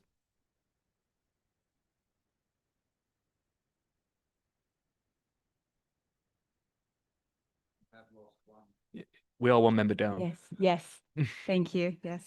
The result is 5 votes in favour, 3 votes against, and 0 abstentions. Okay, so based on that, the application is refused based on those 2 points that we just saw displayed on the screen.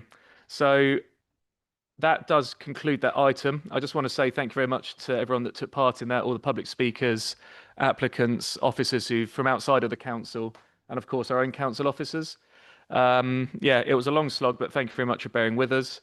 That does conclude that item, but Councillor Hoy, if you want to, any final remarks? Yeah, can I just thank you, Chair, for very professional way this meeting has been chaired. I think it's been run very well, so thank you. Thank you, seconded. Yeah, thank you. All right. Okay. Yeah, for those members of the public, we do have 2 more very small items. They're not planning applications, just bits of housekeeping. But if you do want to vacate, please do feel free. I'm just going to wait till everyone leaves before we carry on. It might be more sensible. Yeah.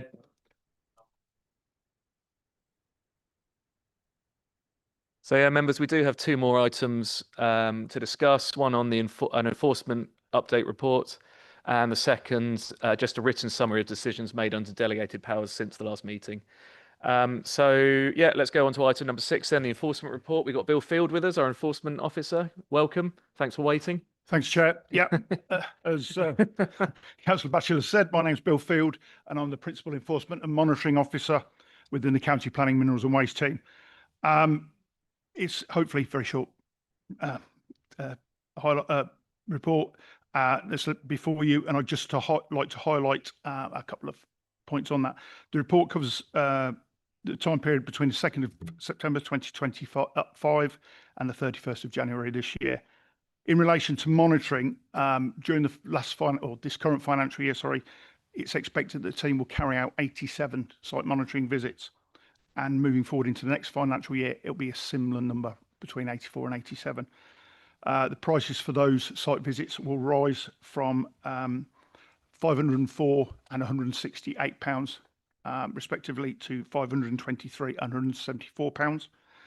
And these are index linked to the it's the Consumer Price Index as of September 2025. In relation to enforcement, in the report, you'll see for the period that we've served 1 enforcement notice, and that was in relation to land at Goslings Drove, or on the junction of Goslings Drove, and 2 Pole Drove in Facet. We've currently got 3 appeals awaiting determination by the Planning Inspectorate, but site visits have taken place, and we expect the decisions within the next 4 to 6 weeks. In the same monitoring period, the enforcement team have received 12 new complaints and 20 complaints remain open from the previous period. And a quick update in relation to the Goslings Drove enforcement notice that was served, and you'll see in the report before you, we have now received an appeal for that enforcement notice, which was validated on the 23rd of February. And that is it, very brief. Unless anybody's got any questions they would like to ask. Well, thank you very much. Yeah, appreciate you hanging around all day to give us that report. But it's always good to have you with us. Members, do we have any questions about the enforcement report for Bill? Oh no, Ian. What have you got for us? I didn't want you to think I'm in and out. I just thought, well, I'll ask you a question. So on 5.3, which is the Little Heart A one at Ellington, are we still confident that we're likely to get a back from PIN, from the officer within the 4 to 6 weeks? So that would be any time now, really. Through you, Chair, thank you. So the site visits took place in the week of the 2nd, 3rd and 4th of February, and the planning inspector said it would be 4 to 6 weeks, and I think that is pretty standard. And so yes, any time now, well, within the next at a guess, 2 weeks, I think we're at now. But yeah. Can you just let me know, as the local member, the outcome of that particular appeal? Absolutely will do. Thank you very much. Great, thank you. Bill, thank you very much. Always good to see you. Thank you. See you at the next one. Okay, members, final item. There's no introduction to this. It's item number 7 on page 91. It's just a summary of planning decisions that have been made under delegated powers, i.e. not at the committee. So if anyone has any questions on anything in there, please do ask now. No. Yep. Very, very stupid question. But if it's a school, I thought that because we're a planning authority, we could decide that ourselves. And I thought the school with Thomas Clarkson in Wisbech went to the district council, and I was a little bit confused as to why. So we decide applications where we as the county council are the developer. Thomas Clarkson is an academy, so academy schools go to the district. It depends on who the applicant is. Local government reorganisation will bring it all together. Yeah, it's a bit like marking your own homework, isn't it? Either way. Okay. Well, if there's nothing more, all it leaves me to say is, yeah, we'll have a meeting scheduled next month, although I don't know if we'll need it or not. I'll let officers advise us on that. But thank you very much, everyone, for your time and your patience. It was a good slog, but we got there in the end. And yeah, thank you. We'll close the meeting at 10 to 4. Sorry.